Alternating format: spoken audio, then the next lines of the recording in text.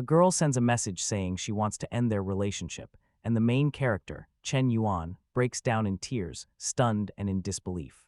He hopes it's just a prank because he had dreams for their future, including marriage. But then she blocks him. Crushed, he collapses in his chair. One of his friends was planning to invite him to play a game, but finds him unconscious instead. The friend tries to help, but Chen Yuan storms out, slamming the door. His friends are frustrated that he can't keep a relationship. Chen Yuan, known for hopelessly chasing girls and spending on them with nothing in return, is furious because after 3 years, he still didn't win over a girl named Chuang. The scene shifts to him pleading with her in public, saying he had brought her dinner, her favorite meal. Bystanders whisper that he worked 4 jobs just to support her. Chuang calmly explains that she thought about things and decided to get back with her ex. Chen Yuan knows the ex and angrily reminds her he cheated and left her pregnant. Suddenly, the ex pulls up in a car and calls Chuang over. She says this is better and leaves with him. Devastated, Chen Yuan believes he'll never find love. Suddenly, a mysterious system appears, revealing his stats. His name, a personal balance of 230 coins and a single strength point. It also mentions he has 90 billion coins, but only for his bootlicker status. Confused, he stares at a girl nearby. She asks if something is wrong since he's been staring at her chest.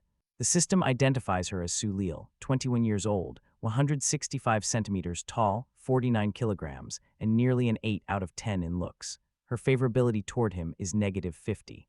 The system says if any girl reaches 95 favorability, she becomes his bootlicker. Chen Yuan is baffled, wondering if he needs to use the 90 billion coins on women. The system confirms they can only be spent on women. When one reaches 95 favorability, he earns a tenth of the amount spent back, along with other bonuses. Deciding to test it, he invites Su Lil to eat, offering to pay. The system approves, saying he can start spending. Once a girl reaches 95 favorability, he also gains 5 points to enhance his abilities. Su Lil questions if he's just flaunting money and whether he's trying to flirt with her. She remembers how she once made a guy spend more than 30,000 with just a few words. Chen Yuan replies that she should test him to find out. She tells him to buy snacks for the entire class. Su Lil looks down on him, thinking he dresses poorly and assumes he'll back down. But Chen Yuan spends 50,000 without hesitation.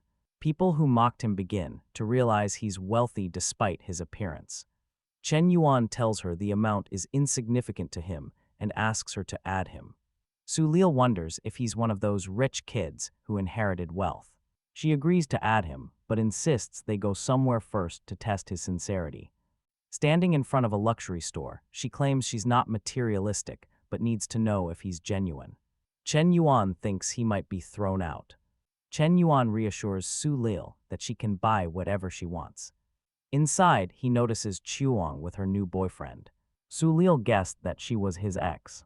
He says it's the perfect time to run into her. Su Lil asks for a specific limited edition bag. The clerk says there's only one left, and Chuang is trying it on.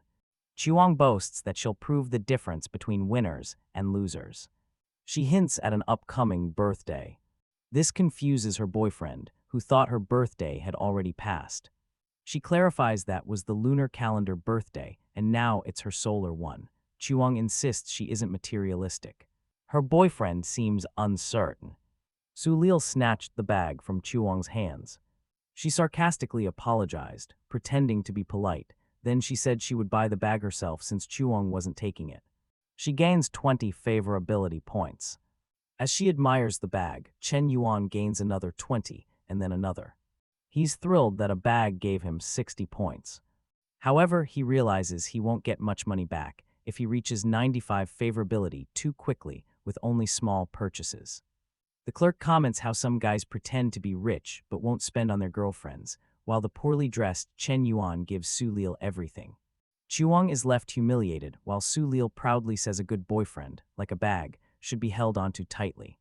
She compliments Chen Yuan, thinking she can't afford to lose him. Tearfully, Chuang bumps into him, saying he's gone too far. Chen Yuan coldly says she still has a lot to suffer. The system then activates a second relationship. Chuang's stats appear: 21 years old, 163 centimeters tall, 49 kilograms, and a slightly higher attractiveness than Su Lil. Her favorability is -10. Su Lil asks where they're headed next. Chen Yuan smiles, saying the night is just beginning and he has more than enough money. Chen Yuan asks if one bag is enough. Su Lil, overwhelmed, begins grabbing everything. He pays and the clerks arrange delivery. He continues gaining favorability points, 5 with each swipe.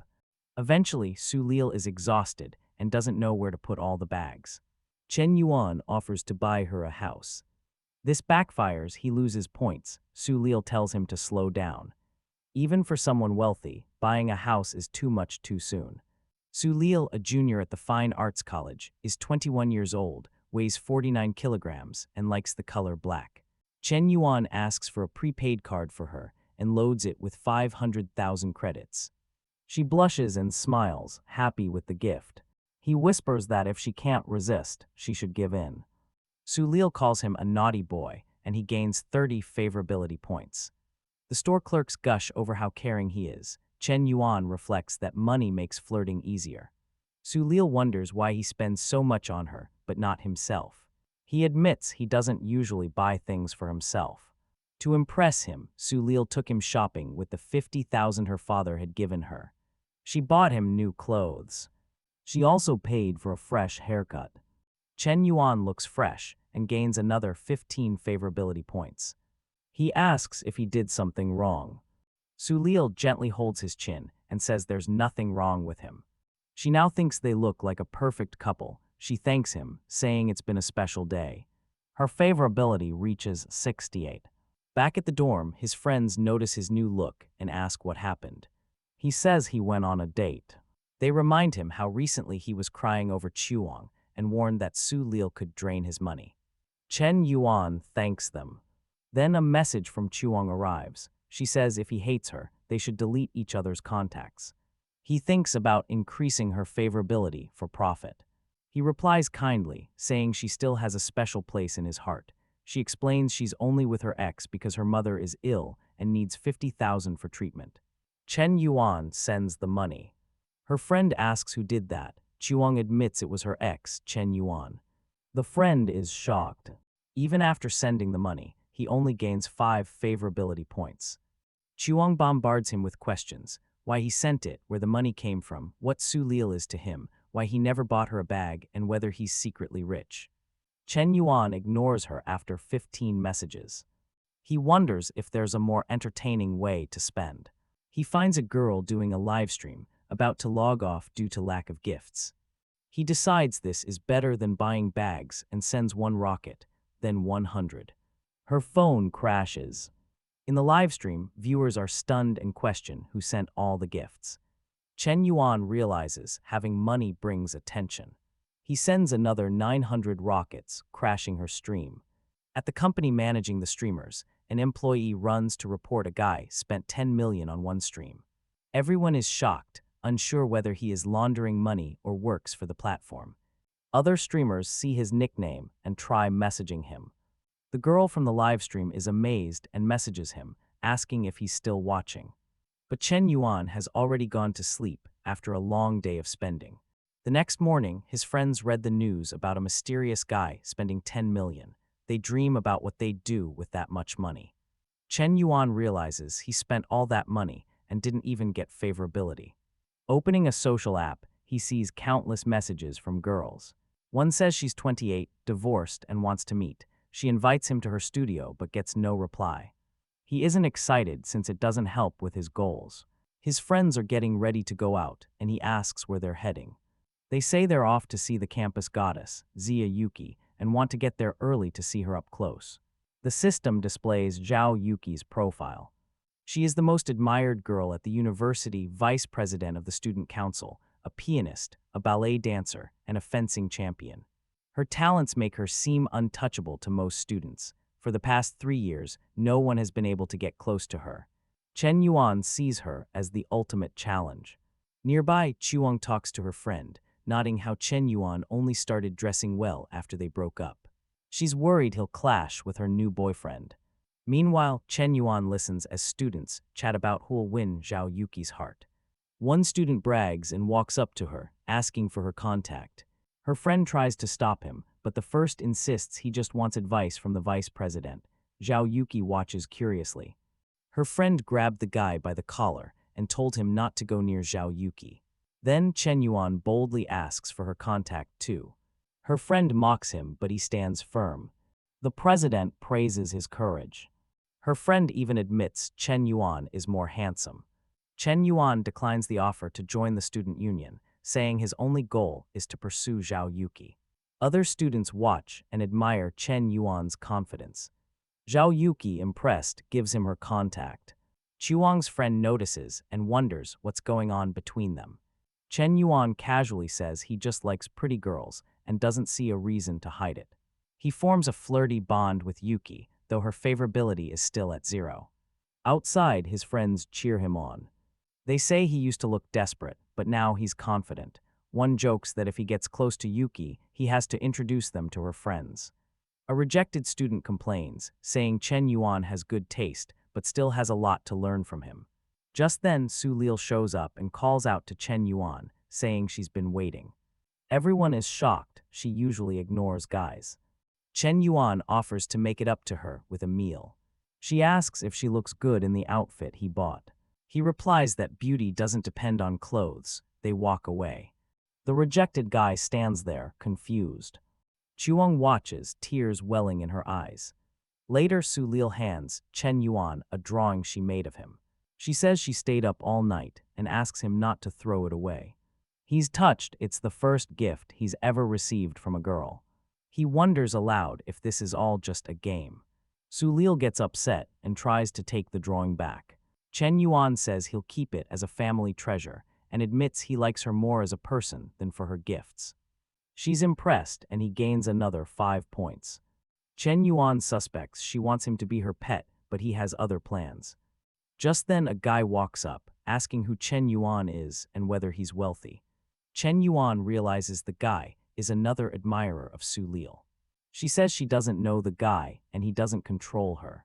Chen Yuan introduces himself and asks the guy, whose name is Yang Yu, how long he's been following Su Lil. Yang Yu says 6 months. Chen Yuan tells him his own story, how he was replaced after 3 years, working 4 jobs and barely surviving. Yang Yu doesn't get the point. Chen Yuan says being rejected can fuel self-improvement and asks why a man shouldn't have a good life partner. Yang Yu tears up. Su Lil, confused, says Yang Yu is just a friend. Chen Yuan tells her he doesn't care about her past, but won't tolerate disrespect. He rips the drawing and tells her she can still use the card he gave her, but he doesn't want to see her again until she sorts out her feelings. Su Lil regrets her actions, realizing Chen Yuan is the first person who truly cared for her. He gains another 5 points. Reflecting on his growth, Chen Yuan decides to move forward. He then notices Zia Yuki starting a live stream. Among all the girls he has met so far, Kiki appears the most innocent. During her live stream, she introduced herself as a piano student who had just started streaming 2 days ago. She politely asked for support. Chen Yuan finds her adorable and wonders if the elegant and composed Zia Yuki might actually be warm-hearted deep down. He arrogantly notes how few viewers Kiki has and questions if that's all she can attract. Just then, Shomi messages him asking where he is. He replies, pretending not to know her. She reminds him about the many gifts he sent during her stream and is shocked he forgot. He tells her he was just playing and asks if she is free to meet. Shomi declines, saying she is busy. He ignores her. Trying to win him back, Shomi promises to do a special live stream. Chen Yuan, annoyed, realizes she just wants more gifts. He's frustrated because he has no system linked to her and has already spent over 10 million. Tired, he decides to stop wasting money on her and instead support Zia Yuki. A live stream duel begins between 2 streamers. The winner is the one who receives the most donations. Chen Yuan is amused and asks who Yuki's opponent is. Shomi laughs, confident she'll win against a beginner. Chen Yuan says he isn't sure and watches as the duel starts. Shomi quickly gains 10,000 points. Zia Yuki only has 206. Still, Yuki gives her all, using talent and creativity to entertain. Shomi, mocking, tells Yuki she should give up because she has a wealthy supporter, Chen Yuan. The viewers are hyped. Shomi thinks that with all her efforts, Chen Yuan will surely send her gifts. Suddenly, rockets appear on the screen, but not for her. All of them go to Yuki. Her points skyrocket to over 150,000. The notification says the donor is Lonely Smoke, which is Chen Yuan. Yuki is shocked. Shomi is furious, demanding to know why the gifts weren't for her. Flustered, Shomi quickly ends her stream, apologizing to viewers. Chen Yuan smirks, pleased by her reaction. He hopes Zia Yuki doesn't disappoint after his massive gift. At the streaming company, the employees go wild. They wonder who this mysterious donor could be. One speculates that he must be the son of royalty to throw around money like that. Another streamer jokingly grabs a triangle instrument, saying maybe he likes music. Yuki and her friend talk about what happened. Her friend suggests she could become a celebrity, but Yuki is hesitant. She says she doesn't think pleasing men online is a long-term goal and values financial and personal independence. Her friend asks if she knows the donor. Yuki shakes her head. Still, she feels grateful and wants to send a thank you message. Her friend reminds her that she said she didn't want to get involved with anyone.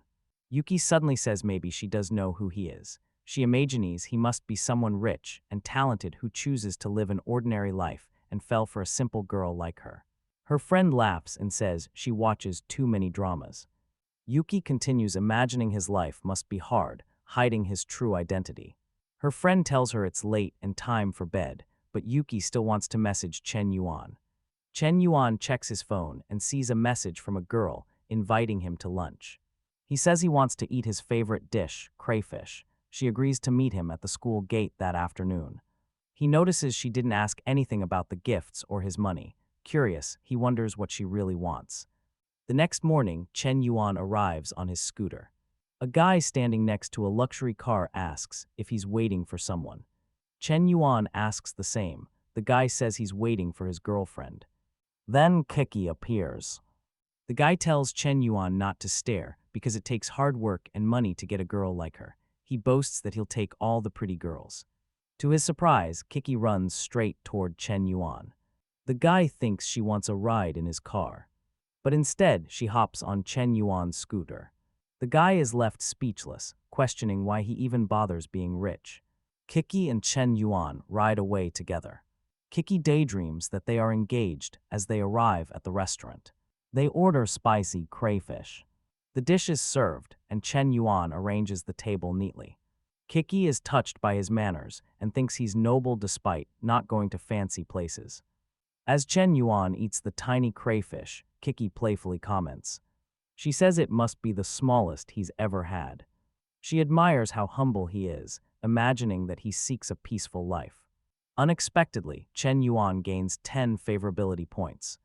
Then Kiki peels a crayfish and offers it to him. Just as he's about to eat, Chuang shows up. Chuang sees Kiki feeding him and turns to her boyfriend. She suggests they find a different table because the place is too crowded. Her boyfriend replies that it's not about the crowd, but the familiar faces. He approaches Chen Yuan and throws a stack of cash on the table, offering him money to give up the table. Chen Yuan is confused and wonders if the guy thinks this is impressive. The man throws more cash, asking if Chen Yuan wants more. Kiki looks angry, clearly bothered. She clutches her bag tightly, upset their peaceful lunch is ruined. The man waves more fake-looking money and claims he can buy out the whole place. A server offers to find them another table. The boyfriend refuses and insists on that exact table. Suddenly, a handbag flies and hits him. A large woman walks over to them. Chen Yuan is confused. The man turns pale. He recognizes the woman and calls her by name, Elena. Elena glares at him, saying that if she hadn't shown up, she wouldn't have caught him cheating. She scolds him and he denies it, claiming she's everything to him. Onlookers gasp. Elena yells at the other girl, accusing her of seduction.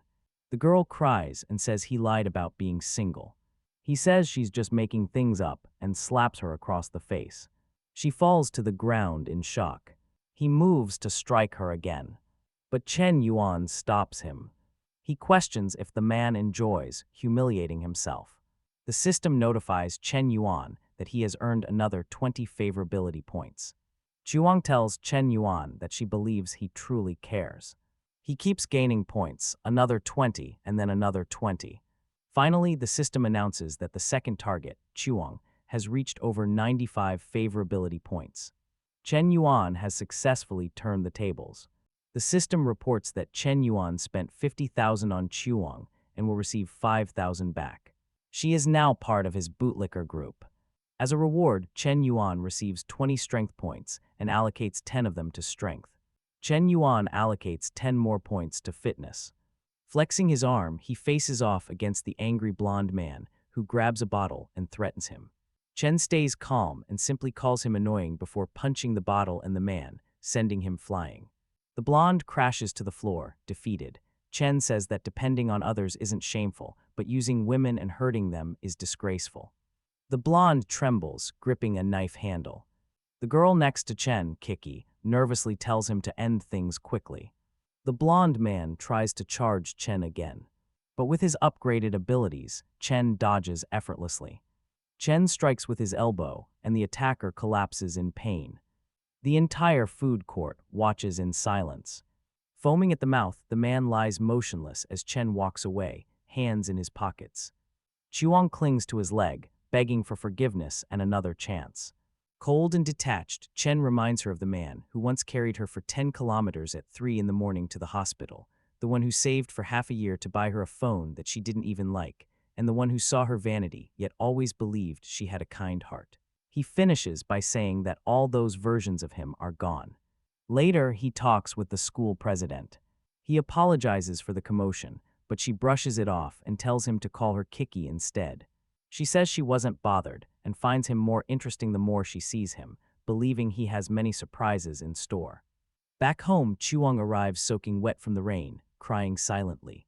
Her friend asks why she didn't use an umbrella, but Chuang can barely speak. Her friend then asks if it was Chen Yuan who upset her, mentioning that she heard he donated over 10 million to Zia Yuki's livestream. Shocked, Chuang asks if that's true. Her friend confirms it, saying the news came from Yuki's classmates. Chuang screams his name, filled with regret. Meanwhile, Chen Yuan's friends are in the dorm playing mobile games. They're amazed he's won 18 matches in a row. Chen had no idea that using 20 attribute points would make him so strong in online games.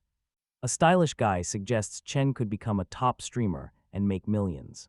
Chen, impressed by his new skills, wonders who will be the next to benefit from his physical upgrades.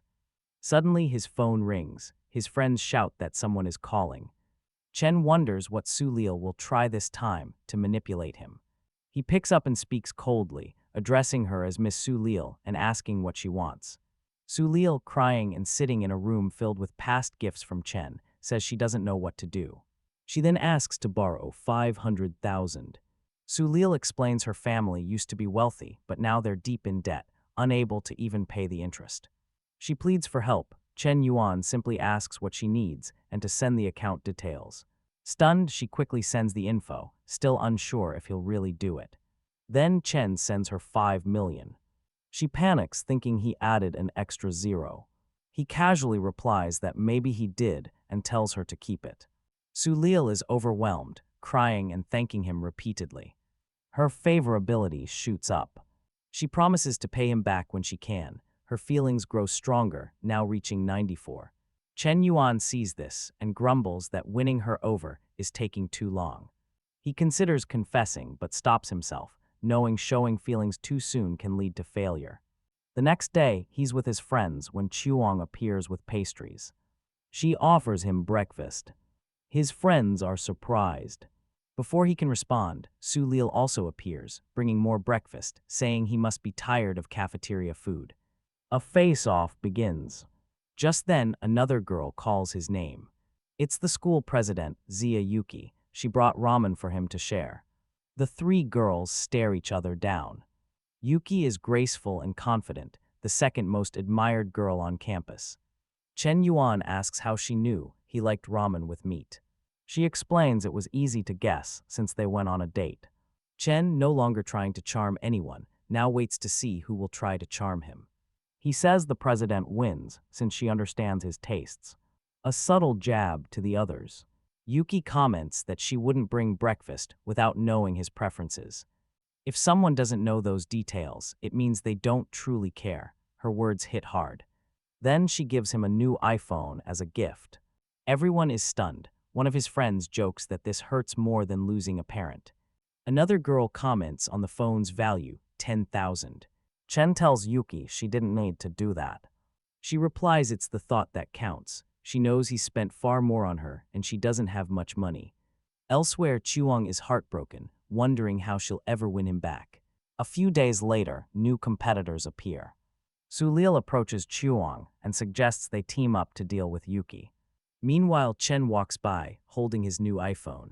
Chen compliments Yuki for her thoughtful gift. She looks back, thinking he said something, but Chuang says it was nothing. Chen sees that his favorability with Yuki is at 40. He grumbles, thinking she should have fallen for him already. Still, he's impressed by how she makes him feel like a better person.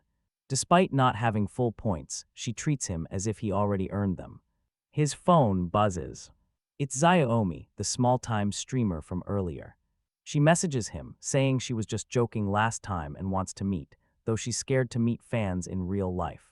Chen is confused and wonders if that's just an excuse. He tells her to send photos because he's not easy to impress. Soon after, he gets an invite from someone named Dragon King to join a secret group of wealthy otaku. He joins under the name Solitary Cigarette. Other members are amazed he was invited, calling him the biggest donor ever. Chen introduces himself and asks them to take care of him. One member notes that he must be rich and probably has some special skills. Another offers a business opportunity. Chen decides to play along. He replies that he's interested and asks for details. One person offers to sell him a villa. Chen asks where it is. They tell him it's in the Anu district, where homes cost over $1 million. He decides he'll go check it out soon. Inside the mansion, a bald man wonders if Chen Yuan is serious about buying it, and if this legendary spender even exists. The next day, he visits the villa with Zia Yuki. She asks why he brought her there so suddenly. At the entrance, the villa owner greets Chen and confirms if he's the person known as Solitary Cigarette. Recognizing the man, Chen greets him warmly.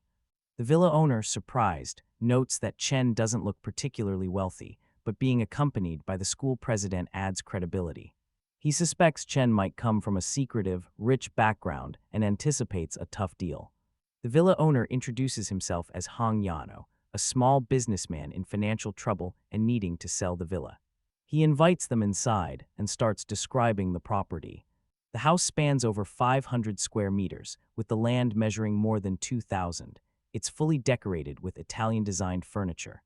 He invites them to enjoy the view of the river and the skyline, saying if he didn't need money, he'd want to be buried there.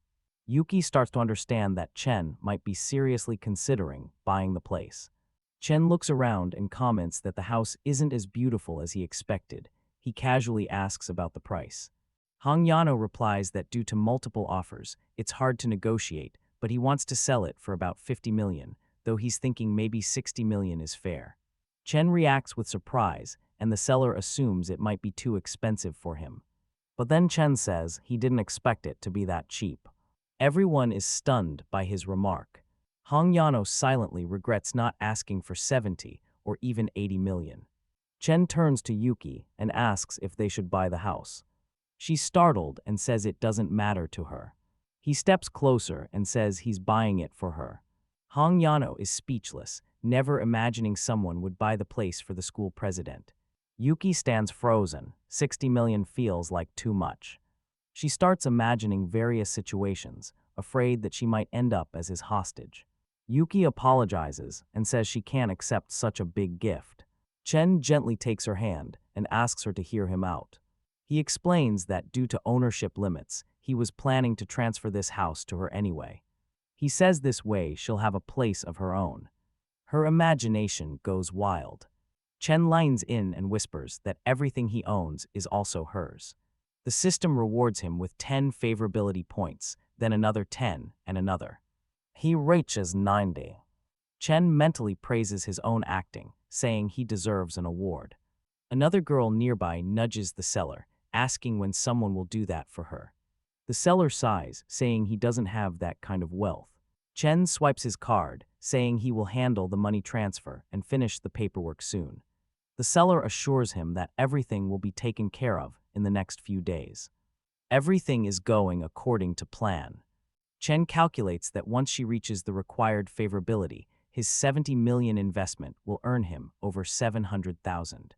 She looks at Chen, expecting him to say something romantic. Her thoughts jump to weddings in Milan, expensive rings, even future baby names. She starts worrying if he'll forget her as time goes on. But before she can imagine more, they reach her destination. She steps out and asks if he's not coming with her. Chen replies that a friend invited him to play games and waves goodbye. She waves back sadly, clearly expecting more than a casual farewell. Chen arrives at the internet cafe and greets his friends. They scold him for taking too long, saying they had to start without him. They urge him to register and join quickly because they're losing. Then he notices Su Lil is there. She explains that her father owns a chain of internet cafes and recently opened this one. She's there to help attract customers. She happily announces that their family's debt has been cleared. She tells Chen to wait while she gets him a drink and an unlimited credit card for the cafe. Chen says it's not necessary, but then chaos erupts. Two shady men appear. One of them, looking like a movie villain, asks Su Lil if she's the daughter of Mr.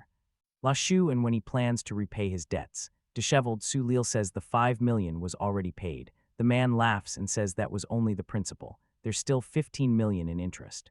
Su Lil accuses them of scamming and threatens to call the police.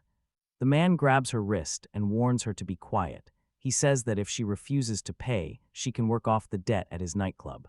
Chen intervenes and tells the man to back off if he wants to leave unharmed. Su Lil becomes emotional. The thug laughs and orders his men to attack. A fight breaks out. Some of the thugs wield knives, others just their fists. Chen lands a perfect kick on the main thug's chin, impressing his friends. One says it looks like a cyclone strike. The scene cuts to the gang retreating. A representative from a casino warns that if they're seen again, there won't be any talking. Su Lil throws herself into Chen's arms.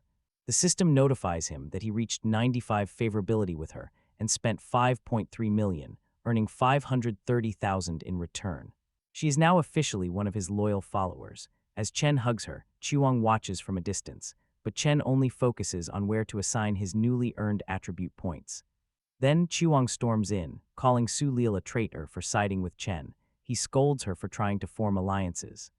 Chen, annoyed by the noise, tells the system to assign all his points to strength and agility. Everyone looks around, but realizes Chen has vanished. Chen casually strolls through campus, reflecting on how he already reached favorability milestones with Chuang and Su Lil. Now, only President Yuki remains. Since there's only one president, she's the key to his plan. Suddenly, someone taps him on the shoulder. A girl asks him to move because the track team needs that space. Chen notes her confidence and straightforwardness. He asks for her contact, but another person steps in, warning that she's already in a relationship and that Chen should back off if he doesn't want trouble. Chen recognizes the guy and has a flashback to a time when this same person beat him up. He asks the guy if he remembers, then mocks him for criticizing others. Curious, Chen activates the system on the girl. Her name is He-Jai. She is 19, stands at 1.69 meters, weighs 50 kilograms, and has an appearance rating of 8.2. Her current favorability is -5. The system says that due to the difficulty level, she will yield more attribute rewards. Excited, Chen calculates that he can earn 22 points. Meanwhile, the jealous boyfriend prepares for a race. Spectators wonder who the new guy is in the last lane. The race begins and the boyfriend speeds off, mocking his opponents. But he doesn't realize Chen is already speeding past him, leaving only dust behind. Chen tells He-Jai to watch closely as he's about to win. The sporty boyfriend, nearly bursting with anger, accuses Chen of mocking him. But before he realizes it, Chen laps him with ease. The crowd gasps in awe. In just 15 seconds, Chen completes his 5th lap. He crosses the finish line as people cheer wildly. A professor, noticing Chen's talent, asks if he would like to join the track team and compete nationally. With some training, he says Chen could become a champion. The embarrassed boyfriend demands to know why his spot was taken. Chen replies that it's not his spot anymore. Jai watches, imagining Chen as a professional runner. This earns Chen 5 more favorability points. The boyfriend, frustrated, asks if she's thinking of something else. She denies it, saying she was only worried about him. Chen gains another 5 points, and then 5 more. Back in her room, Yuki's friend asks where she was. Surprised, Yuki asks her friend if she knew that Chen Yuan had bought her a house. She confirms that it was true, and that the villa cost 60 million. Her friend wonders how the school president could be so lucky, yet so naive. She then picks up her phone and sees a forum post spreading rumors. She calls Yuki over to see. The post accuses Chen Yuan from our university of being trash, claiming he's involved with multiple women at the same time. The two girls exchange concerned looks. Chen wonders to himself if people really see him as trash just for spending money, and decides it's all lies. Elsewhere, 3 students are gleefully planning to ruin Chen's reputation. Suddenly, a guy appears behind them and asks what they're doing. Startled, they justify their actions by saying Chen has been too arrogant, and they're trying to teach him a lesson. Meanwhile, Liang, the guy who lost the race, sees the same rumors. He realizes Chen is the same guy he beat up years ago at their old school. He recalls how Chen was strange and always chased after girls. Liang sits down on a chair, and the 3 schemers gather around him to hear more details they can use against Chen. Liang says that Chen thinks he's above everyone since winning the race, but he'll show people the truth. The forum post spreads more lies, saying Chen manipulates women and causes them to fail academically. Students begin to doubt him. In the president's office, an administrator sees the post on a student's phone. He declares that Chen must be expelled, but says he'll investigate first. The story takes a turn as someone says Chen Yuan is not what people think. They describe him as someone who can't stand seeing a girl suffer and will spend all his money to help. They call him a dark knight who fights evil at night with powerful punches. The one saying this is Yuki, the student president. To her, Chen is a hero. Some question whether that's an exaggeration, but she says it's her instinct. The vice president assures everyone that Yuki may be eccentric, but is trustworthy. Still, the university president isn't satisfied and demands they interview more people.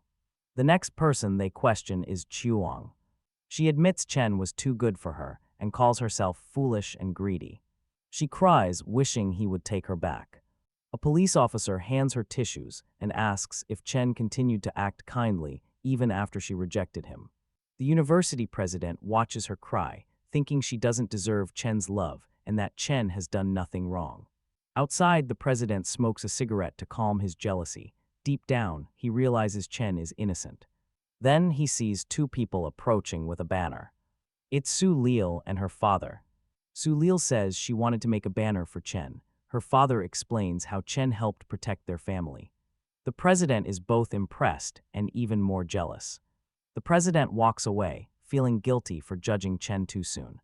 He rereads the post and sees a girl's comment that if Chen is trash, then she's willing to jump into the trash can. Girls across campus begin to praise Chen, saying he makes their hearts race. The president is stunned that only women are defending Chen. He wonders if people attack Chen simply because he stands out too much. He makes a formal announcement, saying he conducted a full investigation and confirms that all the rumors are false. He publicly clears Chen's name.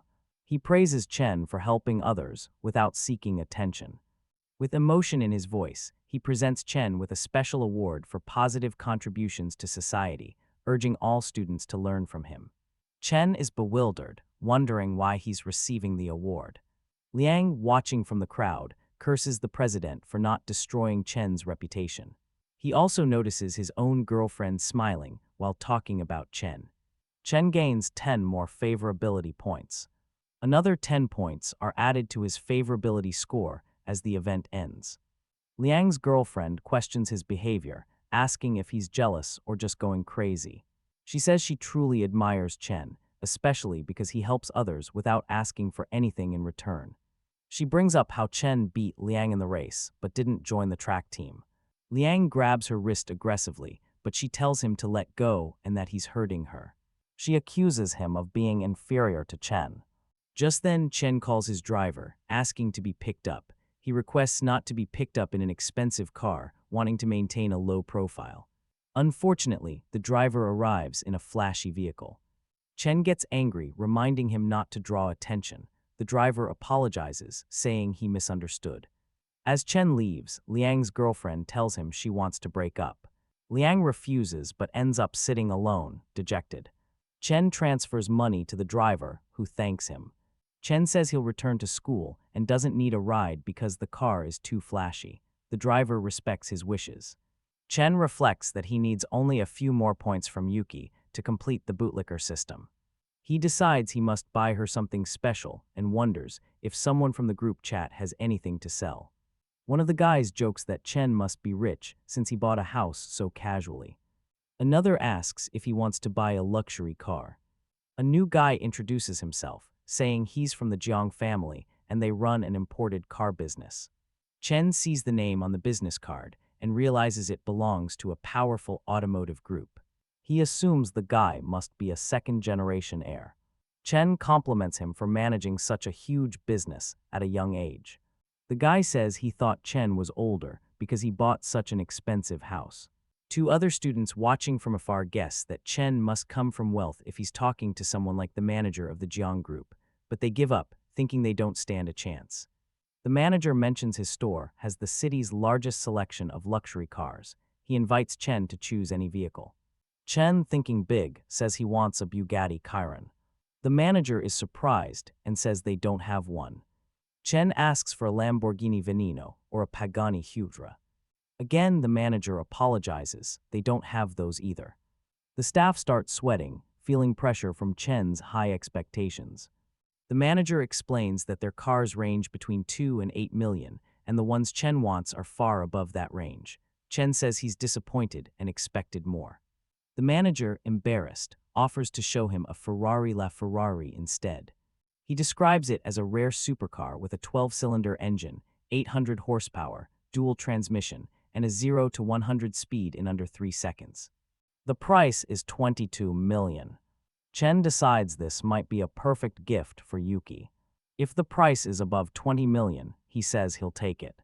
He tells the manager to prepare the car and asks for it to be delivered to Riverside Villa Community, number 1. The manager nervously agrees. At that moment, Chen gets a phone call from Liu Wenyi yelling in his ear. The next day, one of Chen Yuan's friends shares a painful memory.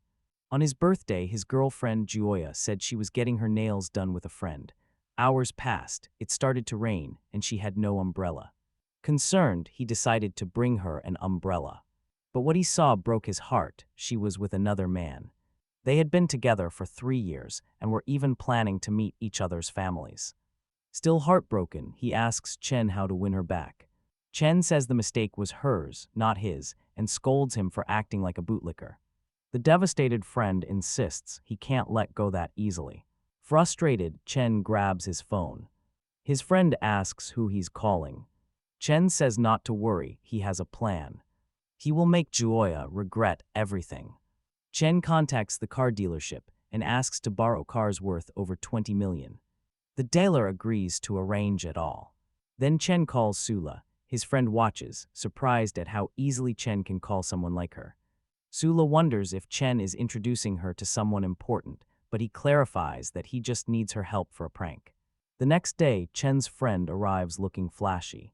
Sula clings to his arm, pretending they're a couple. She jokes about the expensive car and nearly causing an accident. Juoya, the ex-girlfriend, is shocked to see her former boyfriend like this. She accuses him of showing off. He nervously replies that someone was barking, hinting at her new boyfriend.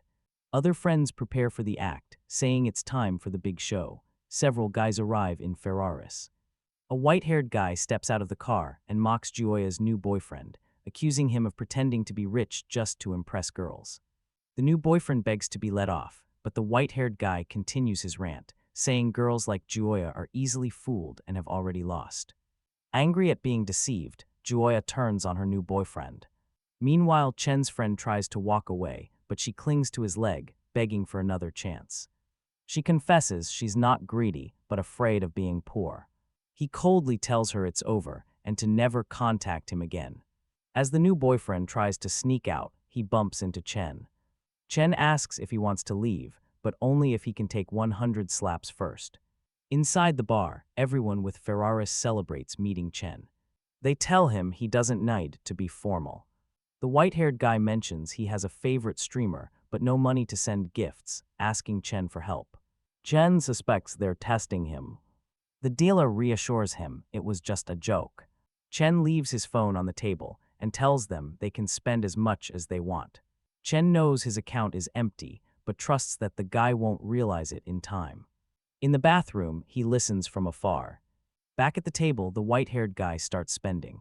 Others stare in shock, announcing the total reached over 14 million. Chen returns, asking why everyone looks stunned. The guy hands back the phone nervously. Chen mocks him for only spending 20 million, saying he expected more. He boasts that he'll spend 60 million next time. The white-haired guy tries to stop him, saying it's too much. The white-haired guy proposes a toast, calling Chen their leader now. Onlookers whisper, wondering who he really is. Just then, Chen gets a message from the little streamer.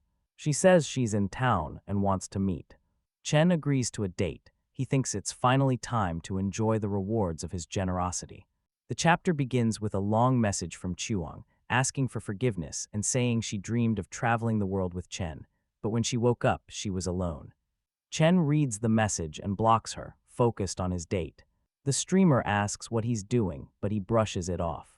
She recalls her boss warning her that this rich man spends more in a day than all her fans combined, and that she must win him over no matter what. She tries to charm him, asking how he became rich so young. Suddenly, the system alerts Chen that her favorability is too high, making it impossible to connect. Chen realizes he must lower her favorability. He begins acting horribly, putting his feet on the table, picking his nose, and admitting he's jobless and living off his bankrupt father. He even asks for his gifts back, saying he gave too much. The streamer is disgusted, her favorability dropping quickly. She calls someone, saying the man is harassing her and might be a stalker. Chen calls her shameless for switching her attitude so fast. Then a guy bursts into the room demanding to know who's bothering his woman. She runs to him, pretending to be scared. But the man walks up to Chen and greets him warmly, calling him Brother Yuan. The man who entered is thrilled to meet Chen Yuan and calls it an honor. The little streamer stands there confused, unable to understand why such a powerful man is treating Chen Yuan with such respect. It turns out this man is one of the wealthiest second-generation heirs in the area, owning several major businesses. He slams the table, furious that the little streamer insulted one of the most important people he knows, calling Chen poor. She suddenly realizes this was a test of her sincerity, and she completely failed. Desperate to fix her mistake, she begins apologizing and begging for forgiveness. With this, the system connects to her, allowing Chen to track her favorability again. Chen pretends to forgive her, calling her a naive girl. She eagerly agrees and says he truly is her favorite, raising her favorability by another 10, then another 10. Chen wonders if this is how people make a living now, seducing others for money and status. He decides he's not letting her off that easily. The rich friend scolds her as well, reminding her how much he spent to promote her fame. He then invites Chen to an exclusive event, saying it's out of respect for their friendship. Chen agrees and gets into the car. The little streamer insists on joining. On the way, she hugs him and apologizes again. Chen opens his streaming app and starts donating large sums to another girl on a live broadcast. The girl in the stream is shocked and overwhelmed by the flood of money. She faints on camera, stunned by the amount. The little streamer stares at Chen, shocked that he's giving money to someone else. She mutters that all that money should be hers. Her favorability spikes by 30. The girl on the stream wishes Chen would touch her instead of just the screen, another 30 points. Chen laughs at how ridiculous it is. Arriving at the venue, his wealthy friend welcomes him to one of the city's most elite private restaurants, accessible only with a special invitation. He mentions there are 3 special things about the place. Chen guesses 2 correctly, the food and the unique ambience, but can't guess the third. It's revealed when the president, Yuki, begins playing an instrument. That's the third feature, live music by the chef's daughter. She stands and sees the little streamer holding onto Chen. She drops her instrument and runs away in tears, losing 5 favorability points. Chen realizes he might have blown his chance and rushes after her. He pins her against the wall. She calls him an idiot for toying with her feelings. Chen knows he can't waste this chance. He quickly asks her if she's seen a certain movie. She looks at him, tired and confused. Lighting a cigarette, Chen tells her he's the son of a tycoon. He says his family has a hidden rule. At 18, he must spend 10 billion in 1 month to inherit 50 billion. He explains he's been investing in various causes and that the donations to streamers were just part of the spending plan. He says he told her all this because he trusts her and she's the only one who knows. Yuki is moved and hugs him, saying she misunderstood everything. She believes now that he truly cares and was trying to keep the secret to protect her. Her favorability rises by 20. On the way back, Yuki apologizes for her earlier behavior and insists on paying the bill. Chen's rich friend is amazed that Chen made peace with the president in less than 5 minutes. Meanwhile, the little streamer is fuming. She mutters that Yuki thinks too highly of herself and that she will win Chen in the end. At the table, she asks what Chen's relationship is with the president. Yuki jumps in and says that Chen hasn't even told his real name yet, and she should just call him Big Brother. The friend comments on how dominant Yuki is in the situation. The little streamer restrains herself. Chen tells them to stop arguing and eat. The two girls glare at each other, but Chen seems completely unaffected. The friend observes how one girl is a wealthy streamer and the other a highly accomplished woman. He says Chen is truly living the dream, having both options. He even calls Chen a seducer beyond compare. Later at home, Chen reflects on the expensive meal and thanks Yuki for covering the bill. He checks his system stats. Both Sula and Chuang are still listed as loyal bootlickers. Yuki is at 91 favorability and the little streamer at 92. Chen wonders if now is the time to make a bold move. Then he notices someone behind Yuki. It's Liang's girlfriend, with a favorability score of 76. He remembers it used to be just 25 and wonders if he's become more charming lately. Suddenly, a group of students rushes by, talking about someone confessing their love downstairs. Downstairs, a crowd watches a guy surrounded by candles, holding a guitar and roses. He pleads for another chance, saying he was always wrong and he will never hurt her again. Liang's girlfriend listens, torn and unsure. Chen arrives and asks what's going on. Then the girl suddenly slaps the bouquet and runs away. She stops in front of Chen and asks if he is the famous Chen Yuan, saying she's finally found him and begs him to add her. The crowd is stunned.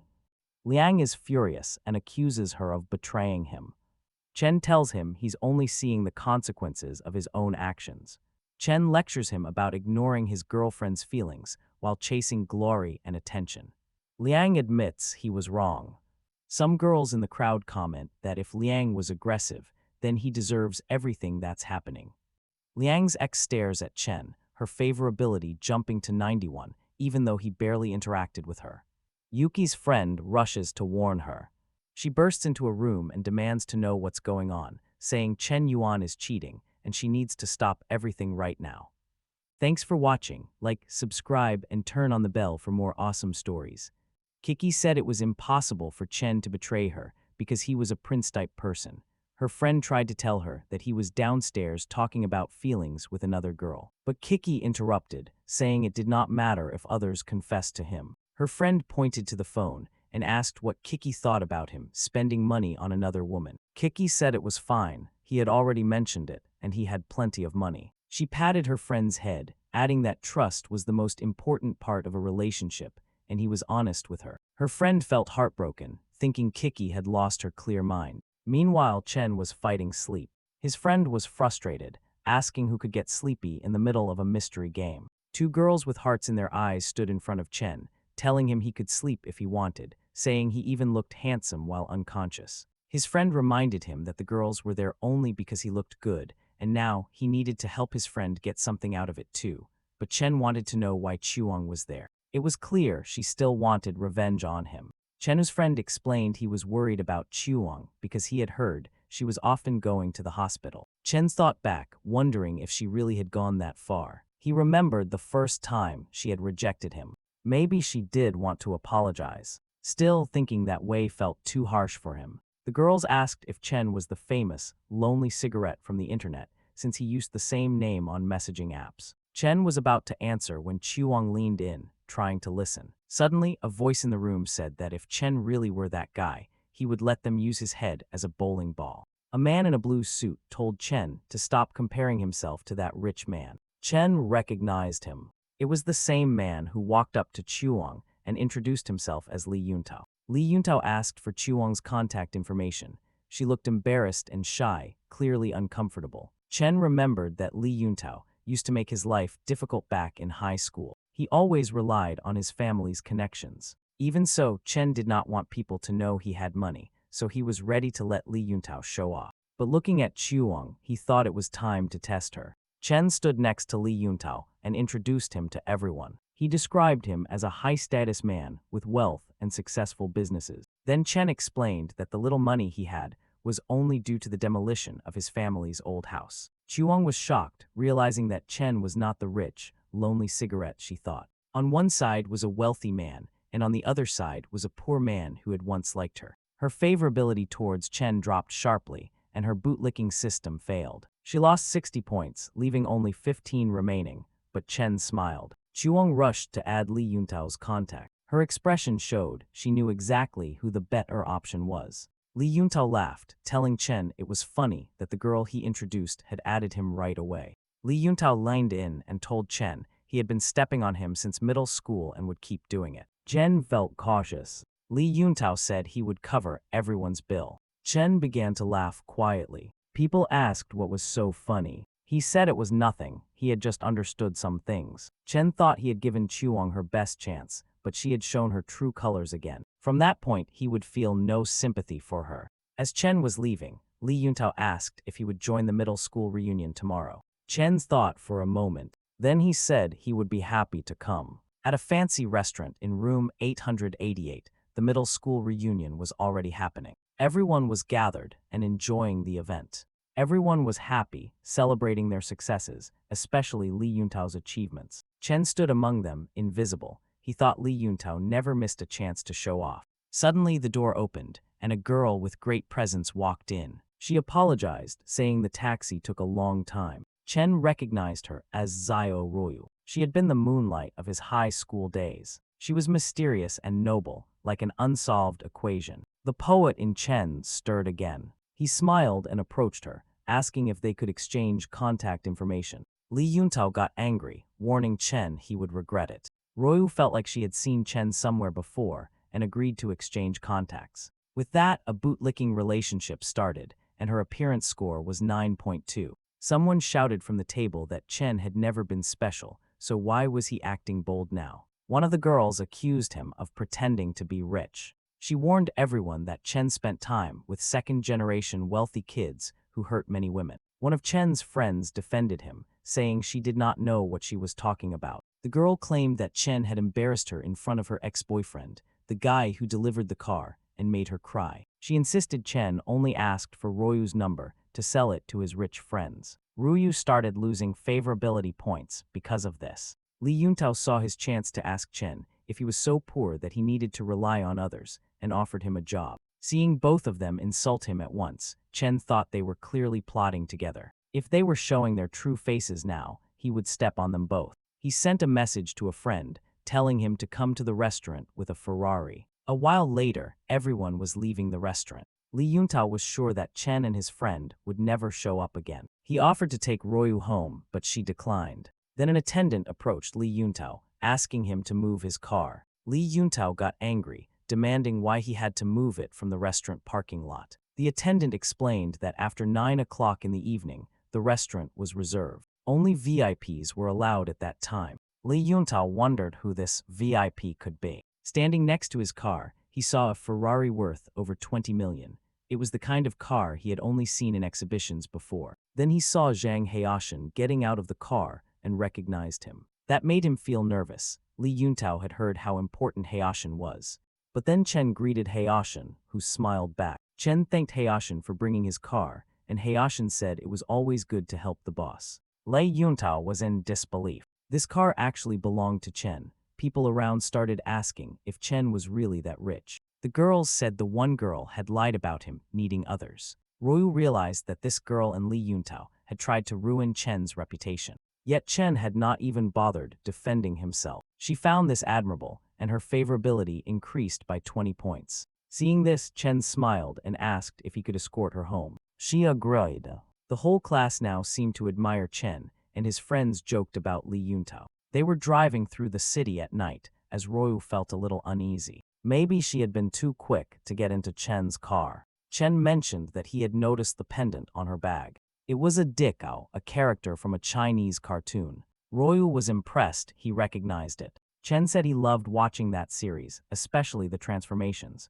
Royu said she liked it too. She glanced at him, a little embarrassed, and smiled. Chen thought she was really cute. Maybe her cold attitude was just a defense. Looking at her beautiful face, he felt he wanted to protect her. For the first time in his life, he was experiencing the feeling of love. At her house, Chen made a hand gesture from the cartoon, saying it was really nice to meet her. She returned the gesture, thanking him for bringing her home. They stood there like two fools, laughing. As he left, she thought he was interesting, different from other rich men who always tried to control her. Once inside, her mother immediately scolded her. She asked if she had gone on the blind date her mother had arranged. Her mother reminded her that her father's business was in serious trouble and they had no choice.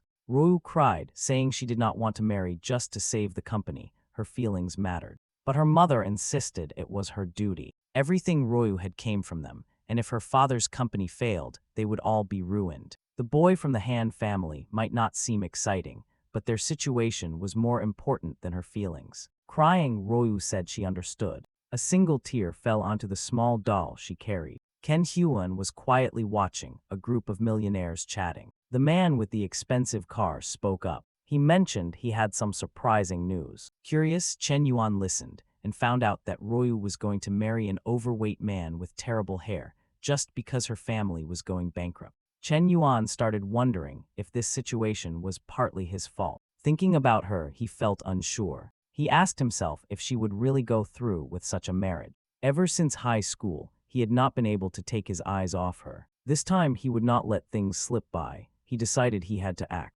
A girl wearing glasses noticed Chen Yuan walking by and asked if it was really him. Her companion confirmed it seemed so. Suddenly, she stopped Chen Yuan and introduced herself as Shen Shui. Then she asked if he wanted to become an internet celebrity. Chen Yuan looked at her business card and politely refused, saying he was not interested. Shen Shu guessed he must have already received similar offers from other companies, so she tried a new approach. She started talking about how her company was one of the largest, offering very competitive payments. She even mentioned that their platform hosted the famous Lonely Cigarette and warned him that if he did not sign with them, he might face problems with that celebrity. Hearing this, Chen Yuan became angry. This girl did not even realize he was actually Lonely Cigarette himself, and here she was wasting his time. While she kept talking in his face, Chen Yuan thought that if he did nothing, someone else would handle it. He grabbed his phone, opened the group chat with the wealthy kids, and mentioned Shen Shui's name and her company, asking if anyone could help sort this out. She kept trying to convince him. Then her boss called. He ordered her to return to the company immediately or lose her job. She looked confused, telling her boss she had done nothing wrong. Meanwhile, Chen Yuan quietly stewed, thinking about how people like her were trying to take Royu from him. While sitting in the car, Royu's mother told her that they were just going to meet someone, and she should not look so sad. This meeting would help the family with their financial crisis. Suddenly, Royu received a message from Chen Yuan asking where she was. She replied that she was at the restaurant, and he said he would come help her. Royu wondered if Chen Yuan already knew about the blind date. She compared the unpleasant man from the Han family to Chen Yuan. In her eyes, Chen Yuan seemed much more attractive. Her father mentioned that he had never asked anything from her before, so he hoped she would consider helping the family. Everyone in the car went silent. Royu eventually said she understood. The car stopped in front of a luxurious restaurant, and someone came to guide them inside. Meanwhile, the man from the Han family was already imagining something. In his mind, Royu would soon belong to them. Royu noticed a briefcase in his hand. She found it odd that they were carrying so many documents for what was supposed to be a blind date. When they entered the private room, the father of the Han family greeted them. His son, nicknamed Pineapple Head, was already acting inappropriately. Royu immediately noticed the table full of documents. It became clear this was not a normal meeting. Suspicious, she started to wonder what her own father was planning. He seemed lower than low. Royu thought to herself that even if a family was completely ruined, it was not right to sell their daughter like this. She knew the Han family was influential in the city, and Pineapple Head's father was known as a terrible man. He approached Royu, saying she looked even prettier in person. Trying to stay calm, she sent a message to Chen Yuan, letting him know she was in room number 35. Pineapple Head stepped closer, saying he was excited about their future together and promised her family's business would succeed. Royu pulled her hand away and awkwardly thanked him. First, he placed his hand on her waist, then slowly moved it lower. After that, he grabbed her by the butt, saying there was no need to be polite because soon they would be family. Royu slapped him and demanded to know who said they would become family. Her own father scolded her for being rude. With tears in her eyes, she had nothing left to say. Her father turned to Han Sanu, saying his daughter was still young and did not know what was best for her. He suggested they look at the contract. A man entered and started explaining the details. The Han family would buy 20% of her father's company for 100 million on the condition that Royu married Pineapple Head. However, the money would only be available after Royu gave birth to Pineapple Head's child. Shocked, Royu grabbed the documents and asked if they were serious. Crying, she asked her father if he had really brought her there to sell her like this. Her mother tried to calm her, but Royu refused. Through tears, she asked why the family's failures had to ruin her life. She declared she knew Pineapple Head was addicted to alcohol, gambling, and worse, and she would never marry him. Her father slapped her, leaving her stunned. Her cheek quickly turned red. Her father shouted that he had spoiled her too much and that she only thought of herself. Royu was confused, asking how they could say that. Her mother told her she needed to be more understanding, explaining that if she did not agree, the entire family would fall apart. But Royu argued that if things went wrong, they could start over together. Her mother showed her true colors, falling to her knees and begging Royu to have mercy on her poor mother. Everyone in the room was shocked. Royu asked her mother to stand up, but her mother refused, saying she would only get up if Royu agreed to the marriage. Royu felt completely lost. Pineapple Head spoke up, claiming she could trust him to give her everything she ever wanted. At that moment, Royu felt her spirit break. She accepted that being born into a rich family meant sacrificing some parts of her life. Without any emotion, she told her mother she agreed. Her mother immediately stood up, her tears vanishing as if they had never been real. Sanu congratulated her and said they should sign the contracts immediately. Her father started taking the documents out of the briefcase. Sanu commented that once the marriage happened, both companies would prosper. Pineapple Head licked his lips, already imagining what would come next. The room was silent. Royu did not even sit in her chair. Suddenly, Chen Yuan kicked the door open. Royu was the first to notice him, and no one in the room could believe what was happening. Chen Yuan stepped into the room and said they were very brave, completely unaware of the danger they were in. Royu was thrilled to see him. Pineapple Head rushed at Chen Yuan, shouting, but Chen Yuan slapped him so hard that he fell, breaking things in the room. Chen Yuan called him an idiot and told him to get lost. A guard stepped in, warning Chen Yuan that he did not know who he was dealing with or how important the Han family was. But Chen Yuan only laughed, saying it was ridiculous, a family selling their daughter and another family buying her. He asked who would dare touch him. Sanu told everyone to calm down and started wondering how Chen Yuan knew where they were and still acted like this. He realized Chen Yuan was not an ordinary person. Sanu approached and asked Chen Yuan which family he came from, but Chen Yuan replied that Sanu was not qualified to know. Pineapple Head tried to speak again, but his father told him to stay quiet. Chen Yuan turned to Royu and told her to relax. He would help her family get through their difficulties. Then he walked over to the table to look at the contract. Royu's father asked what he was doing. Chen Yuan told him he must be suffering from brain damage to try to sell his daughter so cheaply.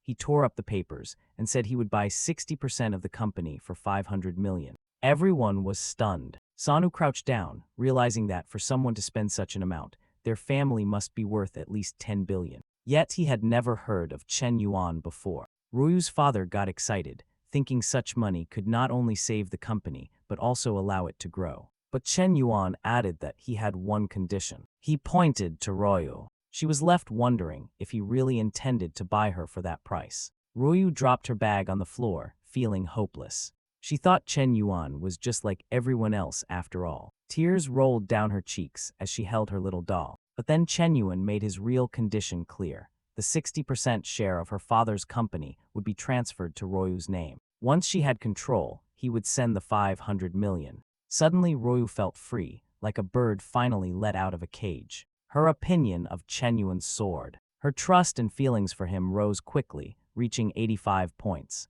A man brought in a contract and handed her a pen. Chen Yuan took her hand with the pen and told her that by signing it, she would gain control over her own life. The money was transferred right away to her family, and her father got emotional. He asked Chen Yuan if that was really all he wanted. Chen Yuan confirmed it, but gave him a warning. From now on, Chen Yuan controlled the family's future, and her father had better not make Royu suffer anymore. Chen Yuan said there was nothing else to discuss, and they should leave. Sanu quickly changed his tone, pretending to admire Chen Yuan's business skills and asking him not to take Pineapple Head's behavior personally. Sanu kept thinking Chen Yuan must be some kind of money god, casually spending 500 million. Sanu also realized it was better not to turn Chen Yuan into an enemy. Meanwhile, Pineapple Head was angry, yelling at his father for letting this happen. But Sanu slapped him and told him to stay quiet. As the family argued, Chen Yuan calmly walked out with Royu. Later, sitting together in the Ferrari, Royu thanked him for saving her. Chen Yuan quietly told her this was not the first time he had saved her. There was a memory. Royu once rode her bike home, hoping nothing strange would happen. But she met a group of so-called honest people who tried to bother her. They started bothering her, and one of them even tried to kiss her. From a distance, someone ran toward her. Chen Yuan arrived, headbutting one of the men and fighting the others off. He shouted for Royu to run without looking back. While he stayed behind, taking hits, she escaped. Later, Royu returned with the police, but the boy was gone. She cried, not knowing who had helped her that day. Now, realizing it had been Chen Yuan all along, her excitement grew. Her favorability points increased by another 10, reaching a legendary 95 points. The system detected that Chen Yuan had spent 500 million to raise her favorability, and in return, he earned 50 million as a reward. Plus, he gained skill points in English, French, Russian, and Korean. Chen Yuan was amazed. He had become fluent in several languages instantly.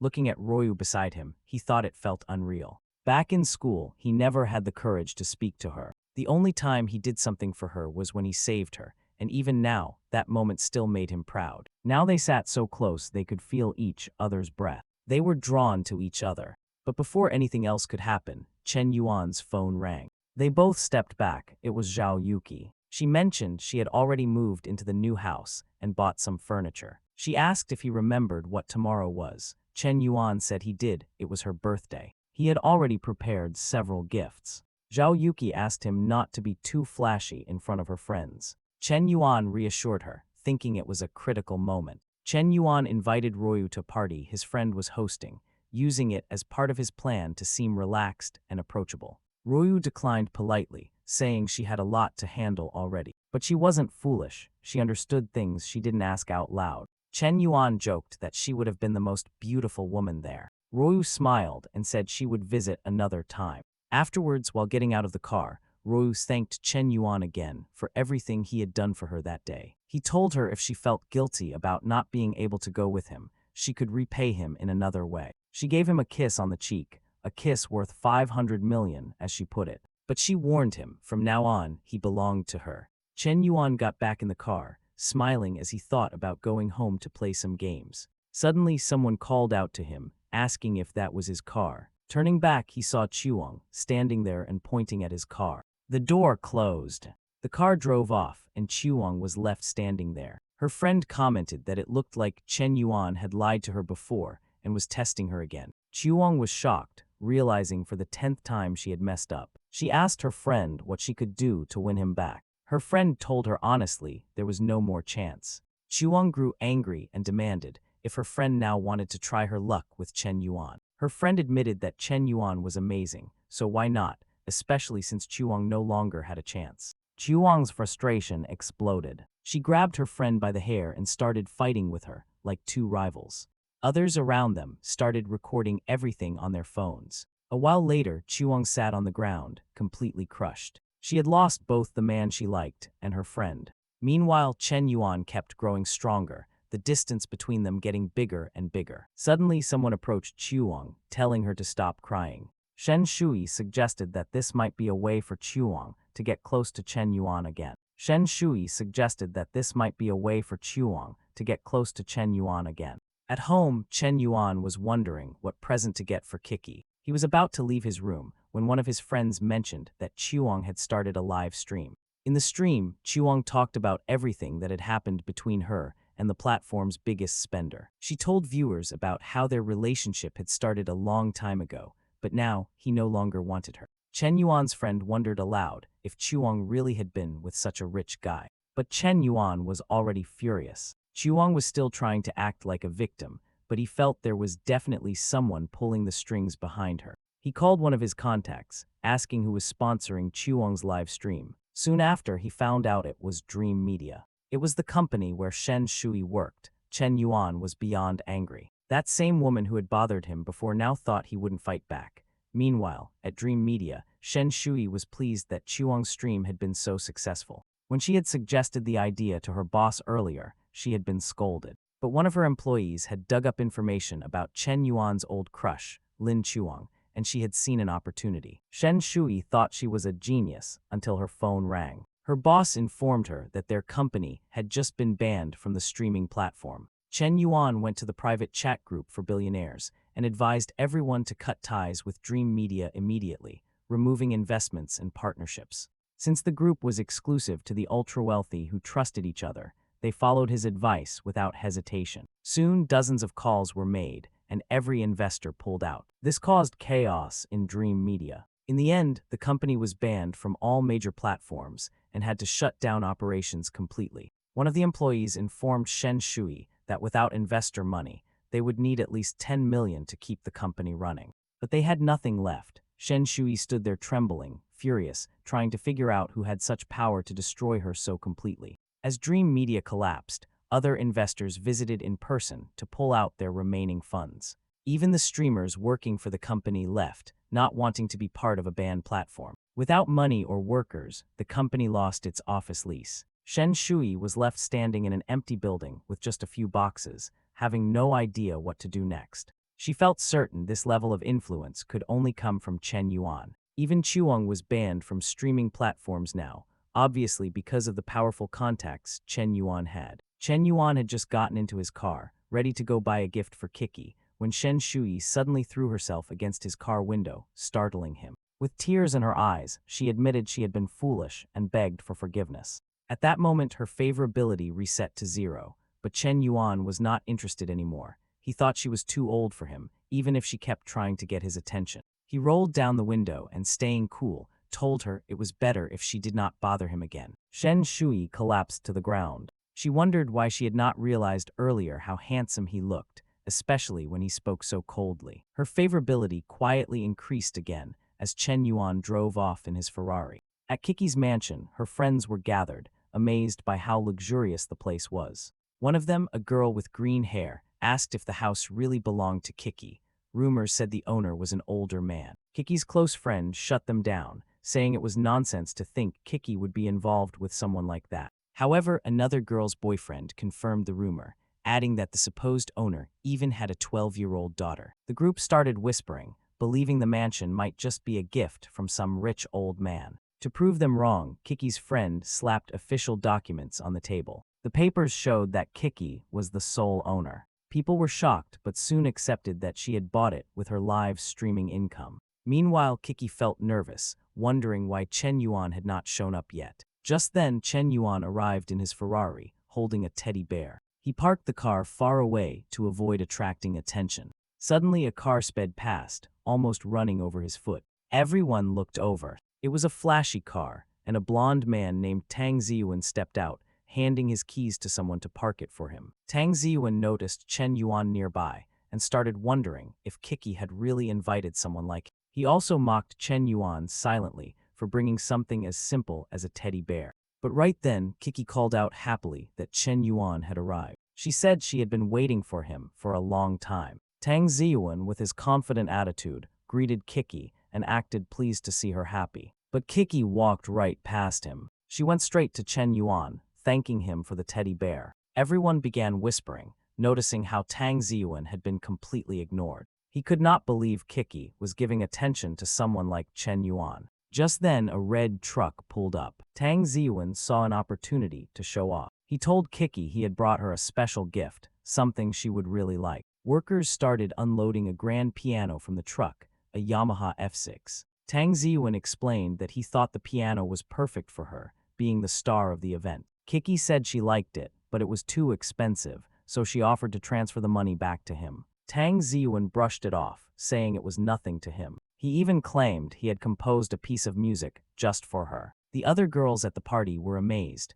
calling the two of them a perfect match. Kiki gave Tang Ziyuan a polite compliment, saying she could never compare to such talent. Tang Ziyuan turned toward Chen Yuan, asking why he did not show some of his skills as well. Chen Yuan simply smiled, understanding that Tang Ziyuan wanted to embarrass him. Chen Yuan agreed to show what he could do. Kiki quietly wondered if he actually knew how to play piano. Of course, Chen Yuan knew nothing about it, but he had 35 enhancement points, and the system notified him that it would take only 10 points to learn piano skills. Without hesitation, he used them and requested 50 years of piano experience from the system. Sitting at the piano, his whole vibe changed. Tang Ziyuan noticed it right away. Chen Yuan started playing. It was the exact same piece Tang Ziyuan had just performed, but Chen Yuan had already memorized it perfectly. Confidently, Chen Yuan said the real surprise was yet to come. He began speeding up the tempo, playing faster and faster without missing a note. Everyone stared, sweating and wondering if it was even humanly possible.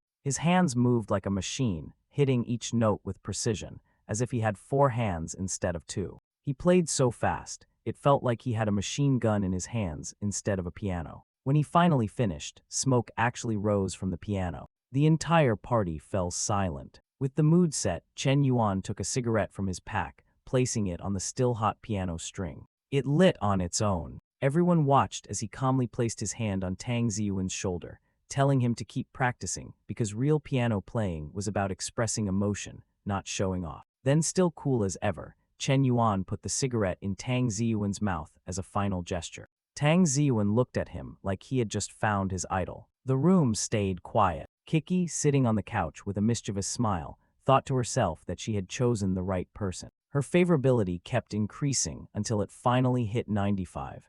The counterattack was complete. Chen Yuan's piano skill automatically leveled up to master level 60. Kiki became a true loyal supporter of his now. Since Chen Yuan had spent 78 million on her, the system rewarded him with 7 million in return. Now he was really starting to make serious money through the system. He even gained 25 more enhancement points, though he was not sure where to use them next. Suddenly, Kiki came over from behind, telling him he was full of surprises. She said he made her very happy that night. Chen Yuan replied that his piano performance was actually his second gift to her, and now he wondered how she planned to thank him. Tang Ziyuan was watching them. He felt humiliated and lost. But then a silhouette of a new girl appeared in the doorway. A new girl appeared. Her name was Qin Bingsu, also known as the Ice Beauty. People didn't talk about her for her looks, but for her cold attitude toward men. Many assumed she preferred women. Since she was always seen with the student council president, rumors spread about a relationship between them. The truth was different. When Bingsu was a child, she had been kidnapped. Although the police rescued her in time and nothing serious happened, the event left her deeply traumatized. It made her distrust and dislike all men. Later, Kiki asked Chen Yuan who he thought was more beautiful, her or Bingsu. Chen Yuan told Kiki she was the most beautiful woman he had ever met.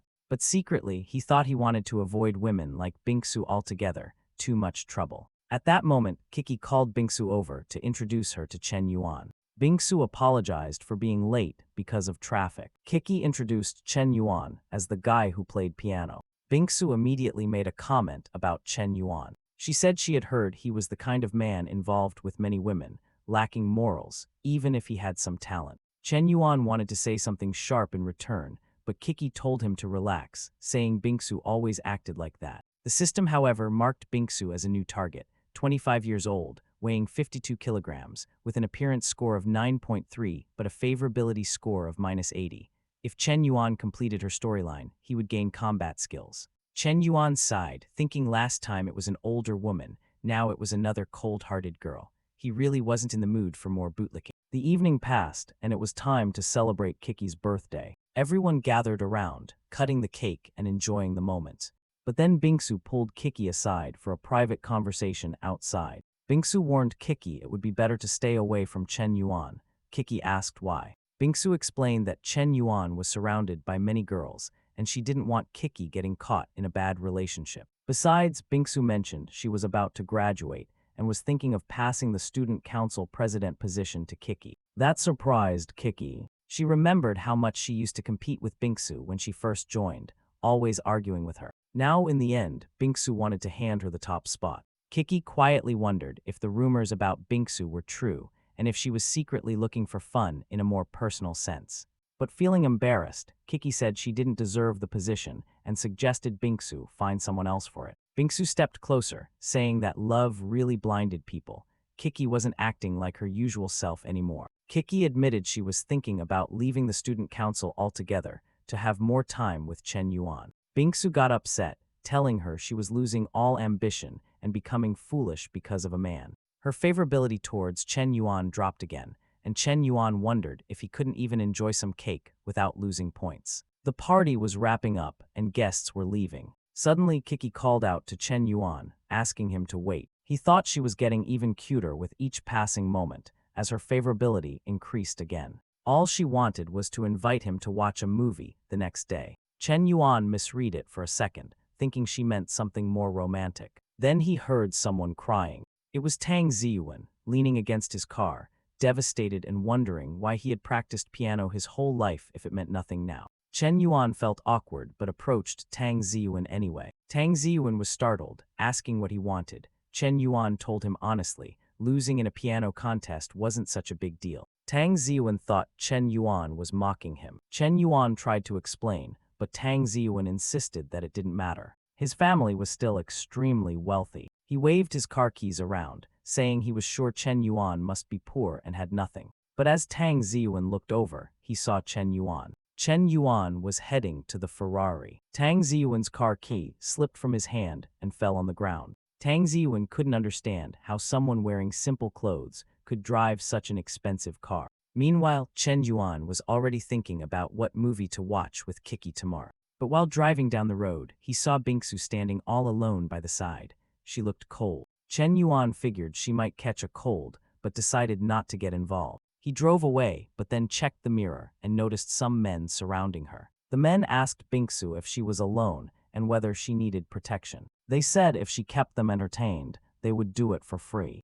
Bingsu told them to back off or she would call the police. The men just laughed, saying her angry face made it even more fun. But they stopped laughing when she kicked one of them hard between the legs. Bingsu ran while the man doubled over, telling his friends to catch her. She was confident at first, thinking she could outrun them, but there were too many. Suddenly, she bumped into Chen Yuan. He asked if she was okay. She looked up at him, surprised. But there was no time to talk. The men had already surrounded them both. The man she had kicked told his friends to grab her immediately. Bingsu cursed all men in her mind, blaming Chen Yuan for blocking her escape. But Chen Yuan gave the men a warning. He told them they had 2 minutes to leave. The man with a mohawk asked what would happen if they didn't. Not long after, every single one of the men was lying on the ground, beat. Chen Yuan wiped his hands and told Bingsu he had warned them. Then he asked if she was all right. But right after that, he lost 5 more favorability points.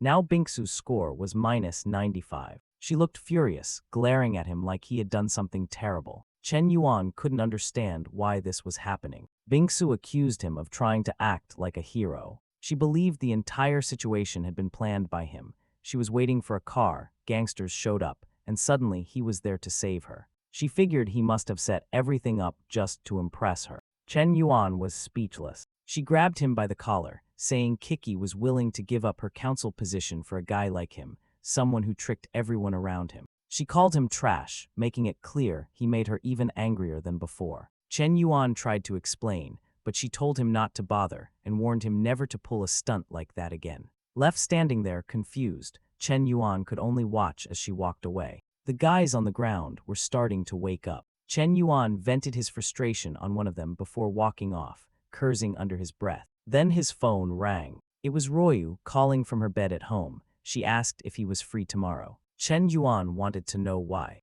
Royu said she just had some free time and wanted to watch a movie with him.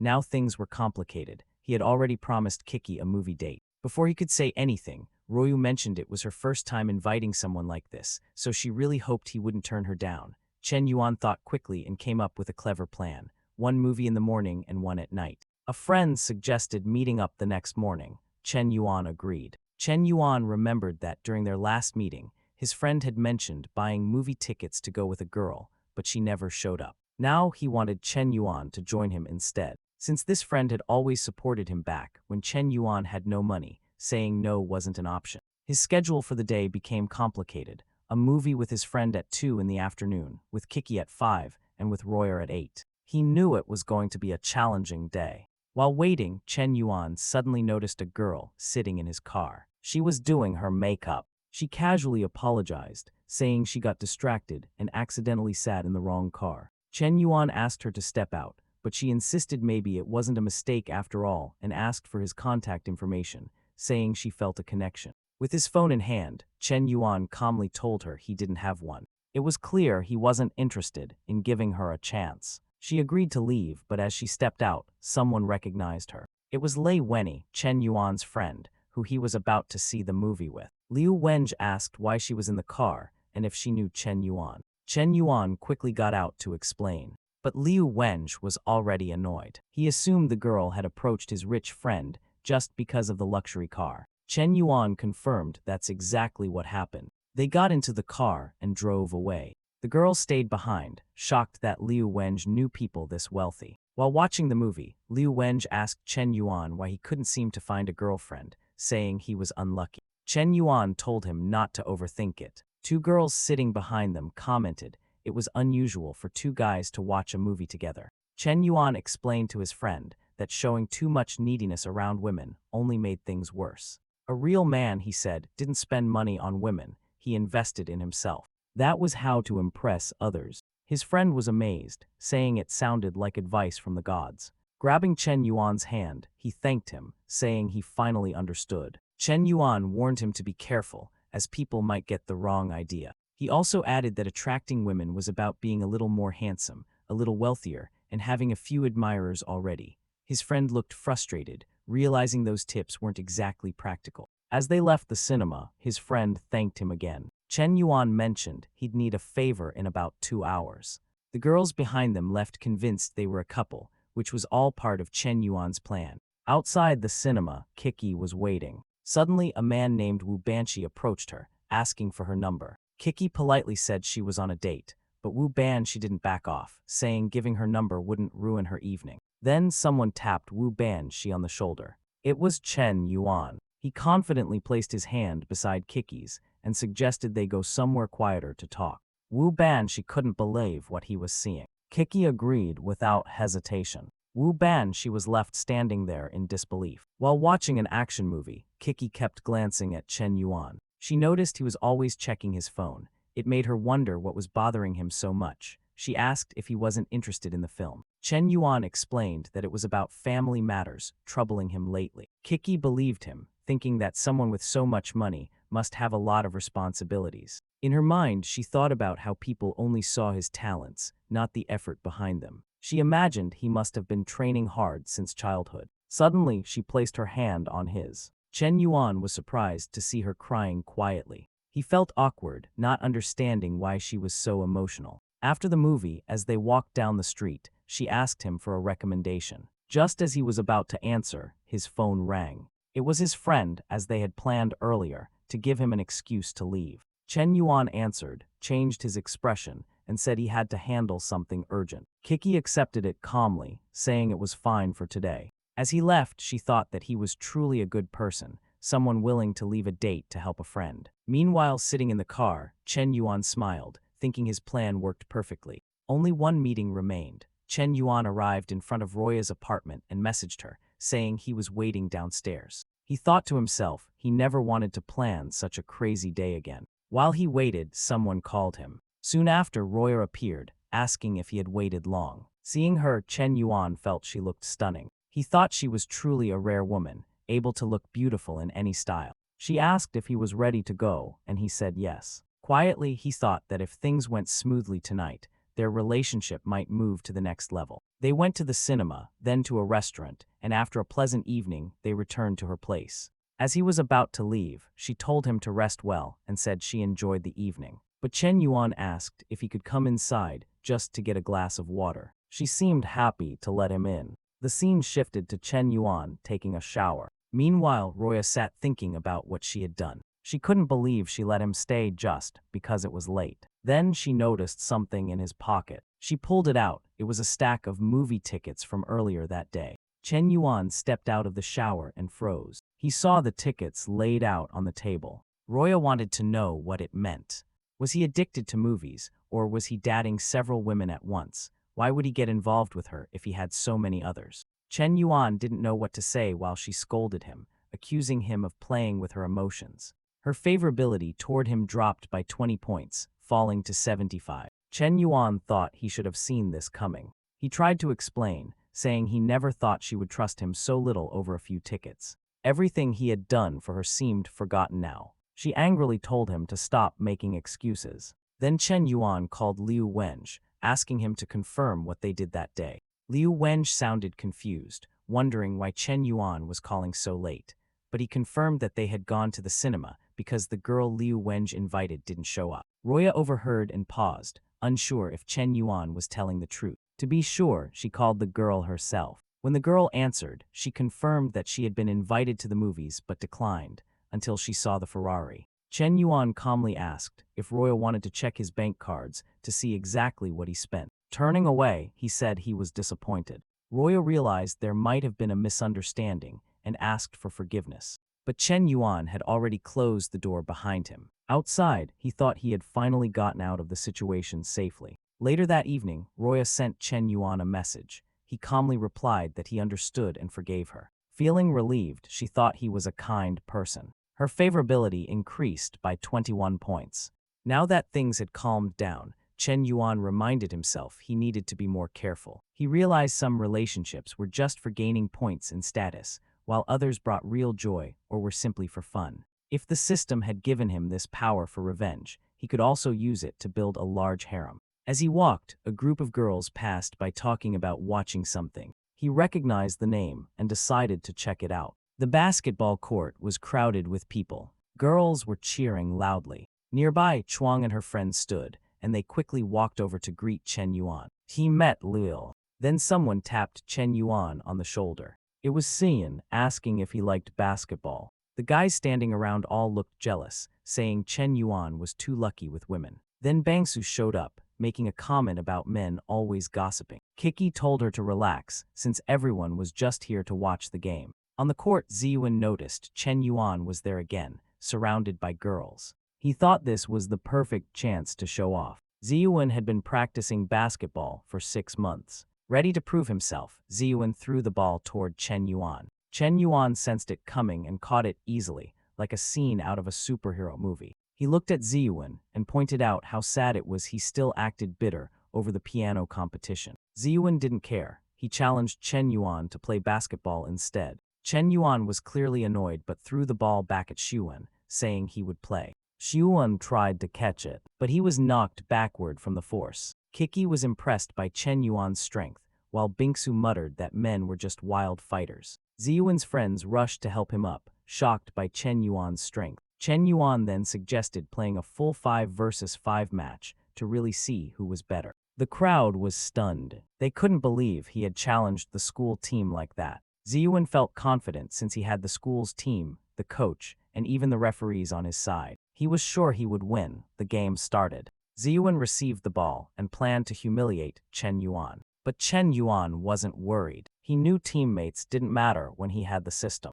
He added 30 more years of basketball experience using the system's points. Ziyuan kept thinking he had this under control. He went for a dunk, but suddenly Chen Yuan appeared and blocked the shot easily. Everyone froze. No one could believe what just happened. It took only one play for Ziyuan to start losing confidence. Chen Yuan then said it was his turn, but the referee blew the whistle and called a foul. Ziyuan took the free throw and scored 1 point. He felt proud, thinking Chen Yuan didn't stand a chance with the whole school supporting him. But the crowd was starting to notice how unfair things looked. Calling fouls like that felt cheap.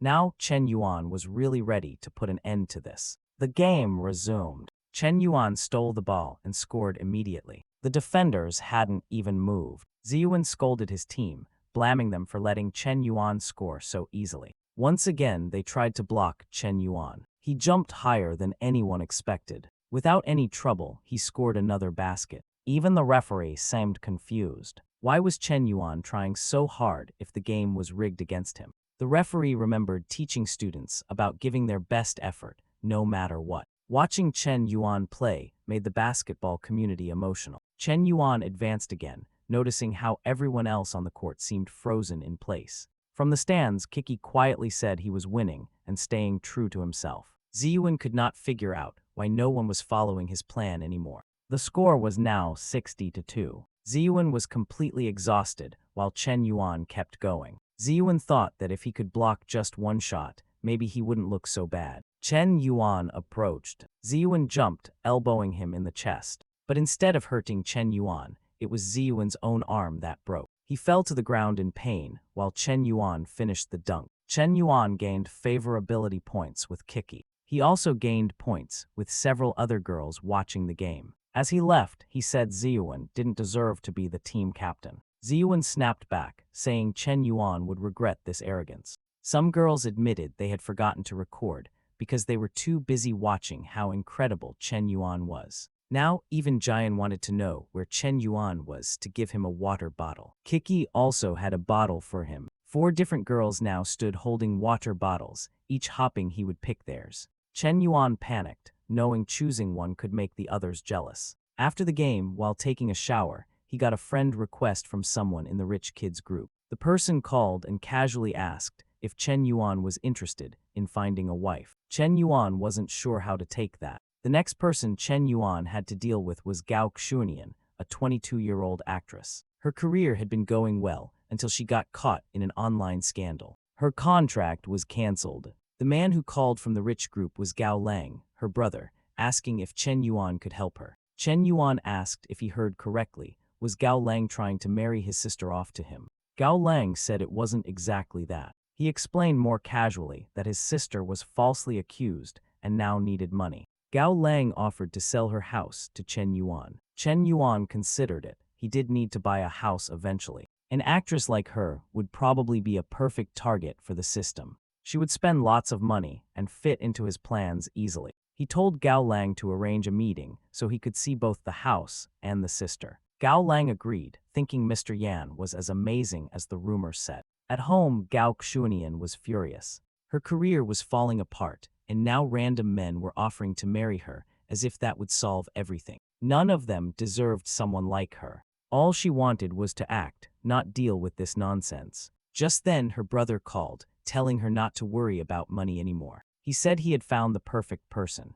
When she asked who, he said it was a very influential man who had recently become well known. Hearing the name Mr. Yan, Gao Xunian immediately imagined some fat old man. Angrily, she told her brother he was going to get hit when he got home. Gao Xunian's brother tried, explaining that the person coming to see the house was impressive and asked her to show it properly. But she hung up, frustrated, thinking all men were trouble. She told herself she would rather jump off a building. She would never take even a single coin from a man like that. Meanwhile, outside her house, Chen Yuan arrived, impressed by the building's structure and its convenient location. He rang the doorbell. Xunian assumed an old man was already waiting outside like some desperate fool. Taking her time, she walked down the hall slowly just to irritate him. When she opened the door and saw Chen Yuan, she was surprised. He introduced himself. Then he stepped inside before she could even ask who he was. She found it hard to believe someone that young and good-looking was the so-called boss her brother had mentioned. Chen Yuan sat down on the sofa and casually invited her to join. She felt awkward, it was her house after all, but went along with it. When she asked if he wanted to see the rest of the property, he said he had already seen enough. That wasn't why he came. He told her directly that what mattered to him wasn't the house but her. He wanted her as his mistress.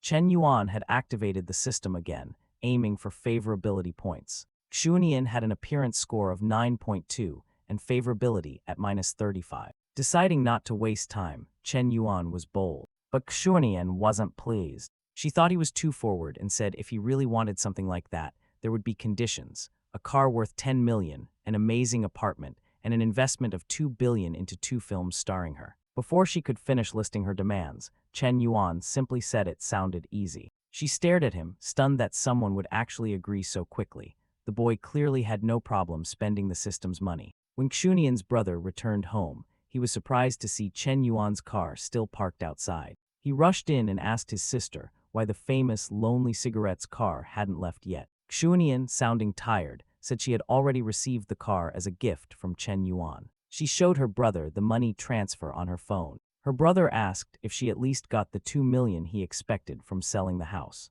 But she showed him she received 1 billion. His eyes lit up, realizing Chen Yuan really liked your sister. Now he could relax and retire as an easygoing uncle. Meanwhile, Xuanian couldn't stop thinking about Chen Yuan. He had given her everything: money, a car, even transferring ownership of the house to her, then casually left, saying he simply didn't like to see beautiful women suffer. At Bang Su's graduation, she warned Kiki to be careful around Chen Yuan. Kiki tried to explain that he wasn't like that, but Bang Su wasn't ready to change her mind. Then Bang Su told Kiki she believed Chen Yuan had arranged gangsters to show up on her birthday just to impress her. Kiki pointed out how strange that sounded. She reminded Bang Su that everyone at school liked Chen Yuan and showed her a picture of Shoyle and her father holding a sign in support of him. Besides, on Kiki's birthday, Chen Yuan had no idea she was even going there, so how could he have planned such a thing? Bang Su started doubting herself, wondering if she had overreacted. Embarrassed, she left without saying anything else. She realized she might have been caught up in her own paranoia. Back at work, Bang Su felt drained. She regretted accusing her friend's boyfriend of flirting with her when it wasn't true. Every time she remembered the incident, all she could think of was Chen Yuan protecting her. Suddenly, her boss called her into the office, snapping her back to reality. Her boss explained there would be a charity dinner with the city's top businessmen, and she needed to attend to network with a wealthy man named Yang. Bang Su felt disappointed. She had joined a female-run company to avoid things like this, but had no choice if she wanted to keep her job. At home, Chen Yuan was chatting with the millionaire group. Since giving all that money to Xuanian, she had managed to clear her name. Chen Yuan was genuinely impressed with how well she handled everything. While on a call with Ha Cheng Kai, he was invited to the same charity dinner. Knowing it would be full of rich people, he figured it was a good chance to meet someone new to spend money on. At Gao Xuanian's house, she continued working hard to defend herself against the scandal. Each time she needed more money for marketing, Chen Yuan sent her another transfer. She told herself it didn't mean anything, but her favorability score kept rising anyway. The charity dinner day arrived. All the wealthy people Chen Yuan had beaten in various competitions were there, from the bar guy to the basketball guy. Ziyuan mentioned he was going to the bathroom, but in truth, he was hopping to meet the new magnate of the group. He had done his research. He was expecting someone mature, elegant, and experienced. He positioned himself at the door to be the first to greet this person. But instead, he saw Chen Yuan walking up. He wondered why Chen Yuan was there, dressed like security staff. The suit Chen Yuan wore cost 20,000, but Ziyuan didn't know that. Ziyuan mocked him, asking if he had fallen so low as to work security now. Chen Yuan calmly replied that he was there as an invited guest. Ziyuan laughed and suggested they enter together, secretly thinking Chen Yuan was lying. At the entrance, security asked to see Chen Yuan's invitation. Chen Yuan realized he didn't have one. Ziyuan started laughing loudly, making fun of him for showing up like that. Another car arrived at the event. It was Bang Su showing up for work. As soon as she stepped out, many of the men couldn't take their eyes off her. Though she disliked showing up in such a fancy car, it was part of her job. Hearing some noise, she looked over. She saw Chen Yuan arguing with the security guard. He was frustrated, saying he knew he had been invited. The guard explained that official guests had received something at home as proof. Bang Su couldn't help but laugh, asking if he really thought he was that important. But then she spoke up and said each invitation allowed bringing a guest. Chen Yuan could enter as hers. The guard let him through without issue, while Chen Yuan stood there confused, wondering why Bang Su would help him since she clearly didn't like him. She told him not to misunderstand. Her opinion of him hadn't changed. She just owed him for saving her that night with the gangsters. Chen Yuan didn't like the idea of being treated like a favor someone repaid. He was just about to make a call to embarrass Ziyuan when Bang Su stepped in and ruined his plan. He told her bluntly that she shouldn't think of helping him as returning a favor. He never asked her for anything and would prefer she stayed out of his business. Thanks for watching. Like, subscribe, and turn on the bell for more awesome stories. Inside the event, a man in a suit named Tang Aoji was excited to meet someone known as Mr. Yuan. The man who came with him, a car enthusiast, explained that although Chen Yuan was very rich, he always treated people like brothers. Suddenly, Aoji received a phone call saying that Chen Yuan was being humiliated and blocked from entering. Aoji was shocked and questioned how they could treat such a special guest that way. The caller explained that the one who barred him was Tang Ziyuan, who belonged to the same family as the person sitting beside Aoji. Without hesitation, Aoji rushed out, shouting that Ziyuan was tarnishing their family name. Outside, Ziyuan continued insulting Chen Yuan, saying he looked like he belonged as a security guard. Chen Yuan slapped his hand away, telling him to stop ordering people around. He quietly reminded Ziyuan that even if they were comrades, Ziyuan had no right to treat him that way. Ziyuan, showing off, claimed his brother had billions, and as the second son of the powerful Tang family, he was far superior to someone like Chen Yuan. Watching the scene, Bang Su thought Ziyuan was arrogant, but still preferable to Chen Yuan, who had once turned down her friendly gesture. Just then, everyone noticed Aoji approaching with the car guy. He looked angry. Ziyuan asked what he could do for his big brother. In response, he was met with a slap. Confused, he asked why Aoji hit him. Aoji told him he was being disrespectful and should apologize to the great Mr. Yuan. Ziyuan was stunned, not understanding what was happening. Aoji then walked up to Chen Yuan and apologized sincerely. Everyone suddenly realized Chen Yuan was no ordinary person. People began to line up to give him their business cards and try to befriend him. Ziyuan felt crushed. He had lost at piano, basketball, and now even in terms of family status. He couldn't help but feel like Chen Yuan was his natural rival. Zhang also came over to apologize to Chen Yuan, admitting that the event hadn't been planned well, and he should have been informed of Chen Yuan's arrival. Chen Yuan reassured him, saying they were friends and it wasn't a big deal. He was finally welcomed into the event. Bang Su was impressed. Chen Yuan clearly had wealth but never flaunted it. She realized someone like him would be chased by all the girls at the university. Now she felt embarrassed, thinking she had assumed he was following her. She covered her face, unsure how to complete the task her boss had given her, especially since the man she had spoken to earlier turned out to be Mr. Smoke himself. She wondered if she'd have to rely on her appearance after all. Meanwhile, inside the charity auction, Zhang explained that the items up for bid included jewelry, paintings, and even parts of an island. Chen Yuan was impressed. The man added it was all for a good cause. Chen Yuan had a wild look on his face, eager to spend. He thought about buying land in the city to build something big. But the catch, as always, was that he had to gift it to some woman just to get a share of the benefit. His thoughts drifted between Royu and Zhao Yuki, but then he noticed Bang Su standing behind him. He quickly dropped the idea. Every time he tried to win her over, she pushed him away. Just then, someone in the crowd excitedly pointed out someone's arrival.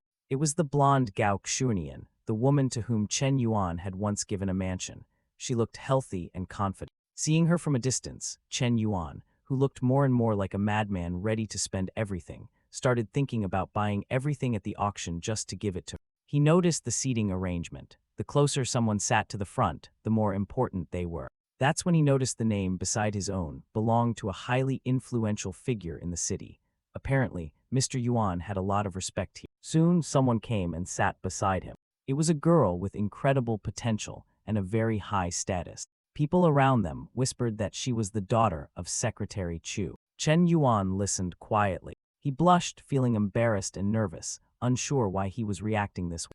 Aoji went to greet the girl, clearly thinking about alliances or even marriage. She recognized his name and greeted him politely, though she was already thinking about how much she hated these events her father made her attend. Still, she was curious about the boy sitting next to her.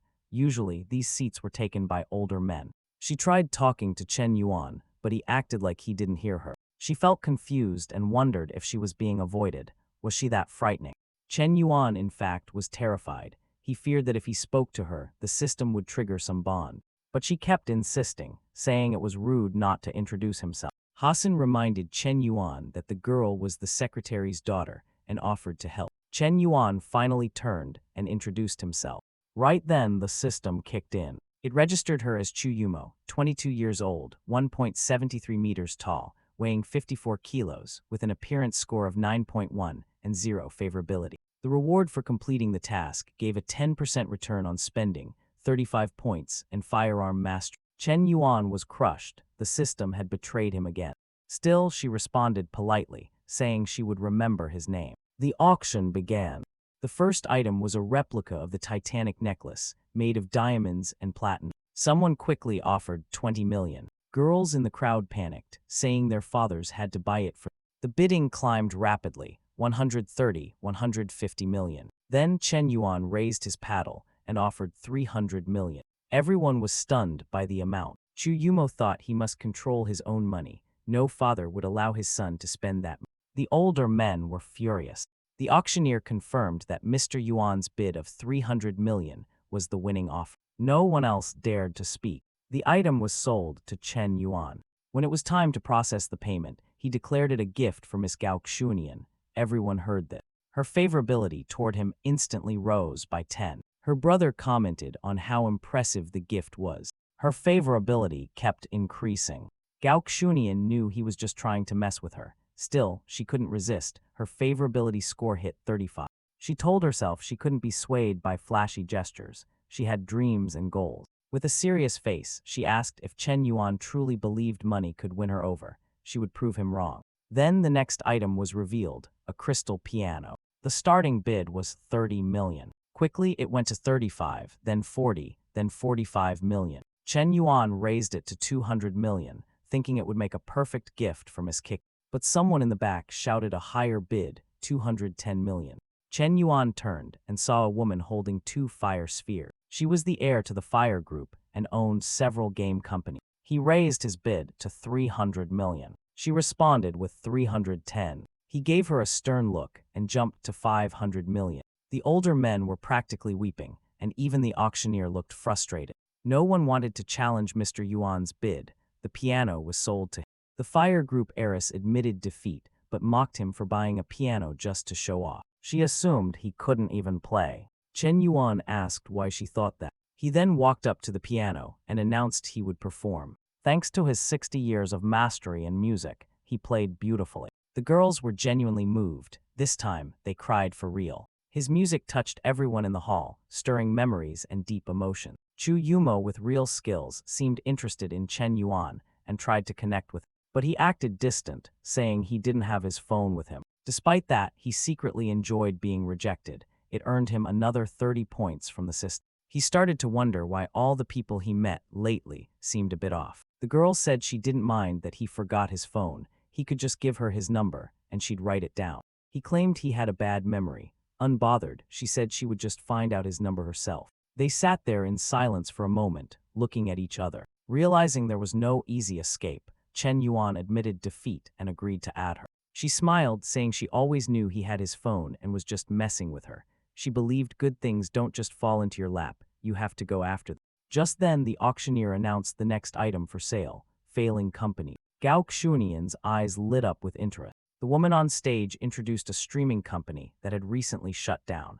The opening bid was 50 million. It seemed to be the same company Chen Yuan had once tricked someone into losing. He immediately placed a bid of 60 million. Chen Yuan was puzzled. Why was no one bidding against him? What he didn't know was that everyone thought he'd raise the value by 3 times, so no one dared to compete. The host joked that Chen Yuan seemed determined to buy everything. After 3 strikes of the gavel, the company was his. The auctioneer hoped he would bring the business back to life. Meanwhile, someone in the crowd who had just gathered information about Chen Yuan walked to a corner and ordered a deeper investigation. He wanted to destroy Chen Yuan's smug look. The man discovered Chen Yuan was 21 years old and came from Hue province. His parents ran an orange orchard and owned a fish pond. He checked all of Chen Yuan's school records. But when the hacker looked into his bank account, things didn't add up.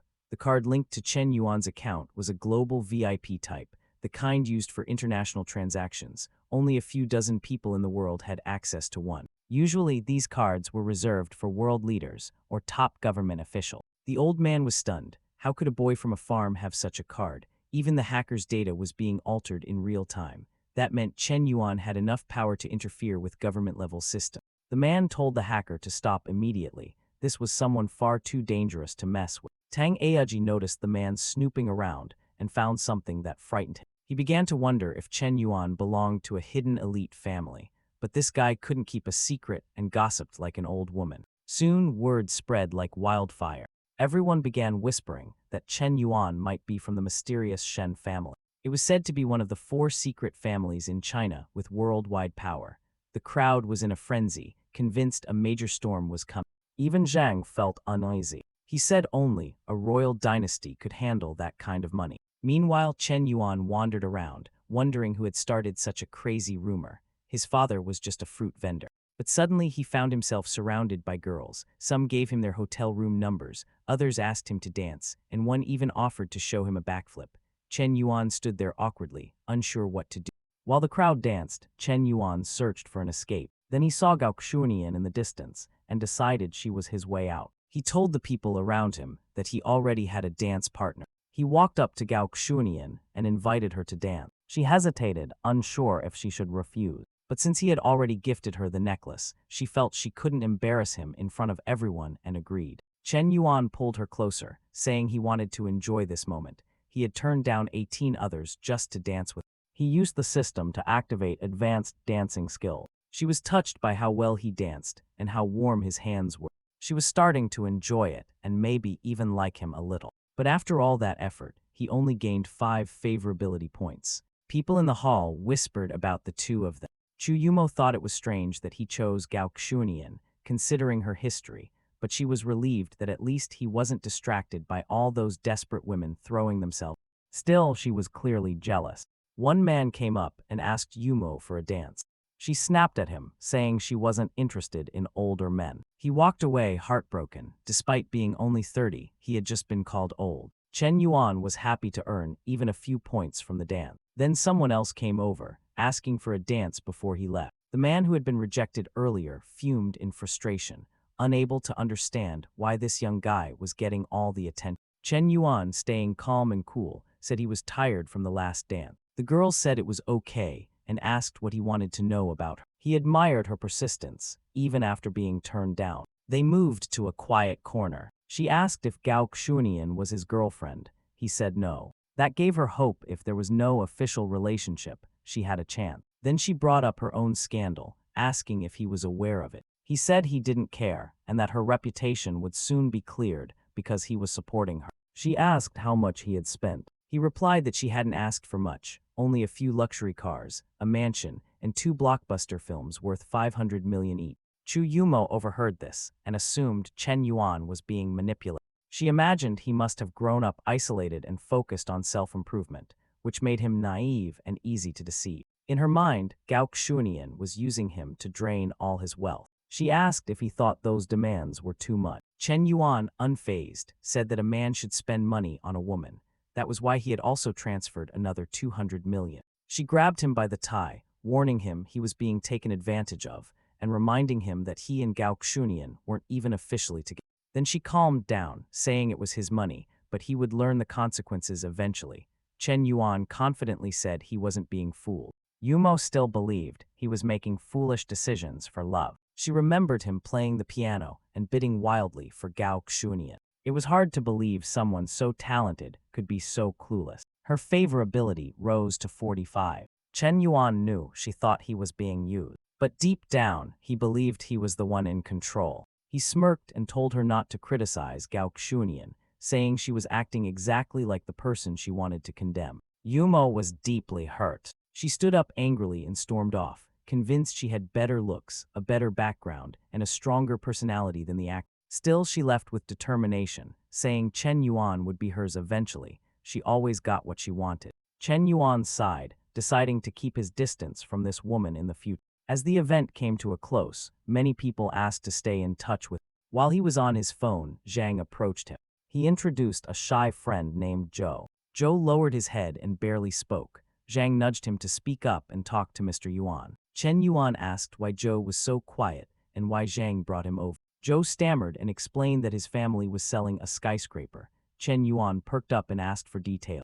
Zhou explained the building had more than 10 floors, each around 1,000 square meters, with a total value of 2 billion yuan. Zhang was stunned. He had no idea his chubby friend was sitting on a fortune. Chen Yuan told him to add his contact info and said he'd come see the building. Zhou was shy, assuming Chen Yuan might want just 1 or 2 floors, but Chen Yuan seemed to want the whole thing. Before leaving, Chen Yuan told him not to sell it to anyone else. In the taxi, Chen Yuan started thinking about who to give the building. It couldn't be just any girl. It had to be someone mentally strong enough to handle it. Just then, the taxi braked suddenly. He bumped his face on the seat. The driver got out, shouting at someone to move aside. Chen Yuan looked out and saw Bang Su. She walked over, opened the door, and got into the taxi beside him, surprising everyone. She turned to the driver and firmly told him to start driving. Chen Yuan stared at Bang Su, confused about why she was suddenly there. Bang Su, motivated and serious, said this was her first assignment after graduation and she couldn't afford to fail her boss. Chen Yuan was annoyed. He had just gotten rid of Yumo, only to now deal with someone he considered even more troublesome. Bang Su explained that she came representing the Carpfish app, which already had millions of downloads, and was hopping for investment. Before she could finish, Chen Yuan interrupted and asked if she was asking for help. She said it could be seen that way. It was a partnership with potential benefit. But Chen Yuan pushed further, asking if she was begging for his support. She admitted she was and pleaded with him to stop mocking her, almost in tears. Finally feeling like he had the upper hand, Chen Yuan smirked. He told her that if she wanted something, she should offer something in return. He hinted at what he meant, but even the taxi driver thought Chen Yuan was being gross. But Bang Su slapped him, told him to get out of the car, and said this behavior was exactly why he didn't deserve someone like her. Favorability toward him dropped from 10 to -5. Chen Yuan defended himself, saying he wasn't trying to sleep with her, he was just teasing her. He didn't like women who acted so cold. She told him to stop messing around, but he said he wasn't interested. They'd only met twice, and she was already asking for business help, even after disrespecting him before without apologizing. She lost her temper and told him that he brought this humiliation on himself. Then she ordered the driver to stop the car. But just then, something worse happened.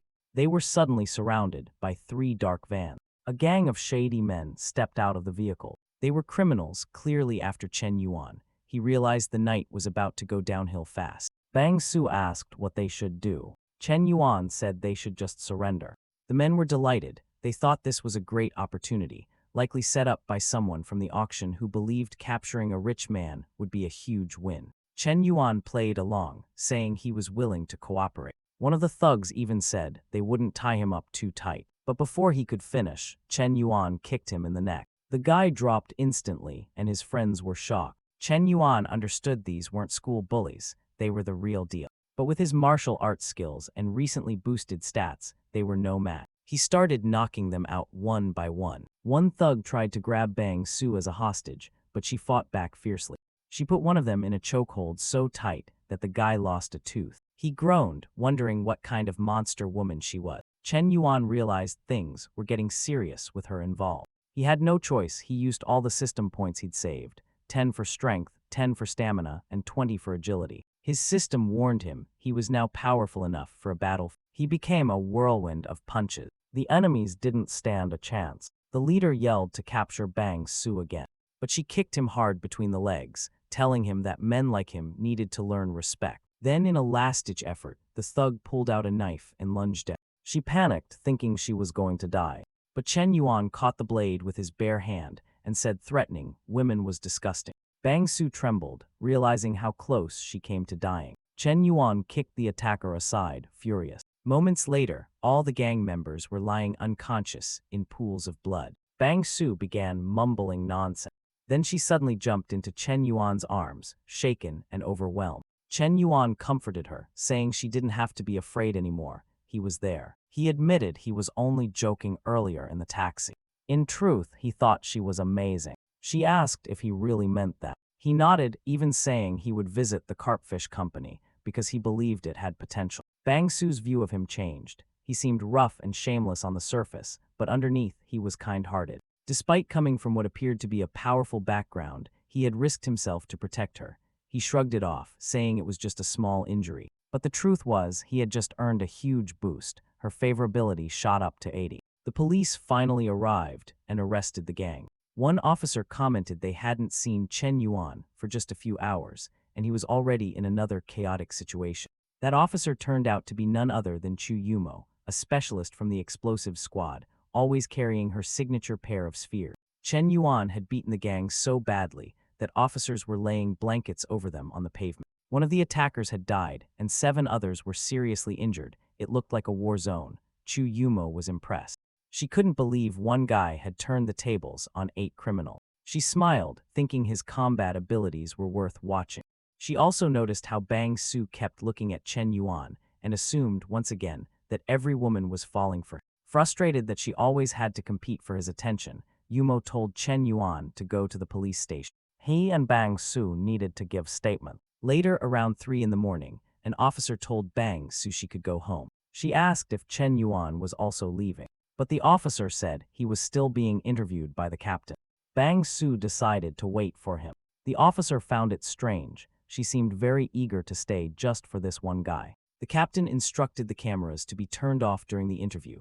Chen Yuan sat in the chair, wondering if things were about to take a bad turn. Then the door opened, and someone brought him noodles. Chen Yuan ate them, joking that he never expected the person across from him to be a police officer. That earned him 5 more favorability points. Yumo said that with him, the possibilities were endless. Chen Yuan wondered why a bowl of noodles made her like him more. He asked why he, the victim, was being questioned. Yumo leaned in and said maybe he was trying to run away from her, but he should remember, he had taken a life tonight. She grabbed his chin and asked what was really going on between him and Bang Su. Embarrassed, he explained that she only came to talk about investment, but then all hell broke loose. Meanwhile, Yumo continued grilling him. Yumo pulled out a first aid kit and told him to stop imagining weird things. She wasn't going to hurt him. Seeing his suspicious expression, she teased him, finding it funny he actually thought she'd take advantage of. Chen Yuan insisted he didn't think that, but told her she was too busy and he'd take care of it himself. She told him to sit still because he was clumsy and might just make it worse. He began to feel like he was losing control of the situation. But he also realized something. She was playing a game. He remembered how women in the past had acted interested, only to abandon him in the end. That was when he humiliated himself, trying to win their approval. Seeing Yumo as dangerous, he stood up. He told her to keep her distance. They had only known each other for 1 day. Yumo was confused. She was just trying to bandage him. He said he wasn't angry, just honest. He had someone else in his heart. Life was full of chance meetings, but unfortunately her time had passed. If she had acted earlier, maybe things would be different, but if he were the kind of guy to keep changing his mind, she wouldn't like that either. Yumo didn't understand. In her mind, this meant he was a man who loved. She went a little wild with excitement. Chen Yuan panicked and ran to the taxi. From a distance, Yumo watched him leave, swearing she wouldn't lose this guy to the other women chasing after him. Meanwhile, Bang Su was asleep at the police station. When Chen Yuan finally got home, he was exhausted. The day had been complete chaos, and all he wanted was sleep. But as he walked in, he heard water running. He looked toward the shower, saw a silhouette through the steam, and realized someone was inside. His heart pounded. He suspected the company president was testing his self-control. Inside the apartment, Chen Yuan struggled between 2 voices, one urging him to be respectful, the other telling him to step in. But before he could do anything, a girl he didn't recognize walked out of the bathroom, drying off. She froze when she saw him, let out a loud scream, and rushed to call for help. Later, the girl cried in front of Kiki, saying she was ruined and would never get married now that someone had seen her like. Chen Yuan, already irritated, said he was just trying to take a shower. But Kiki's friend was furious, accusing him of being inappropriate and demanded an apology. Kiki tried to defend him, saying he was actually a good person, but her friend Meng Meng wasn't convinced. She questioned why Kiki was even defending someone like him. She warned Kiki not to get involved with guys like that, especially now that she was living in a luxury house and had become a successful streamer with millions of followers. Kiki blushed, not daring to explain the house wasn't really hers. She simply said Meng Meng had the wrong idea and that Chen Yuan was actually a remarkable man. But Meng Meng wouldn't stop. She went on about an auction the night before where a real man spent hundreds of millions, saying only someone like that was worthy of. Just then, there was a knock on the door. It was a delivery.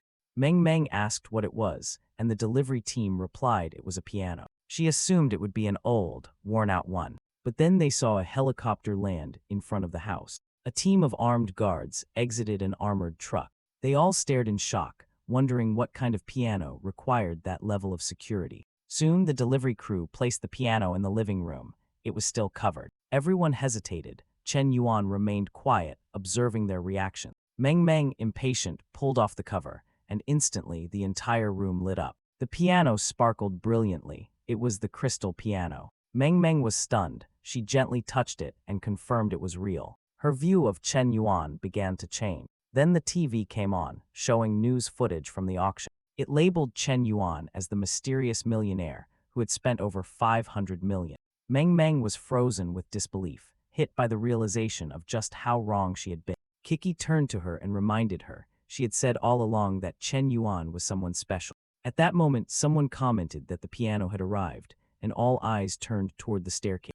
There he was, Chen Yuan, descending like a star, looking radiant. Meng's opinion flipped instantly. He asked Kiki if she liked the piano. She smiled, saying it was beautiful, maybe even too much. Chen Yuan then said he had a business meeting and asked if she wanted to come along. Seeing that her friend was still at the house, Kiki declined politely, not wanting to leave her alone. Chen Yuan didn't mind and left calmly. As soon as he did, the system triggered a new connection with Meng. It started with 20 favorability points. But Chen Yuan wasn't thrilled. Meng was supposed to be Kiki's best friend, and now she was looking at him with interest. He realized he had to make Kiki see what was really happening, while she played the piano happily in the background. Meanwhile, Meng couldn't stop thinking about how amazing it would be to have a man like him. Not wanting to attend the business meeting alone, Chen Yuan called Royu to join him. But she wasn't pleased. He had disappeared for days, and now he was suddenly inviting her out. She felt he had grown distant, and even wondered if it was because nothing had happened between them yet. Already annoyed, she grumbled that all men were the same. Her favorability dropped to 95. Chen Yuan, unaware of what he had done wrong, quietly wondered why her points dropped when he hadn't even done anything. Face to face, he asked if the problem was that he didn't go to pick her up. But being his usual confident self, he ignored her mood and just called his chubby friend to send a driver. He figured apologizing would only encourage more drama. Better to let the system handle things. At the same time, inside a tall building, an older man was asking his son if this Mr. Yan was really as impressive as people said. The son confirmed it. Chen Yuan was very wealthy and definitely trustworthy. The father nodded, curious to meet him. Nearby, Chuang noticed a bald man with a mohawk and wondered who he was. A colleague warned her to be cautious. That man was actually the richest person in the building. She found it hard to believe. Her employer, a millionaire, had hired her, yet he considered that other guy even more powerful. Then the moment arrived. A man came to greet Chen Yuan in person, which was surprising. Chen Yuan humbly said it was an honor to meet him. The son joined them and said everyone was excited to see him. Chen Yuan smiled, impressed by how polite they all were. As he walked in, a few papers fell to the ground, and Swang stared, stunned that even the building's owner had come to greet him. The older man explained that the building had taken 9 years to complete. It was incredibly luxurious and home to over 300 companies. It included everything: shops, movie theaters, karaoke, and even high-end office space on the top floor. Chen Yuan admired the place, but Royu didn't look too excited. She felt like he brought her there just to show off. The old man offered to give a full tour. Chen Yuan turned to Royu and asked what she thought. She said it wasn't bad. He responded that if she liked it, he liked it too. All they needed to do was name the price. He would buy the entire building and give it to her. The older man was shocked, asking if Chen Yuan was really planning to put the entire property in her name. Chen Yuan confirmed it. As long as she liked it, he had no issue. Royu hesitated. It was an entire skyscraper after all. She said it was too much. But Chen Yuan explained that if she owned this building, she'd never have to worry about money again. She would soon have to take over her parents' company, and this gift would make her life easier. Now, Royu started to understand why she had been brought there. Maybe she needed to stop acting spoiled. As her feelings shifted, her favorability climbed past 98. Chen Yuan gained another 20 strength points. Then the chubby friend stepped in and confirmed that the price had been agreed upon, 2.6 billion. Chen Yuan calmly pulled out his black card and said that if everything looked correct, the money would be in their account immediately. Soon after, the deal was sealed, and everyone in the room applauded. Chen Yuan then told the crowd that he was just the investor. The real owner of the building was Miss Royu. Everyone turned to her, congratulating her. Royu, blushing, wondered if this was what it felt like to be a real boss. Now she understood why her parents loved working in the office. It wasn't so bad to be pampered, but then her slightly dark side showed. She admitted to herself that seeing so many people bowing before her was actually kind of satisfying. Meanwhile, poor Chuang watched the celebration from a distance. Her friend explained that the entire building had just been bought and gifted to a girl in her 20s. Chuang stared at the scene, but the woman had already vanished. Determined, Chuang ran off, whispering to herself that everything, no matter the cost, should be hers. She wouldn't let this go. She was determined to win Chen Yuan back. Elsewhere on the subway, Royu sat next to Chen Yuan, amazed by everything that had happened. She asked if he enjoyed this simple kind of life. Chen Yuan said it was refreshing to be around everyday people and to spend time with her like that. Then Royu asked if he knew someone named Gao Xunian. Caught off guard, Chen Yuan asked if she meant the actress. Royu brought up some rumors about Gao Xunian being involved in shady relationships with men. Chen Yuan shrugged, saying he didn't follow celebrity gossip. She said she didn't care much either, but recently there were stories about someone offering Gao Xunian a piano as a gift, and she didn't even respond. Chen Yuan started sweating and said the subway was too warm. Royu asked what was wrong, but he brushed it off. After some time, he said goodbye and stepped off the train, thinking that subway rides felt like a trap. He also began to suspect Royu was testing him. Just then, a friend called and told him that Bang Su had been waiting for him at the dorm for 6 hours. Outside the dormitory, a small crowd had gathered. Everyone recognized the woman standing there. She was a well-known graduate, and people were curious why she had been waiting so long. Bang Su stood still, eyes fixed on her phone, wondering where Chen Yuan had gone. When she woke up at the police station, he had vanished like a ghost, and somehow her feet had led her to this place. She thought she was losing her mind. Her heart wouldn't calm down. She asked herself if she had fallen for Chen Yuan, but then she tried to dismiss the thought, reminding herself that he was just Kiki's friend. She shouldn't think like that. Meanwhile, Chen Yuan was hiding in the crowd, wondering if she had really been waiting for him all this time. Then Bang Su spotted him, ran over, and wrapped her arms around him. Everyone watching was stunned. They had always thought she only liked women, but there she was, clinging to him, saying it was the only way she felt safe. Chen Yuan asked what was going on. She told him not to move, that she didn't want to let go. His friends were stunned, watching in envy, joking that they wanted to get rid of him. Suddenly, it began to rain. People ran for cover, and Chen Yuan suggested they find shelter too. The next thing they knew, the two were inside his dorm room. His friends couldn't believe it. Bang Su sat on a chair and thought it wasn't as messy as she expected. Then she pointed at his laundry basket and asked why it was overflowing with dirty clothes. Once the rain stopped, Bang Su started wondering why she had come in without thinking. Chen Yuan didn't seem bothered. He casually said he'd take her home. On the way, he asked if this whole thing had been about her company needing help. She remembered her original reason and said yes, that was why she had come. She explained she didn't have his phone number, which is why she hadn't sent a message earlier, and asked if he could give it to her. Chen Yuan said that wasn't a problem and told her she could message him anytime. She asked if he was just talking about the financial help, but he was already walking away, saying he'd visit the company tomorrow.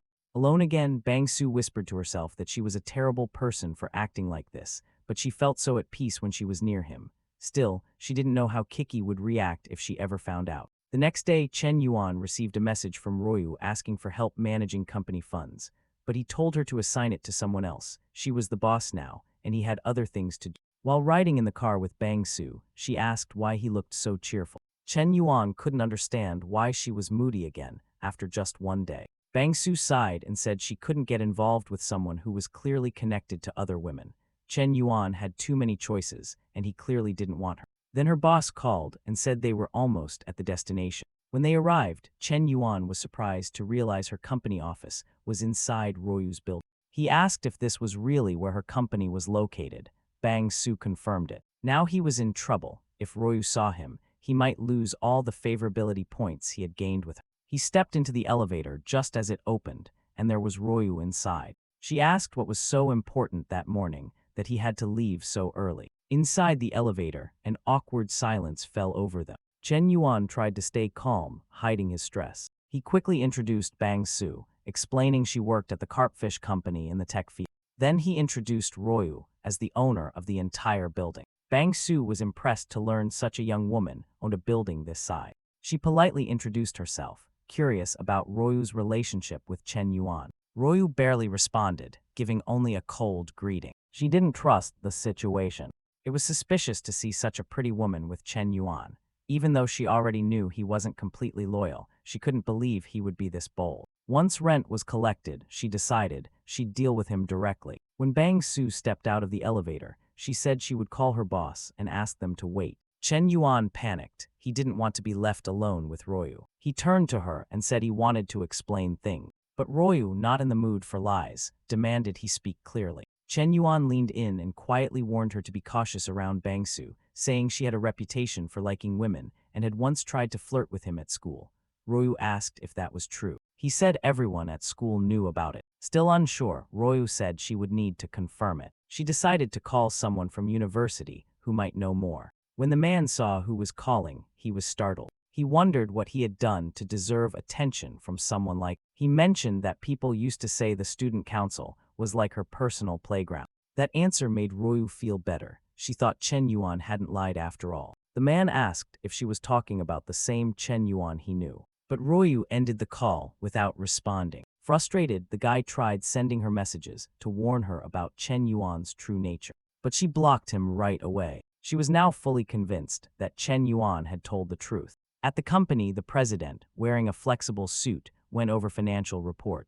Chen Yuan sat through it, uninterested. He only came to spend money. He raised his hand and said there was no need to continue.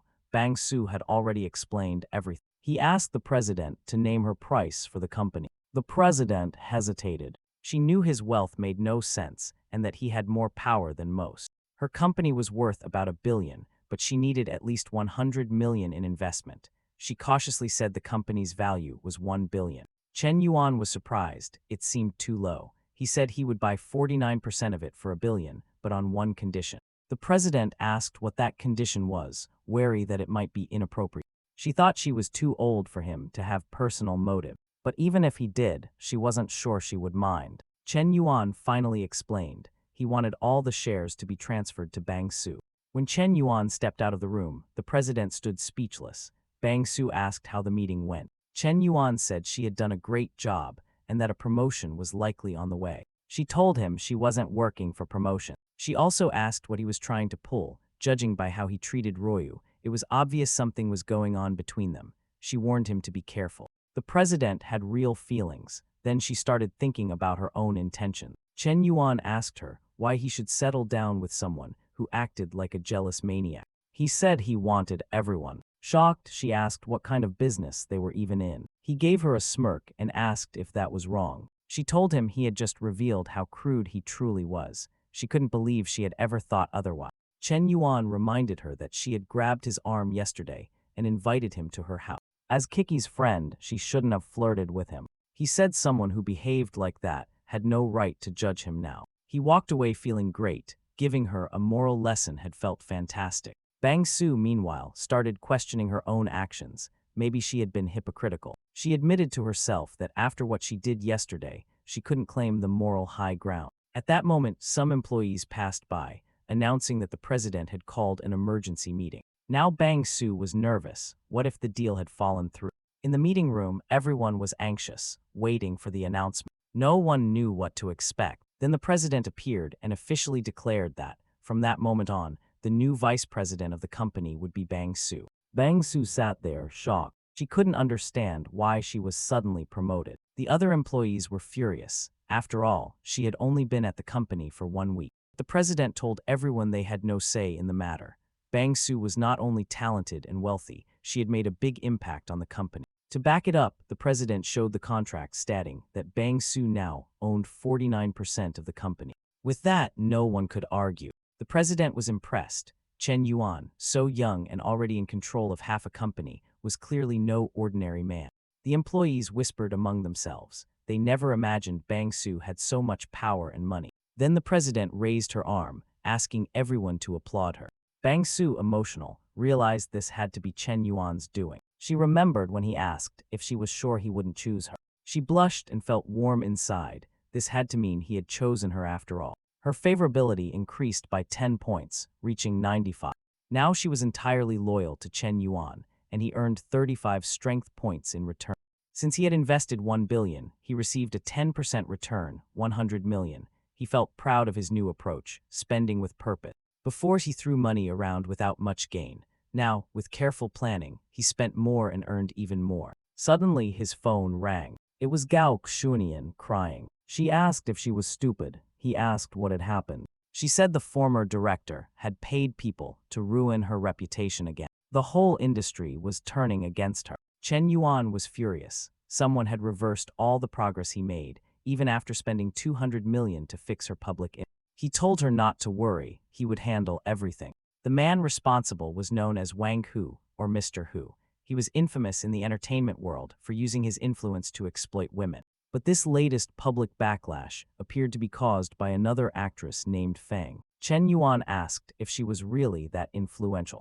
Zhang confirmed it. She was very popular and known for her charity work. Anything she said would sway public opinion. Zhang warned that taking down someone like Wang, who would require more than just money, it needed a creative approach. Then he handed Chen Yuan a card. It belonged to someone who had damning information about the man. All they needed to do now was find that person. The scene shifted to a chaotic office building. Chen Yuan climbed several floors, hearing someone yelling about being paid next month. Curious, he approached and found the chubby pineapple-haired guy threatening someone on the ground. The man being yelled at was a bespectacled director named Scene. He apologized, saying he was finishing a movie that would earn enough to pay off his debts. But the pineapple guy reminded him that he had offended Wang Hu.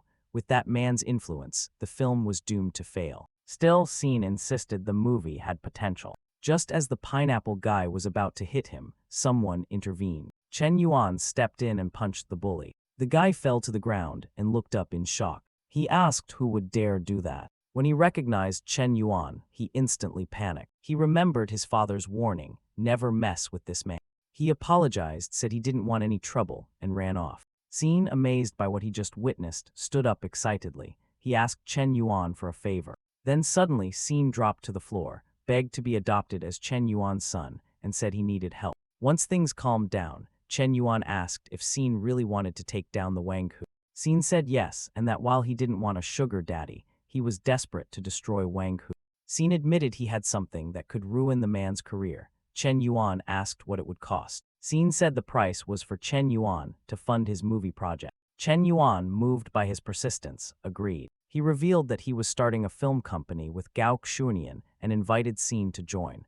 If Scene needed money, he just had to ask. With the deal set, Scene gave Chen Yuan a USB drive. He claimed it held a secret weapon, evidence that could shake not only Wang Hu, but the entire entertainment industry. Chen Yuan asked what was on it. Scene said everything would become clear once he watched. The video showed Wang Hu with a well-known actress. With this evidence, Chen Yuan said they could bring both of them down. Scene warned it would be dangerous, but Chen Yuan said he had no fear. With friends like this, nothing could go wrong. Meanwhile, at Gao Xunian's house, she had spent 3 days being attacked online. She was considering quitting acting altogether. Then she got a call from Chen Yuan. Confused, she wondered why he wanted to talk to her. He asked if she was alone. When she said yes, he said he'd come over. She blushed, wondering why he asked if she was alone. Was he planning something? Her imagination went wild. 10 minutes later, Chen Yuan arrived at her door. She thought he was acting way too eager, like every other guy. But when she opened the door, he wasn't alone. A chubby man stood next to him. She asked what was going on and teased him for having strange ideas. Chen Yuan ignored her and introduced the man. This was Yang Engzin, a talented film director.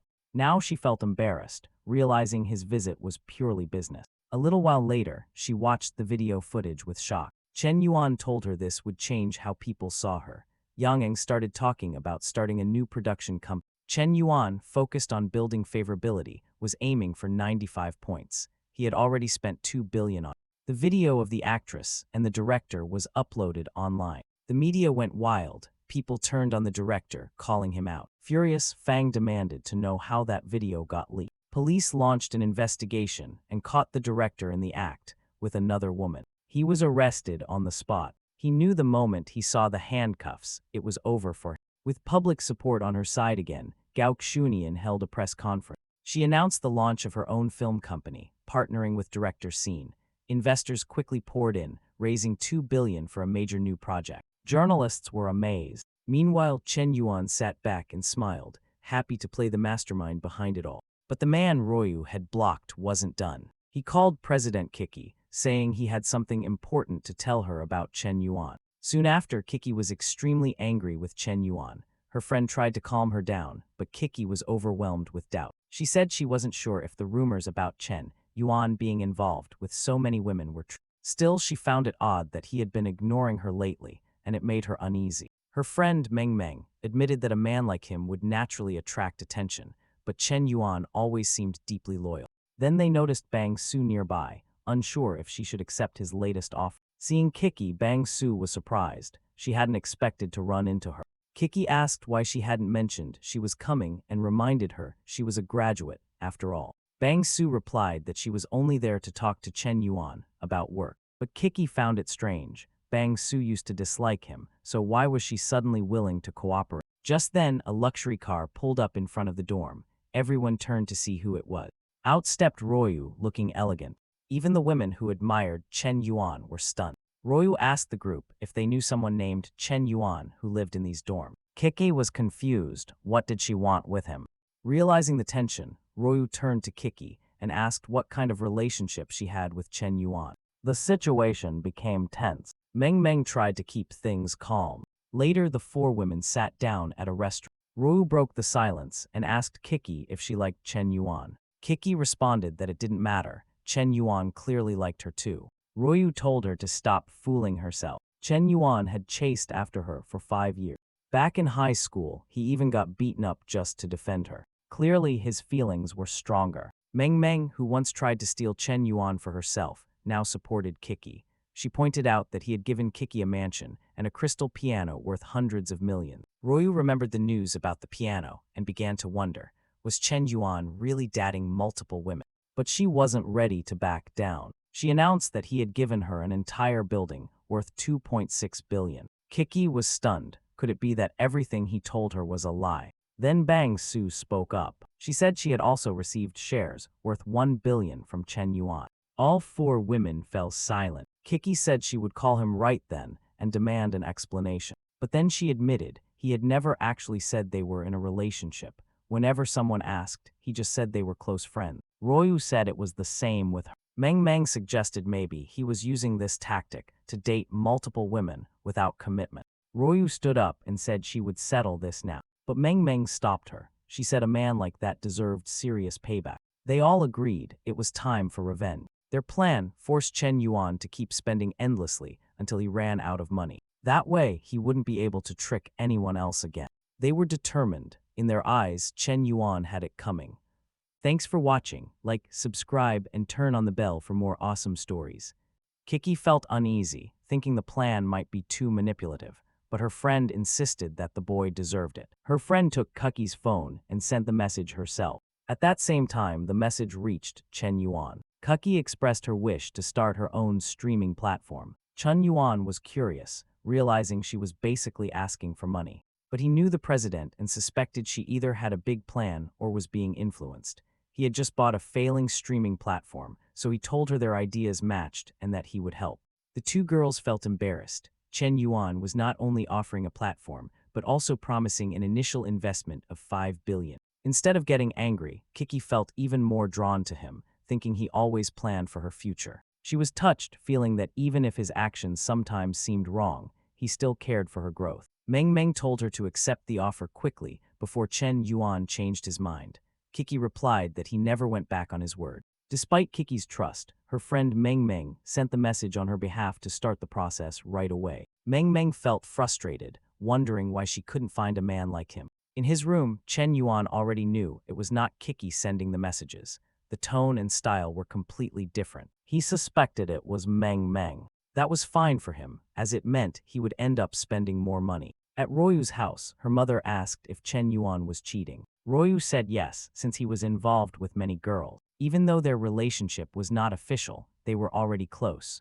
Royu got a message and said the group was active. Her mother asked what group she meant. Royu explained it was a group formed by Chen Yuan's girlfriends for revenge. In the group chat, Kuki shared that she was going to receive a streaming platform. Royu became angry, wanting to get more than the others. Her mother told her to listen carefully, warning that these girls might just be deceiving her while pretending to work together. Royu's mother told her daughter that in the past, there had been a big difference in family circumstances between her and Royu's father.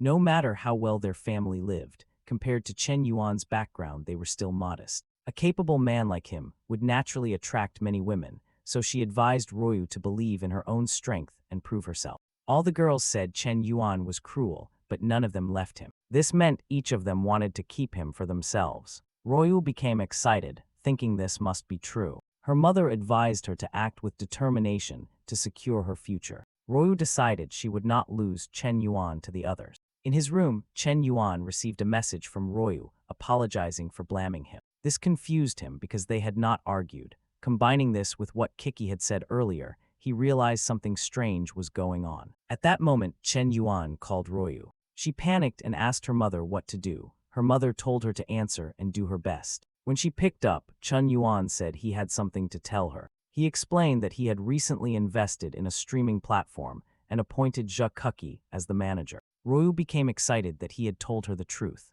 Her mother asked what he said, and Royu replied that he had shared everything the girls had mentioned in the group chat. Her mother smiled, saying this showed she was the most important to him. Royu felt happy, thinking Chen Yuan was not as bad as she believed and that he really liked her. She became emotional, feeling she was repaying his affection by working with the other women. She also realized she needed to treat him better. Her mother asked why she was crying. Royu said she knew she had made mistakes and wanted to make it up to him. She planned to give him a gift that would surprise him.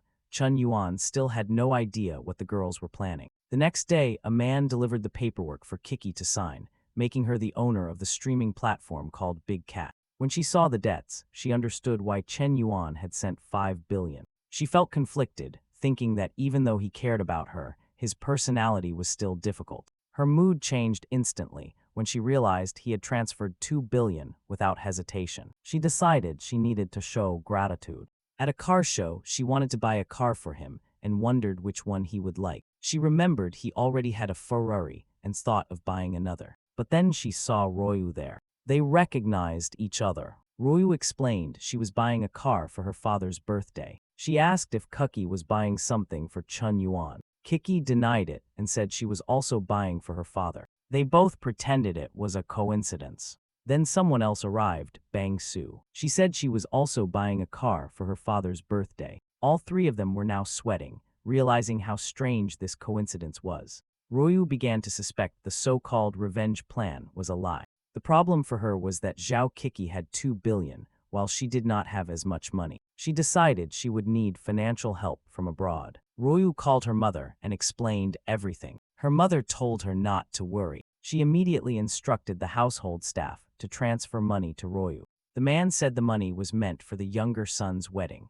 but the mother insisted that keeping Chen Yuan with Royu was the top priority. Royu received 60 million from the family. She felt emotional, realizing her family now valued her. Determined, she decided she would win against Zhao Kiki. At the car fair, Hosen was showing Chen Yuan the VIP area, filled with expensive items beyond cars. Chen Yuan was amazed, saying the fair was incredible. But then he noticed Royu and Zhao Kiki talking together. Even Bang Su came over to bring them water. Chen Yuan began to suspect they were forming an alliance. Bang Su sensed something and turned around, but only saw Zhang. Chen Yuan had hidden behind him, knowing trouble would come sooner or later, just not this soon. Still, he noticed that none of them had left him. Seeing this, he decided to take advantage of their goodwill, thinking their affection was above 95%. Acting confidently, he told Zhang he was interested in the most expensive cars there. Zhang assured him they had everything: Pagani Zonda, Lamborghini Aventador, and Bugatti Veyron. Chen Yuan instantly said he wanted all three and asked for the total cost. Hosen was embarrassed, asking why he wanted them all. Chen Yuan planned to use the cars to test the strength of the supposed alliance. Zhang looked uneasy, explaining that selling all 3 cars would be difficult. Chen Yuan replied that money was not an issue. But Zhang explained the cars had already been reserved by someone else. Chen Yuan asked who had reserved them, and Zhang said they were set aside for the eldest son of the richest family, Mr. Lin. The son had reserved them last year to give to his sister. Chen Yuan knew how powerful that family was, but Zhang reminded him there were many other cars to look at. Meanwhile, Mr. Lun approached Ra. He introduced himself, saying she reminded him of a friend he had lost and that it was one of his biggest regrets. At that moment, Royu noticed Chen Yuan watching. His angry expression confused her. She wondered why he looked like that when she had no intention of giving her number to Mr. Lin. Frustrated by Chen Yuan's behavior, she decided to give her number to Mr. Lin anyway. When she turned back, Chen Yuan was gone. She wasn't sure if she had made the right choice, but she felt uneasy. Later, Chen Yuan told Zhang he had known Royu a long time ago, but not anymore. He offered to pay more than Mr. Lin's original price for the cars. Chen Yuan asked if 1 billion was enough. Zhang smiled, saying he hadn't expected this deal to interfere with his business. But when Chen Yuan mentioned 1 billion, Zhang became excited. With that amount, anything was possible. He realized he would earn 800 million more than usual, just because of the rivalry between Chen Yuan and Mr. Lin. Mr. Lin might be powerful, but 800 million was more important. The payment went through, and Chen Yuan now felt confident. Zhang asked if Chen Yuan wanted anything else. Chen Yuan replied that he wanted to prepare something for the exhibition. Royu was still searching for Chen Yuan at the event when workers brought a piano into the middle of the venue. Everyone was confused, as this was unusual. Suddenly, Chen Yuan sat down and began to play. Royu wondered about the song, as she had never heard it before. The melody was sad, and tears welled up in her eyes. The audience was moved, saying it felt like seeing a distant loved one. Kiki noted that Chen Yuan didn't seem happy. Bang Su asked if it was because of Royu. Royu herself began to realize that the music carried disappointment. When Chen Yuan finished, he stood and said that when you love someone, you let them do as they wish, even if it hurts you. He told Ra she was now free, then walked away. Royu burst into tears, begging him not to leave. Royu tried to run after Chen Yuan, but Zhang stopped her. He asked if she was Ra, and she confirmed. Zhang handed her documents, saying she had received a Lamborghini from Chen Yuan. Royu trembled, not understanding. Zhang explained that Chen Yuan had bought the car for her, without hesitation. It was clear he had deep feelings and was very generous. Royu was overwhelmed with guilt, realizing she had ruined his trust out of selfishness. The other two girls approached and told her not to cry. Zhang returned, informing them that each of them had also received multi-million-dollar cars. They exchanged glances, thinking about Chen Yuan. Bang Su remarked that it seemed Chen Yuan knew everything. Kiki agreed, saying he never questioned their actions, only tried to keep balance between them. She admitted that even though he could be a jerk, he was a jerk who cared about them emotionally. Kiki added that he gave everything, without expecting anything in return. Bang Su said they could always rely on him. Royu confessed she felt terrible for trying to take advantage of him for money. Chen Yuan, riding in a taxi, was pleased. 1 billion had brought the girl's favorability to 99%. He was curious to see what would happen when it reached the maximum. While Chen Yuan was at the university, Ra sent him a message apologizing, but he replied that he wanted some time alone. He knew if he spoiled her too much, she would keep causing problems. While walking, someone called out to him. It was Su Lil, whom he hadn't seen in a long time. She looked casual, but Chen Yuan thought she seemed different. She took his arm, saying she wanted to show him something. He guessed she probably wanted a designer bag, like the others, but decided to see what she had in mind. They arrived at an apartment. He asked what she was planning, and she told him to be patient. She opened the door, and Chen Yuan saw the walls covered in his portraits. He felt embarrassed and asked if she had painted them herself. She said she had. The place had been too empty, so she decorated it with his portraits. He asked if this was the surprise, but she said it was only part of it.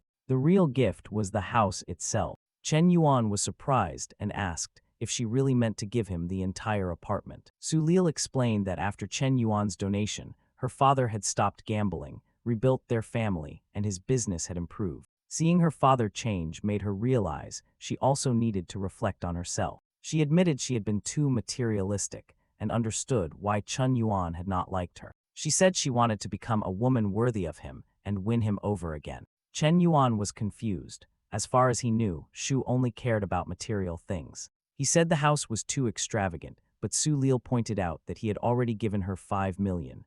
The apartment cost only 3.5 million, so technically she was still taking 1.5 million from him. She handed him the keys, saying she knew it might not mean much to him, but it was the best way to repay him. Chen Yuan thought about it and realized why she had not contacted him recently. Among all the girls he had helped, she had the poorest background, yet she had taken the least money. He smiled, thinking she matched his values, and accepted the gift. Just then, his friend invited him to dinner. When he arrived, the group was surprised to see Su Lil with him. They had heard of her before. Chen Yuan apologized for being late and introduced her. The men said there was no need, since everyone already knew her. One friend wearing glasses asked about their relationship.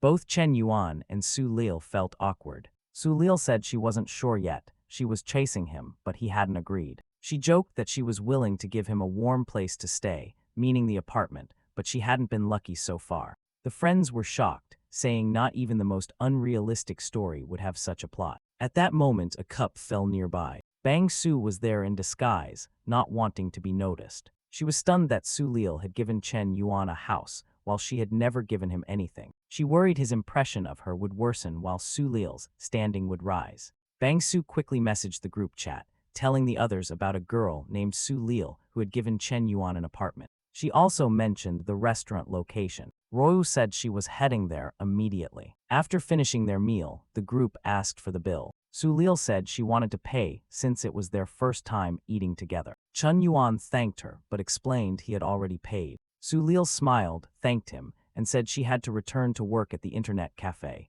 She told him she would see him later. Chen Yuan started to appreciate her more, thinking she was surprising but not annoying. Meanwhile, Bang Su saw her as a skilled opponent, likely at least S-rank in terms of tactics. Chen Yuan's friends teased him, asking when he had developed such legendary charm. Chen Yuan replied that he could teach them, but they had to be willing to learn. One friend warned that Su Lulla seemed like a different kind of woman and hoped Chen Yuan wouldn't hurt her. Chen Yuan assured him that he always gave his all in love. As they left, they ran into a man named Li Yang. He got excited when he saw Chen Yuan, not realizing Chen Yuan knew he had been passing information to the girls. At that moment, a Rolls-Royce stopped in front of the restaurant. Li Yang stared in disbelief. Ryu stepped out of the car, looking furious. Li Yang, however, was captivated. Ra walked toward Chen Yuan. Li Yang expected her to scold him. Instead, she hugged him, crying and apologizing, saying she had been wrong. Ryu told Chen Yuan she had deleted someone's number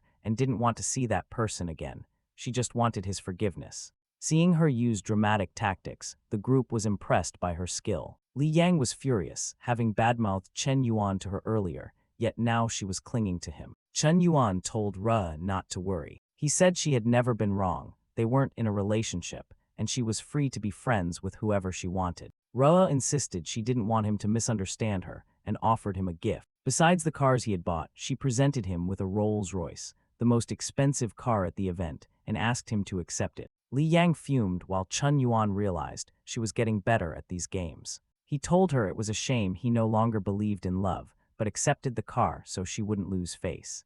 Then he invited Bang Su to join him for a ride. Bang Su pointed out that the car was Royu's gift. Chen Yuan replied that once a gift was given, it was his, so she should get in. Bang Su agreed, saying she didn't want to seem too insistent. Chen Yuan drove off, leaving Ryu behind. Li Yang told Ryu to face reality, claiming Chen Yuan was only playing with her. Ryu said Chen Yuan had sacrificed a lot for her. Li Yang insisted it was all for her father's sake, but she told him to stop talking. If Chen Yuan wanted to play with her, she would let him. She believed his actions were meant to irritate her, which meant he still hadn't forgotten their relationship. In the car, Bang Su asked why Chen Yuan treated Ryu that way. He said she hadn't become what he hoped for, and in the end, he was disappointed. He admitted the mistake was his, not hers. Bang Su said it seemed like he cared, and asked if Ryu had been his first love. Chen Yuan laughed, saying someone like him never had a first love. Bang Su laughed too, making him feel slightly embarrassed. She said she had a question and wanted an honest answer. He told her to go ahead. She asked why he had given her 1 billion in koi fish shares. Chen Yuan asked if she wanted the truth or a lie. Bang Su said she wanted sincerity. He told her he had no romantic feelings for her and had done it as a favor. She didn't believe it and asked what he gained from it. Chen Yuan said there was something he wanted her to do. She was confused. He then joked about having a system that gave him many trillions, but could only be used to impress women. Bang Su told him to stop joking and be serious. Chen Yuan then said he spent the money because she was beautiful and he wanted to sleep with her. Bang Su felt embarrassed but admitted to herself that if it was Chen Yuan, she wouldn't mind. Chen Yuan was puzzled. This woman seemed to have changed a lot, perhaps even having some kind of personality shift. Chen Yuan dropped Bang Su off at home and left. She stood there thinking. He had never made any physical move, which was strange. If he truly wanted her in that way, he would have acted already. She started to suspect his intentions weren't simple. Then she got a call from Re, asking what Chen Yuan had said about her. Royu wanted to know if he had revealed anything. Bang Su said she had asked, but he seemed unwilling to talk, so she didn't press further. Bang Su added that when she asked why he gave her 1 billion in shares, he said it was to take her to bed, but she didn't believe it. Royu admitted he had told her something similar. Both agreed that his efforts were too great compared to what he claimed to want in return. They started speculating that Chen Yuan must have a bigger plan. Royu pointed out that he first became famous on the streaming platform as Mr. Yuan. Then he invested in the Zhe family, later in the Koi company.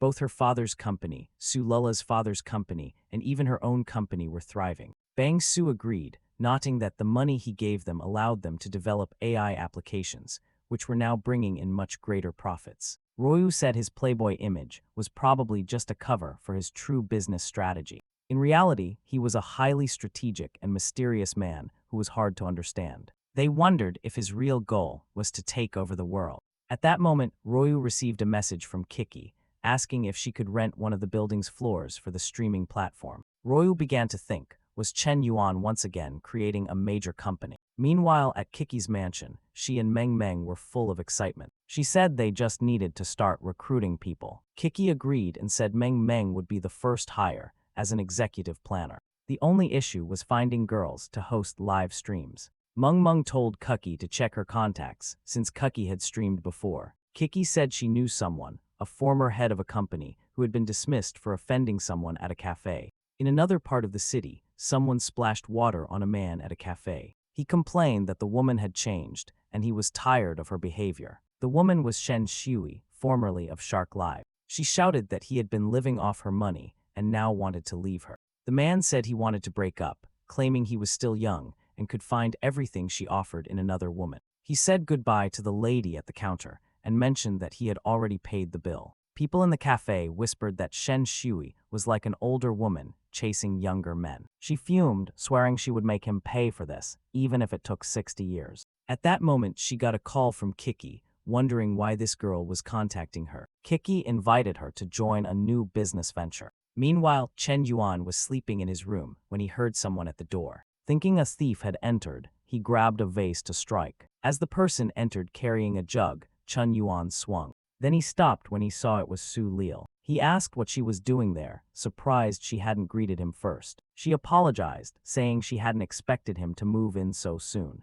Outside, she was quietly impressed, noticing his strong build. Boldly, he teased her, saying she had seen him shirtless, but he hadn't seen anything yet. She opened the door wider and hinted that if he wanted something, he just had to ask. Chen Yuan joked that she was stalling and probably wouldn't have the courage. She moved her hand to her shirt, as if ready. He told her to calm down, saying it wasn't that serious. She playfully warned that they were playing with fire. She then mentioned she had brought breakfast and placed the items on the table. Chen Yuan hugged her, asking why she had brought breakfast if she didn't know he was living there. Close to her, he teased that she wasn't being honest. She told him to stop focusing on details, saying she had prepared everything perfectly. Chen Yuan saw she had prepared buns and said they looked delicious. Su Lil explained that she could not only make dumplings, but could cook for him every day. Chen Yuan became excited, saying a good breakfast daily would be ideal. He asked if she wanted to become his personal assistant and earn a salary. She told him to stop being so formal, saying she would do it for free. Chen Yuan started to feel touched. Even with all the systems training, he found it hard to resist. Her food was tasty, and he began to understand why she had once been called a heartbreaker. Suddenly, he received a call from Gao Xunian, who asked for his help. He told her to stop wasting time and explain what she needed.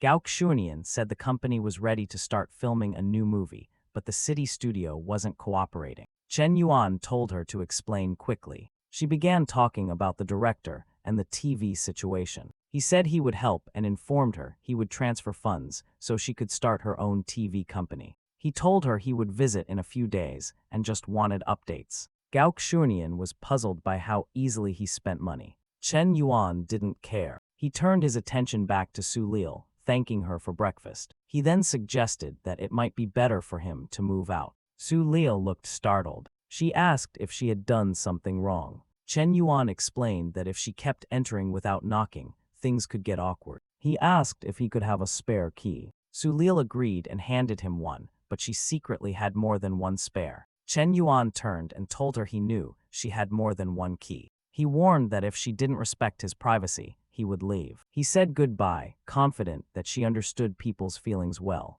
He decided this time he would keep things more controlled. Outside, his friend greeted him, saying he had finally arrived. Du also appeared, looking irritated, because she wanted to discuss personal matters with Wei. Du was excited and had dressed carefully, expecting they would go somewhere special. But when they arrived, it was just a small corner shop. Wei thanked Chen Yuan, saying he preferred such places. Chen Yuan agreed, saying it was more comfortable. Du said she appreciated it too, but began to wonder if Chen Yuan might be a poor man pretending to be rich. While they were at the restaurant, a TV company prepared to make an announcement. Gao Xunian appeared on TV, saying she had something to share with the public. Chen Yuan thought she couldn't resist the chance to speak publicly. She revealed that a man named Chen Yuan had invested in the TV company they were creating. Du asked if it was the same Chen Yuan sitting with them. Du realized this meant Chen Yuan was far wealthier than she had imagined. Chen Yuan was annoyed because he didn't want people to know about his involvement. Wei asked for Gao Xunian's autograph,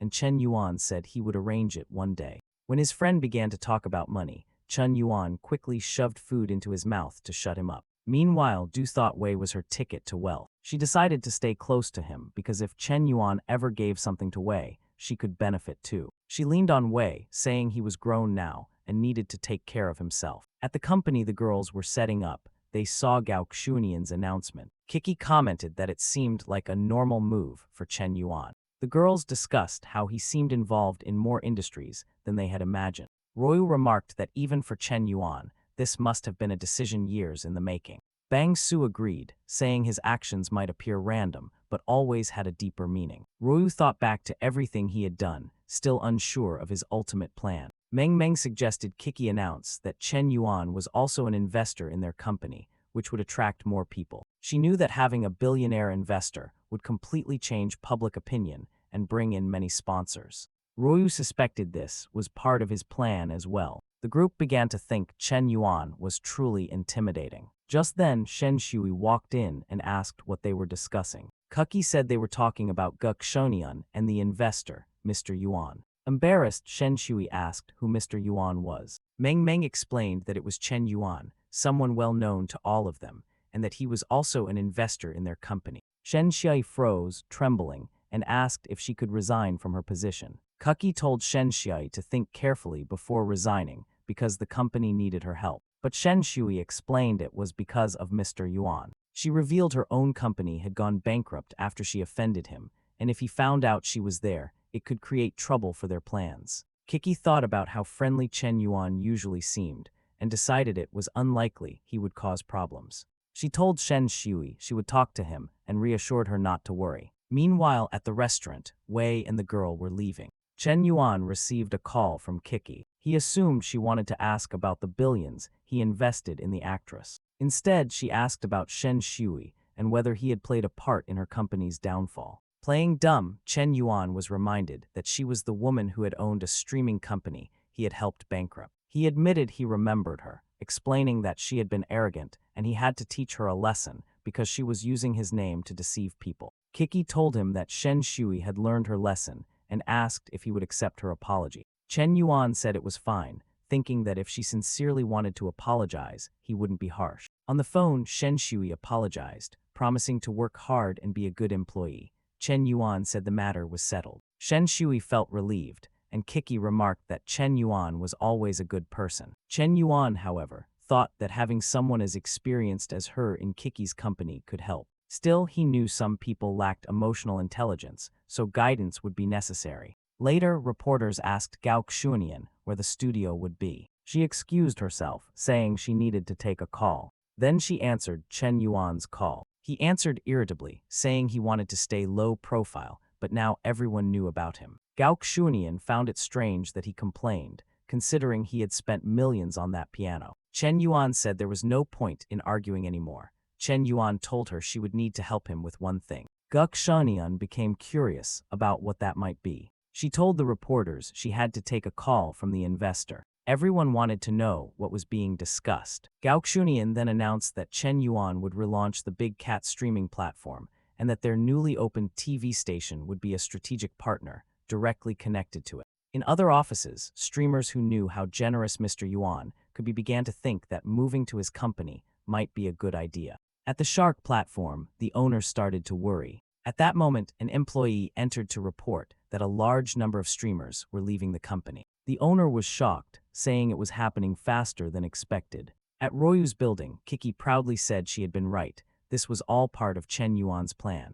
Royu admitted she had only guessed and didn't expect it to be correct. They all concluded that Chen Yuan was a powerful figure in business. Meng Meng suggested that his flirting might be part of his investment strategy. Royu said that if that were the case, then they were simply business partners. The girls agreed, saying that in the end, they were just employees of Chen Yuan. Still, they felt sad, wondering if Chen Yuan actually loved them. The three girls continued wondering if Chen Yuan loved them or not. Royu, glancing at them, knew they were all thinking the same thing. She didn't want to hesitate, so she admitted she didn't know who Chen Yuan really liked. He could like all of them or none of them. However, she decided she would stay by his side, no matter what he chose. The other three looked at each other in silence. Then someone clapped, telling them to drop the matter. It was Shen Shui, who reminded them to focus on their careers, as this would make others value them more. The four women agreed that becoming more capable would naturally make Chen Yuan want to stay closer to them. Meanwhile, Shuang was working when a man named Lun arrived, asking for a package. She politely handed it over. Her friend suddenly shouted that Gao Xunian had received investments exceeding 100 billion. Shuang dismissed it as a lie, saying Gao Xunian had recently been involved in scandals. Her friend explained that Gao Xunian was supported by a mysterious wealthy man. When Shuang heard the name Chen Yuan, she accidentally cut her finger. Her friend went on, saying Chen Yuan had invested in television and bought an entire streaming platform. A man nearby added that he had heard about this famous entrepreneur. Shuang felt devastated, thinking Chen Yuan had spent a lot of money on another woman. She sank to the floor, regretting her choices. In the Shanghai Financial Center, someone angrily threw something at Gao Xunian's photo, cursing Chen Yuan's name. A man in glasses asked if Chen Yuan was trying to oppose him. It turned out he had been sabotaging Gao Xunian's business, but now his plan was failing. His secretary told him not to worry because they had already sent people to investigate Chen Yuan. Looking at a large portrait of Gao Xunian, he promised she would learn her lesson. Spreading his arms, he declared that eventually he would get everything he wanted. Sometime later, the secretary reported that she had spoken to everyone, but nobody knew anything about Chen Yuan's family.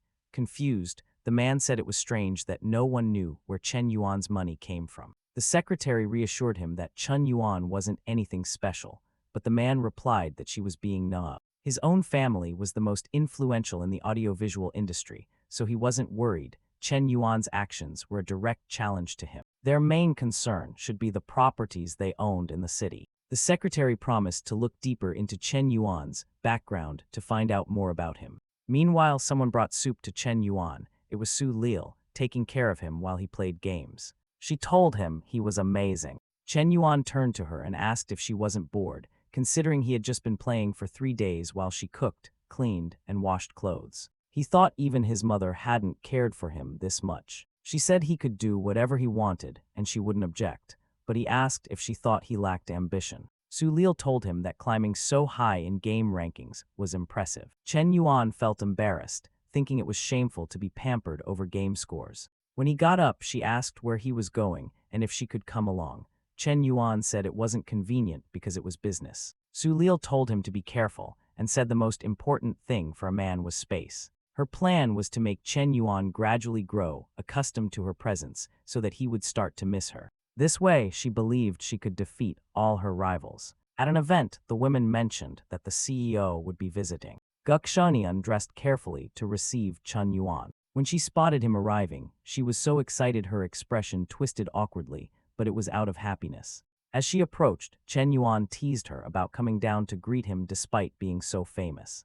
Guxianian replied that he was the main investor, so it was only polite. She thought privately that Chen Yuan had been becoming more and more attractive lately, and she felt secure around him. Soon all the men at the event bowed to Chen Yuan, saying they hoped to learn from him. Chen Yuan told them it wasn't necessary. Gao Xiunian smiled mischievously, thinking he clearly enjoyed it despite his words. Later, in a meeting about the broadcaster's future, someone suggested the headquarters should be in the city center for better visibility. Guxianian pointed out that a large place in the city center would be too expensive and suggested a more distant city instead. Yang spoke up next, saying he preferred somewhere with greenery, which would be better for filming. Then all eyes turned to Chen Yuan. He asked if his opinion really mattered. Gao Xiunian replied that it did, since everyone there essentially worked for him. Chen Yuan looked at the map, dismissed the current options, and drew a large circle on a remote area, saying that was the best location.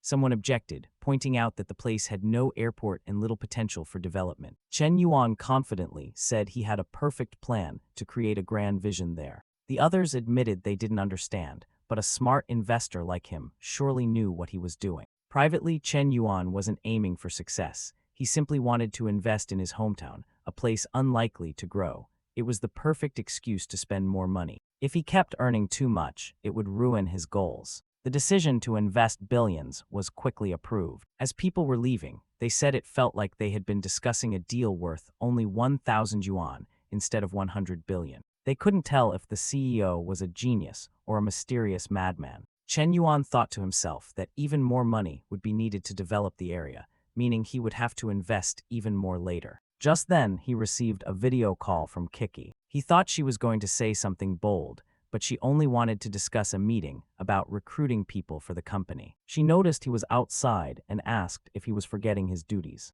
Chen Yuan assured her he would never forget something so important. He was just outside for better signal. The company still needed a location for the meeting. Kiki explained that after the conference, they had caught the attention of several investors. But it hadn't been easy. They needed to decide how to split profits with the streamers.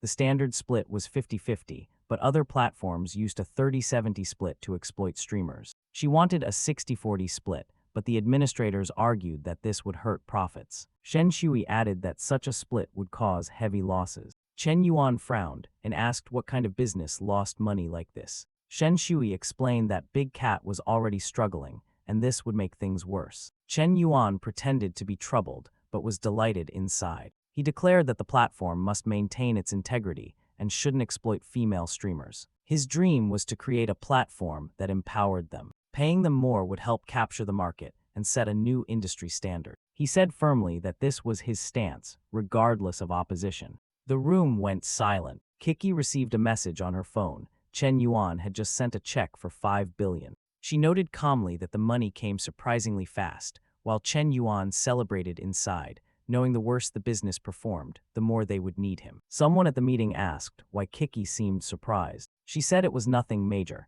just that she had received 5 billion from Mr. Yuan. Everyone was shocked at how casually she said this. A mustached man thought that with such a smart woman, the company would grow quickly. Shen Shui considered it unfortunate she hadn't known Chen Yuan's importance earlier. Her luck was that he didn't seem to be a one-woman man. Kiki believed Chen Yuan was clearly carrying out a master plan. He was the city's true visionary. The strange part was that the money had gone into Kiki's personal account rather than the company. She concluded he did this to give her maximum control. Feeling emotional at his thoughtfulness, she messaged him, calling him husband and thanking him. Chen Yuan felt motivated, thinking this was a mistake worth making. As he built an empire of companies, it would be easier to burn money. When investments failed, they would need him more, and he would gain more in return. The goal of 100 favorability points was now close. Kiki announced that she had received another 5 billion to implement the new strategies. She also told everyone their salaries would increase and bonuses would be given. She asked if they were motivated to make the company the best. Everyone cheered enthusiastically. Kiki felt determined to bring maximum profit to Chen Yuan. That night, Chen Yuan returned home and didn't see Su Lil. He found a note saying she had to take care of some business at home, so he would need to make dinner himself. Chun Yuan realized she was playing a clever game. By stepping away, she was making him miss her. Even knowing this, he still felt unsettled without her around. He admitted to himself he missed the peace she brought. Suddenly, he wondered how his parents were doing. He decided to visit, taking a train back to his hometown, then a bus. The trip was long. Chen Yuan thought he hadn't realized how far it was, or perhaps he had simply grown too comfortable in the city. He knew he couldn't arrive flashing wealth, or his parents might suspect something shady. Just then, someone in a car called to him. It was an old school friend named Zhen Ba, who still looked youthful. Zhen asked what Chen Yuan had been up to. Chen Yuan said he had just been studying.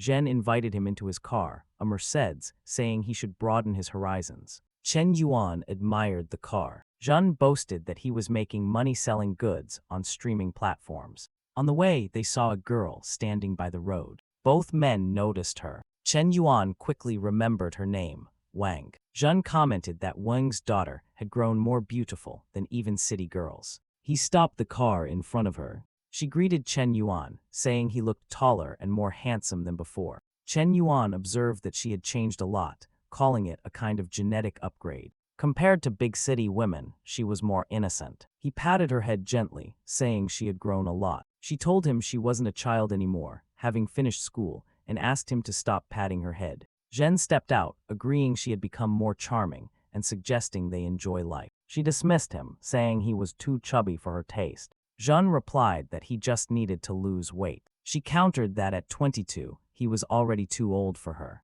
Chen Yuan's system notified him that she had a beauty score of 9.5, which surprised him. Unfortunately, she also had a favorability score of 35. The system explained that it was impossible to influence someone who already liked him this much. Chen Yuan thought her beauty came from being completely natural, without cosmetic work. Since her favorability was so high, he had to handle it carefully. He teased her, saying she should respect Zhen or risk staying a village girl forever, suggesting she give up on studying and take her chance with him. Her favorability dropped by 10 points. Zhen laughed, saying Chen Yuan was skilled at speaking. But he also thought it was strange that Chen Yuan had studied in the city for years, yet was still treated like this here. The girl began to cry, saying Chen Yuan wasn't like this before. Her favorability kept dropping.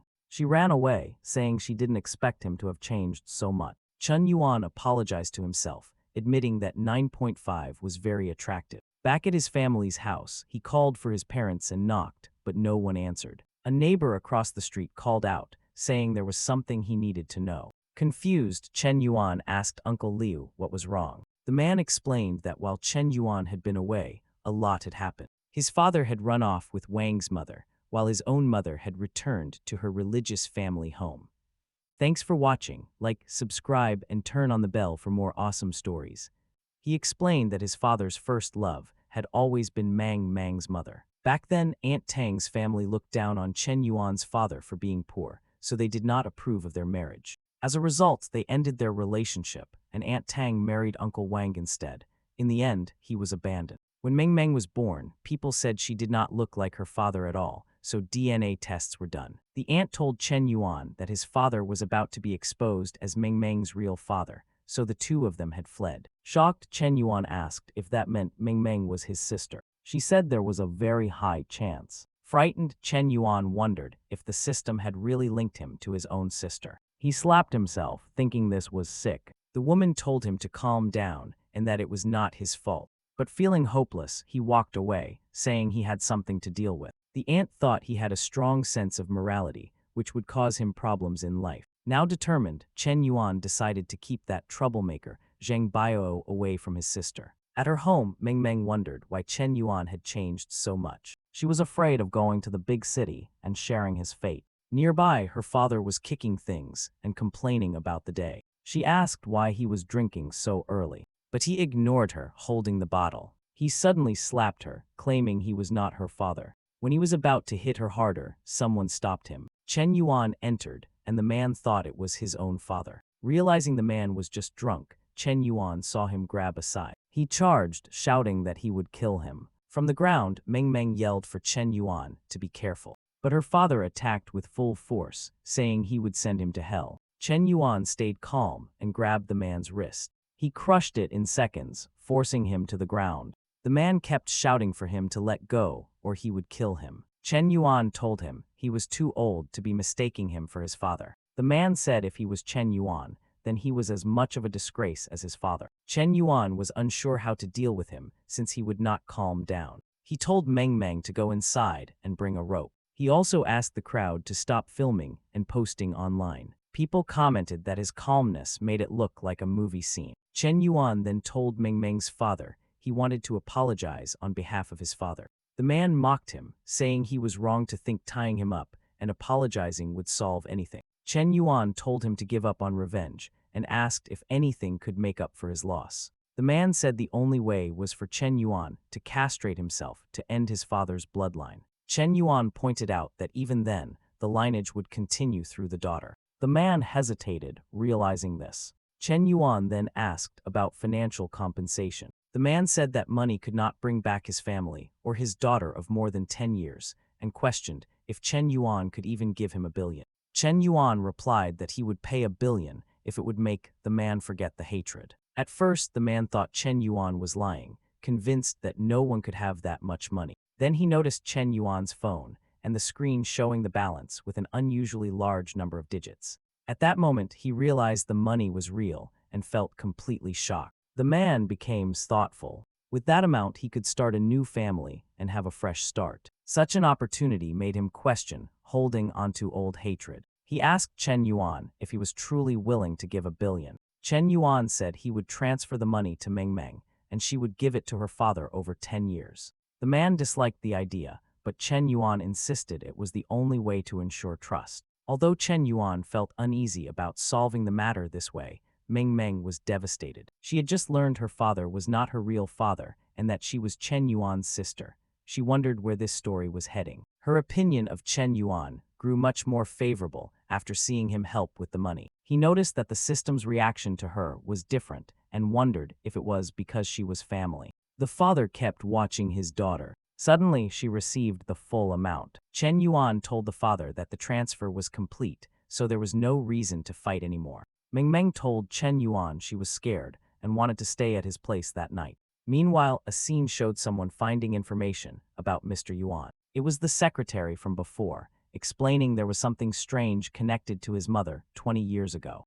The man told her to continue. She said records showed his mother had been unable to have children. This meant Chen Yuan was not Meng Meng's brother. The man found it interesting that Chen Yuan was not the biological son of the woman he called his mother. The secretary confirmed this. Suddenly, the man slapped her, saying he wanted to know where the money came from, not family drama. Frightened, she promised to contact Chen Yuan. He warned her to solve the issue because without the Lin family, she was worthless. He told her to keep in touch. At Chen Yuan's house, someone was clearly taking a shower. He mentioned that he found some of his mother's clothes and told the person to wear them. After she came out, she thanked him and called him Big Brother. She was confused by the situation, but felt glad to have gained an older brother. She wondered where his money came from, remembering that his family sold fruit, and suspected he might be involved in something illegal. She decided that even if he was, she would help him overcome it. Meanwhile, Chen Yuan sat on the couch, angry at his parents for leaving him to deal with this mess. Meng Meng, who was not actually his sister, came out of the shower and said she was done. As she dried her hair, he told her to stay in that room while he slept alone in his own. She could call him if there was any problem. Suddenly, she clutched her shirt and admitted she was scared, asking him not to stay far away. He agreed, thinking there was no harm in sharing a room. He lay in bed peacefully, thinking about the news. He had always dreamed of having a younger sister to care for. The next day, a train arrived in the city. Gao Xunian and her entire company team came to inspect the location. She thought the place looked abandoned and old. A man welcomed her to the city of Tianmen and offered to guide her. She agreed. She began meeting the locals. Soon, machines started working, marking the beginning of the city's construction. The man explained that the area had already been analyzed by the team. Meanwhile, an innocent-looking man in the corner was secretly taking photos. Somewhere else, someone received a message saying the region had been chosen, so the plan could begin. This appeared to be the father of the pineapple-headed man from earlier in the story. He thanked them for their work and promised to send the money. He ordered them to start buying all the property in the city, planning to later sell it to Chen Yuan for a large profit. His assistant adjusted his glasses, calling it an incredible plan. The Pineapple Head's father said he would not fight Chen Yuan directly, but would make a fortune from him. The assistant passed the order to another person, telling them to begin buying land there. Many people involved received the same instructions. Meanwhile, someone picked up a watermelon from the ground. It was Chen Yuan. He found it strange that his parents had left everything behind. Suddenly, he received a call from Gao Xuanian, who told him that property prices in the area were rising rapidly. Chen Yuan smiled, saying that if prices were going up, it only meant others would have to spend more. She was confused why he seemed happy about spending more money, but he explained it would be easier to handle than she thought. The system then asked if he wanted to make another transfer, and he agreed. However, he was told that since he was directly involved in this project, he could no longer transfer funds that way. Realizing that the woman had exposed him to everyone and that he was now benefiting from the situation, he understood he was in trouble. He considered transferring the money to Gao Xuanian, but the system warned that this would count as money laundering since it would still benefit him. Feeling frustrated, he thought of sending it to Meng Meng instead so she could handle the purchases. Just then, Meng Meng came over and asked if he had been talking to his girlfriend. He explained it was Gao Xuanian, who wanted to be his girlfriend, though he was not sure about it. Meng Meng told him to stop lying, since Gao Xuanian was a famous celebrity starting her own company. Chen Yuan then shared an idea with his sister. He explained that Gao Xuanian was thinking about buying land in the area, and Meng Meng could use the money she had received to buy property too. She asked how she would manage that, and he told her she could purchase all the houses in the area. Later, she could sell them for a big profit, especially since the filming base would bring in many people. Meng Meng, still unsure, said she would think about it. He imagined that if she succeeded, she could live a comfortable life. Suddenly, several cars pulled up outside his home. A young woman stepped out of the car, complaining about the poor roads, and approached him, asking if he was Chen Yuan. When he said yes, she introduced herself as Lin Zhiluo, saying they had met before. He was confused, unable to remember her. Puzzled, Chen Yuan asked when they had first met. Surprised, she reminded him that she had been at the car exhibition as the sister of Lin Xiao. He finally remembered her as the girl who had opposed the man he competed with. Lin Zhiluo seemed annoyed that he could not recall her, since she had thought he was well known for being surrounded by many women. He claimed he did remember and asked why she was here. She questioned whether he always made deals outside and asked to be invited in. Seeing a crowd watching, he let her inside but told her to be careful of the plants. Her security guard stayed outside, blocking the entrance. Inside, he asked why she had come. She confronted him, saying she knew about the announcement that he planned to invest 100 billion in a company, but that the investment had been handed to someone who did not know how to manage it. Now, with information about the town leaked, everyone was trying to buy land. She accused him of planning to sell the property at a huge profit. Chen Yuan, amused by a plan he had not even considered, asked what it had to do with her. She admired that he could admit to such a bold scheme without flinching, and decided it might be dangerous to make him an enemy. She then said she wanted to form a cooperative partnership between their families. Before they could discuss more, voices outside were arguing. The guards were stopping Meng Meng from entering. Meng Meng insisted on coming inside, but the guard refused until the meeting was over. Chen Yuan, angry, ordered them to let her through. The guard looked to his boss for permission. Lin Zhiluo seemed hesitant, noticing Chen Yuan's change in tone. Suddenly, he leapt forward, grabbed the guard by the face, and threw him aside. The guard hit the ground hard, leaving everyone shocked. No one had known Chen Yuan could fight. Lin Zhiluo, who had believed wealthy people were usually weak, was surprised. Chen Yuan reassured Meng Meng, but he then turned to accuse Lin Zhiluo of coming to his home and causing trouble for his family. He told his sister the woman was unprofessional. Meng Meng, however, was impressed by how young Lin Zhiluo was yet already had her own business. Embarrassed, Lin Zhiluo said the guards were hired by her brother and apologized. Chen Yuan dismissed the apology and declared they would never work together. Meng Meng told him to stop being harsh, then introduced herself to Lin Zhiluo. The two began talking about their interests. Chen Yuan silently wondered why his sister was being so friendly to this stranger. Time passed. The two women were still chatting, while Chen Yuan peeled beans in the background. It seemed Lin Zhiluo had told Meng Meng everything about him. Ming Meng came over, saying she now understood why he was so remarkable. Her favorability toward him was at 35. Lin Zhiluo, watching from the side, appeared jealous of their closeness. Seeing him doing such a humble task made her think he was unlike any other man she had met, and her opinion of him grew. Later that night, Chen Yuan told her she could not stay there since they did not know each other well enough. She insisted, saying she wanted to experience rural life, and there were not many people in the house. Chen Yuan was reluctant, but Ming Meng pushed for it. She even pulled at his shirt and looked at him sweetly, convincing him to agree. However, he secretly planned to show Lin Zhiluo how difficult rural life could be. Lin Zhiluo, on the other hand, clearly wanted to discover his secrets. As the girls kept talking, Chen Yuan thought it might not be bad to get closer to the Lin family, since they had influence. He wondered why they had only sent the youngest daughter, but decided it did not matter. He could still profit. The next morning, loud noises woke him up. Irritated, he went to the door and found Lin Zhiluo greeting him cheerfully. In the middle of the night, she had hired workers to renovate the place. Lin Zhiluo explained that since she would be staying for a few days, she wanted the place to be more comfortable. In one night, she had transformed the bathroom, filled it with imported items, and even bought bathtubs for each of the pigs in the yard. Chen Yuan, baffled, asked what the point of this was. She said the best part was behind another door, revealing a luxurious room for herself and Ming Meng. His sister was thrilled with the comfortable furniture. Chen Yuan could only respond that it was fine as long as she liked it. Lin Zhiluo then began boasting about the quality of the materials. Chen Yuan wondered if his parents would even recognize their own home when they returned. He had wanted to relax here, not deal with all this chaos.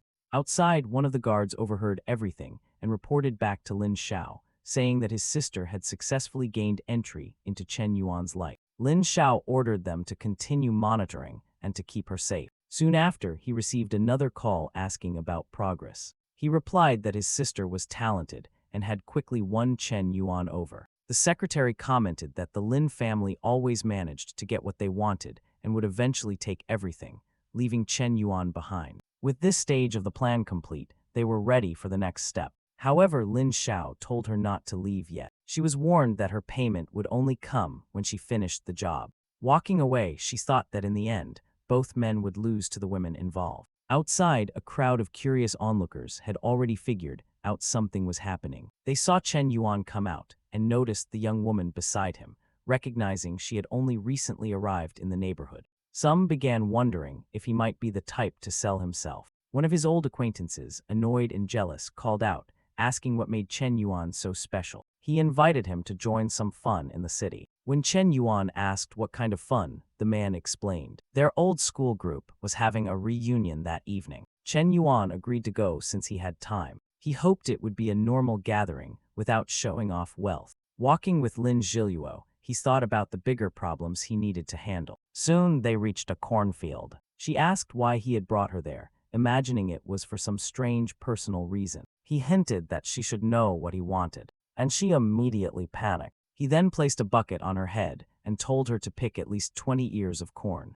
She felt helpless but tried. She was surprised at how easy it seemed at first. Chen Yuan, however, had a plan to make her work harder. She ended up collecting corn and sweet potatoes before they went to a nearby lake to catch fish. Later, they sat on a rock, and she admitted rural life was better than she expected. This only irritated Chen Yuan, as he had hoped she would dislike it. Suddenly, they heard cries for help. A young woman was running away from a man. The fleeing girl tripped over a rock, falling into the mud. The men chasing her pulled her by the hair, remarking on her speed, and warned her to return or face the consequences. Before Chen Yuan could act, Lin Zhiluo stepped forward, ordering them to release the girl. Chen Yuan thought she was bold for speaking up without her bodyguards. Still, he began to suspect this was too much of a coincidence. He calmly asked the men to let her go and leave. One of them turned angrily, demanding to know who he thought he was. In the next moment, all the men were lying on the ground, defeated.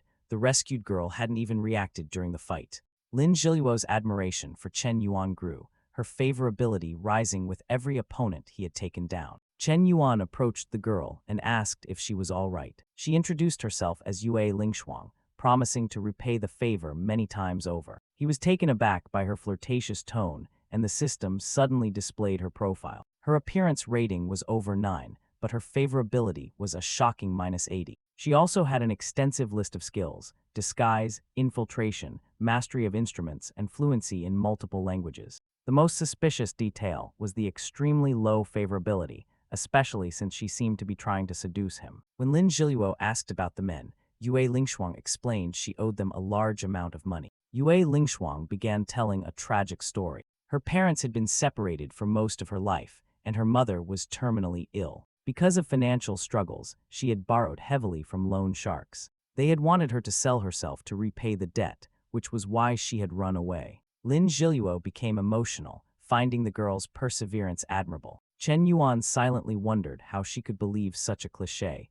but decided to keep Yue Lingshuang around for now. He wanted to find out who was really behind her arrival, and thought she might at least bring some change to his otherwise dull routine. He asked Lin Zhiluo to take her home to bathe and clean up. Then he offered Yue Lingshuang a job at his company. She responded with a seductive look, considering how easy it would be to charm a man she believed couldn't resist women. When she hesitated, Chen Yuan told her not to worry if she didn't want the job. Lin Zhiluo then remarked that with her beauty, she could find work easily. She admitted Yue Lingshuang's looks couldn't compare to her own. Yue Lingshuang replied that true beauty came from the heart, but inwardly she suspected Chen Yuan was interested in her and simply holding back because of Lin Zhiluo's presence. Lin Zhiluo then offered Yue Lingshuang a job herself, saying it would remove any need to rely on Chen Yuan. This irritated Yue Lingshuang, as it made accepting his offer more awkward. Later they returned home. Somehow, both women ended up covered in mud,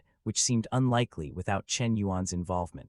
The guards, smitten by Yue Lingshuang, rushed over to ask what had happened, which irritated Lin Zhiluo since she had hired them. Meng, meanwhile, noticed that even in such a state, Yue Lingshuang remained strikingly beautiful. Seeing the way Yue Lingshuang looked at Chen Yuan, Meng became convinced she had also fallen for him. Now with both Lin Zhiluo and Yue Lingshuang showing interest, the situation was starting to resemble a dramatic soap opera. Meng teased Chen Yuan, hugging him and commenting on how quickly he had gained 2 potential brides. Embarrassed, both women denied it. But Meng was more focused on keeping the house lively. Lin Zhiluo fetched a medical kit to treat Yue Lingshuang's scrapes. Yue Lingshuang initially refused, but Lin Zhiluo insisted. She applied antiseptic in a rough way, causing a sting. Yue Lingshuang said it didn't hurt much, but Chen Yuan took over, telling Lin Zhiluo she was too clumsy. He carefully cleaned the wounds and apologized for Lin Zhiluo's treatment. Yue Lingshuang blushed and thanked him, but the system showed her favorability drop by 5 points. Yue Lingshuang's favorability now stood at -85. Chen Yuan glanced at her, wondering what she was trying to achieve. She asked shyly if something was wrong. He thought she was an excellent actress. Without the favorability display, he might have believed she was sincere. Only another woman named Su Lil had matched her skill at acting. He knew she was a dangerous opponent and decided to stay cautious. Meanwhile, Yue Lingshuang was convinced Chen Yuan was hiding his true nature. She had information that his mother was not his biological mother, meaning he and Meng were not related by blood. She believed Chen Yuan already knew this and had questionable intentions, and she planned to expose him. Half an hour later, she appeared in high spirits, her beauty drawing even Chen Yuan's attention. Faced with both women, he couldn't tell which was more dangerous. Chen Yuan told Yue Lingshuang she would be perfect as his personal secretary. She saw this as the perfect opportunity and said she wasn't sure if she was qualified. He assured her she had everything needed, but he explained she would have to pass a special test first.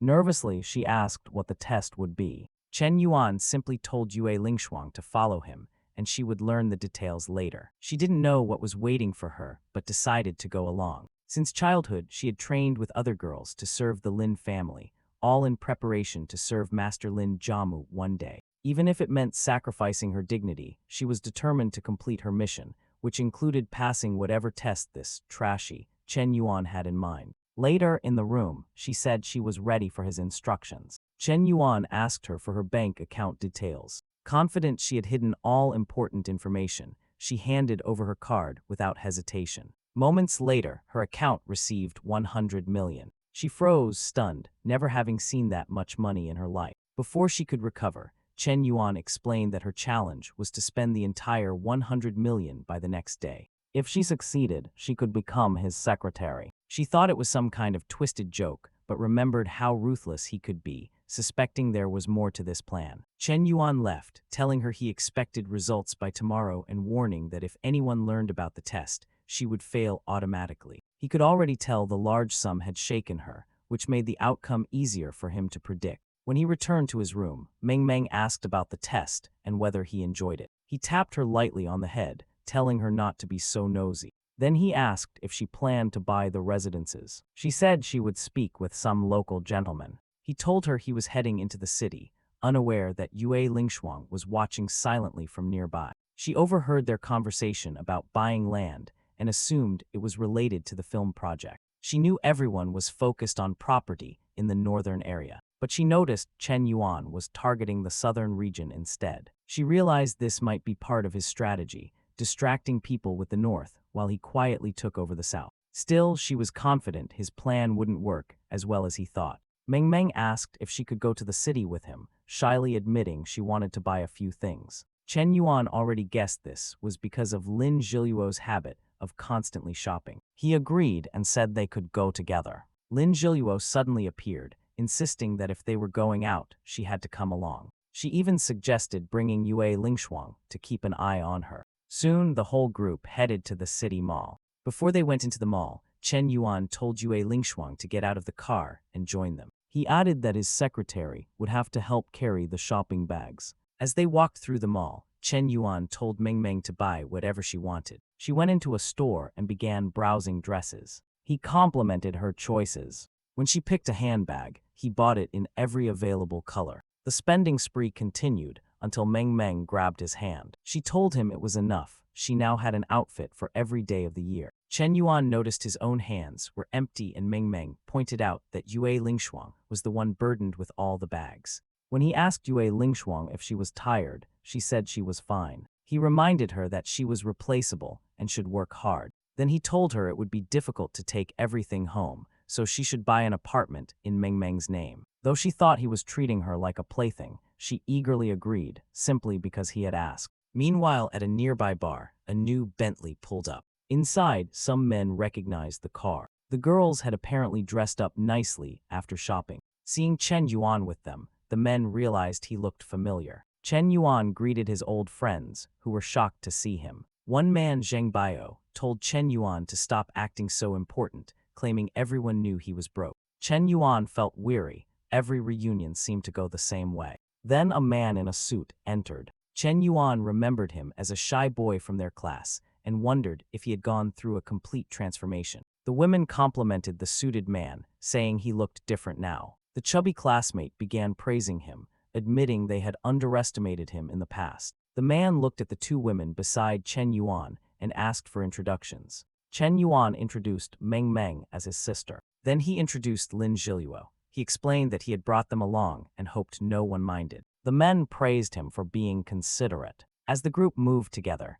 the man in the suit secretly wondered which of the women he should pursue. Chen Yuan noticed and mentally told him to keep dreaming. Around the table, a man with white hair asked Chen Yuan about his plans after graduation. Eating casually, Chen Yuan said he had no idea. Life felt stagnant, full of beautiful women and endless spending, yet somehow boring. He didn't see himself taking a regular job and thought he might travel the world. The suited man laughed, saying Chen Yuan was still young, and offered him a job in his company with an impressive salary of 5,000 a month. Lin Zhiluo almost spat out her drink. She apologized, saying she had remembered something funny, while inwardly wondering how someone could have the nerve to make such an offer. Chen Yuan smiled, thanked the man for the offer, but politely declined. The man said it was fine and pretended he wouldn't force the matter, though in truth, the job offer was fake. His real interest was in Chen Yuan's sister. The group asked about his own work, and he spoke of impressive architecture projects. And he mentioned working with his father. The chubby classmate continued trying to impress everyone, talking about his own achievements in the city. Chen Yuan relaxed, could see the man thought the group of country people would be amazed just because he wore a suit. Then the man noticed Lin Zhiluo smiling and assumed she was interested in him. He boldly asked if her smile was meant for him. She replied that it wasn't and that she had simply remembered something. Her peculiar smile made it clear she was planning something. Chen Yuan, watching, wondered what it was. The man tried asking for her phone number, saying he thought she was adorable and wanted to get to know her. She responded by asking if he truly believed he deserved such a thing. People watching thought Lin Zhiluo was arrogant for suggesting the man wasn't even worthy of being her friend. The man lost his temper and called her bold, but she showed no interest, which only made him angrier. Just then, the venue manager walked by, and everyone greeted him. The man with white hair wondered who could be important enough for the manager to approach directly. The manager went straight to Lin Zhiluo,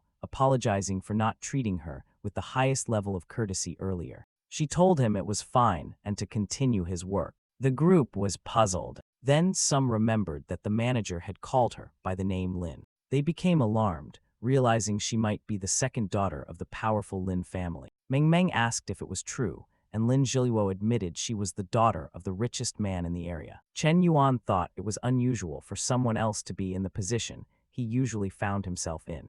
The man with white hair felt crushed, realizing he had spoken so rudely to the daughter of the wealthiest man around. Lin Zhiluo then linked arms with Chen Yuan, saying it was time to go home. The man was left in shock, wondering how Chen Yuan had attracted someone like her. Chen Yuan and Lin Zhiluo ignored him and left. Outside, Chen Yuan remarked that they seemed to enjoy dismissing him. They then received a call from Yue Lingshuang, who asked where they were. Lin Zhiluo explained they were at a dinner, but would be back soon. Yue Lingshuang had been waiting with the clothes the entire time. Yue Lingshuang began to suspect Chen Yuan might know something about her, but she focused on completing the mission he had given her. In a large mansion, a man relaxed in a luxurious bath while receiving a phone call. He was told about Chen Yuan's challenge for Yue Lingshuang to spend a huge amount of money. He said it must be a test of her skills and told her to take it seriously. He promised to send people to help her spend the money and praised her efforts, making her blush. She assured him she was doing her best. Meanwhile, Chen Yuan received a call from Gao Xunian, who sounded exhausted. She complained about constant problems, said she had only slept for 4 hours, and that prices in the area had tripled in just a few days, making the budget insufficient. Chen Yuan said tripling prices was excessive, but they could simply move the project elsewhere. She hesitated, asking if that was right. He replied that this was business, not charity, so they would go where profits were highest. The next morning, the internet was filled with news about Gao Xunian changing the project location. Many investors in the original city were furious. Protests erupted, and prices in the area plummeted. One man even took his own life, cursing her name. Chen Yuan realized the collapse had happened even faster than he expected. Just then, Meng rushed in, insisting he see something. He scolded her for barging in, but she said it was fine. She explained it was because they were related. She explained she had seen something amazing, a wedding in the village. Curious, Chen Yuan asked who was getting married. She pointed to a line of luxury cars and a large display of flowers outside, saying it looked like an expensive celebration. The strange part was that the guests seemed to be heading toward their house. A crowd gathered outside. Yue Lingshuang arrived and announced she had completed the mission. She had bought 10 Mercedes-Benz cars, hired over 30 personal staff to serve him every day, and purchased the deeds to more than 100 houses in the region. Chen Yuan was shocked she had acquired that many properties and asked where they came from. She explained she had bought them through the FN Real Estate Agency and that once he signed the documents, they would all be his. Although she was a spy, her efficiency impressed him. He told her they would review the papers later and asked her to come upstairs. Upstairs, he asked if she knew why she had been called. She said she didn't. He handed her the documents and said he wouldn't sign them, so the properties would remain in her name. She protested, saying it wasn't right since the money was his. Chen Yuan stepped closer, telling her she deserved it because he liked her. Blushing, Yue Lingshuang asked if he was serious. Chen Yuan stepped closer still, saying he would give her even $1 trillion if he wanted to, all because he liked her. She questioned if this was appropriate since they had only known each other for a day. He asked if she thought he would give away that much if it weren't true. Embarrassed, she didn't know how to respond. He slammed his hand against the wall and said that some people could be near each other for a lifetime without becoming close, but from now on, she was his personal secretary. He congratulated her on passing the test. Yue Lingshuang was confused about his intentions. Then another $1 billion appeared in her account. Bewildered, she asked what it was for. Chen Yuan told her that her job as his secretary would be to spend it all within a week. She asked what he was planning, but she began to think his trust in her might mean he truly liked her. Chen Yuan found it amusing that she could believe that. In truth, he just wanted to see what she would do. She reminded herself she had been raised by the Lin family and wouldn't give in, no matter how much money or charm he showed. She claimed she would give her life for him, but Chen Yuan just looked at her. The favorability still hadn't moved. He told her not to worry about repaying him and to decide how to spend it. She asked why he was leaving without expecting anything more, and finally, the favorability shifted. At that moment, his phone rang.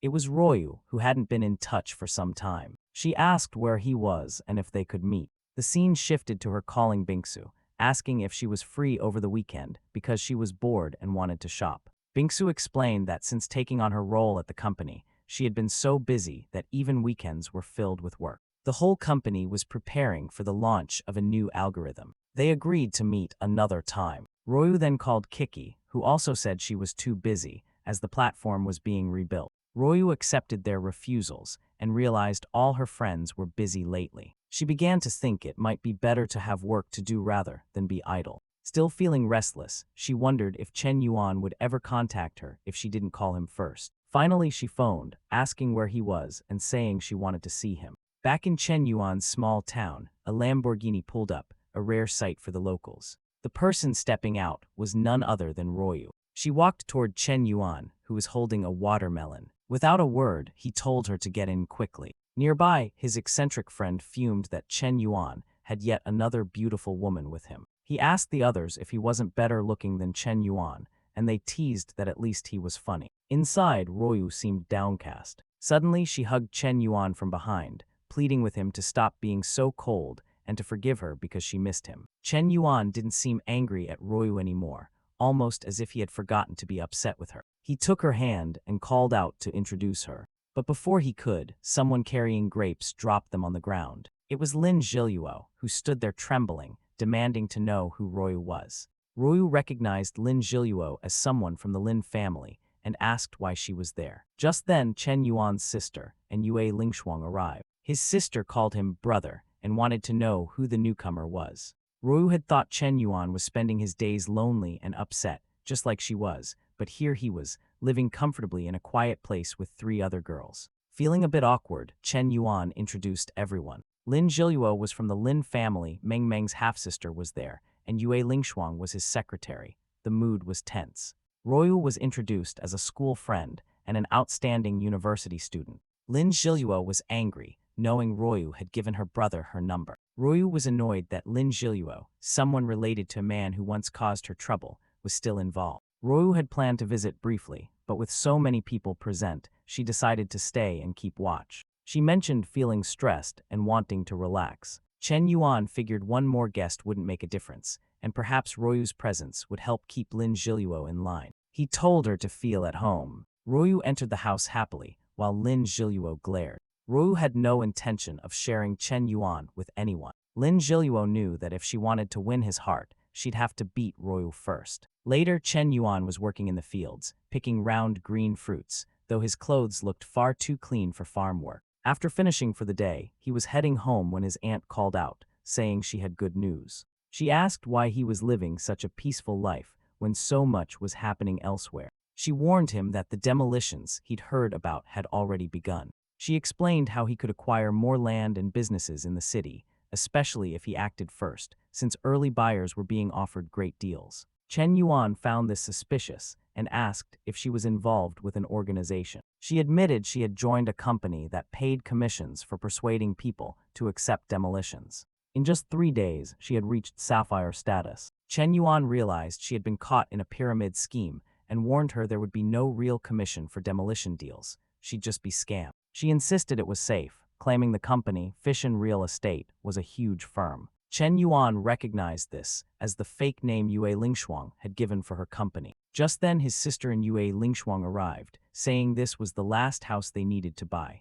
Once they purchased it, they would own the whole area. His sister thanked Yue Lingshuang, who humbly said she was only helping and that the sister was the one truly benefiting. Still, she admitted the strategic and financial support had been crucial. She was starting to understand Chen Yuan's plans in the town and was glad to help. Yue Lingshuang, however, believed the sister was being deceived and too naive to see that Chen Yuan might be taking advantage of her. She asked if the sister had ever considered that Chen Yuan might not be her real brother. The sister insisted that was impossible, but Yue Lingshuang brought out some files. They showed that Chen Yuan's mother could not have children, proving he was not her biological brother. Shocked, she asked if he might have been adopted, but Yue Lingshuang explained there was no adoption record. This meant they had no blood relation. At first, the sister felt sad, but then she realized she no longer had to feel guilty about her feelings toward him. She admitted she had sometimes worried about liking her brother, but now she could openly acknowledge it. Yue Lingshuang warned that Chen Yuan might have known the truth all along and could have been acting with hidden motives. The sister didn't want to discuss it further and went home. Now certain they weren't related, she believed Chen Yuan had always liked her. But she felt insecure. He was surrounded by many impressive women, and she was just a simple country girl. Yue Lingshuang, meanwhile, thought Chen Yuan was shameless for even involving the sister in his games, and her favorability toward him dropped even lower. When Chen Yuan saw the two walking, he was puzzled. Lin Zhiluo asked what he was doing, and he brushed it off, telling her to light the fire. Despite their expensive home, they still used the fireplace. He then sent Royu to wash vegetables. Looking at the sister, he noticed she seemed sad. He offered to cook something special to cheer her up. Chen Yuan claimed that cooking was one of his natural talents. He began preparing food skillfully, impressing everyone. Even the bodyguard stood by in silence. He made his special sliced potatoes along with fried rice and invited his sister to try it. She found it delicious and began eating quickly, wanting to keep it all for herself. The others, curious, tried it too and were amazed. The atmosphere was cheerful, and for once, Chen Yuan gained favorability with everyone, especially with Yue Lingshuang, who gave him a significant boost. The system congratulated him, saying his cooking skill had risen to level 60. Pleased, he asked Yue Lingshuang to stop eating and join him upstairs to talk. She reluctantly agreed, muttering to herself that she'd get back at her capitalist boss later. On the upstairs balcony, Chen Yuan noted that Yue Lingshuang had been working hard and asked how the money was being spent. She handed him a file showing all the recent land purchases and explained that 1 billion had already been used. His company, under the name Fission Real Estate, now owned over 2,000 properties, had more than 500 employees and over 700 outsourced workers. She was proud of how quickly she had spent the money, believing it would create chaos for him. Chen Yuan glanced at the papers but didn't care about the details. His goal was simply to lose money. He told her she was doing well, which confused her, as she expected him to be upset.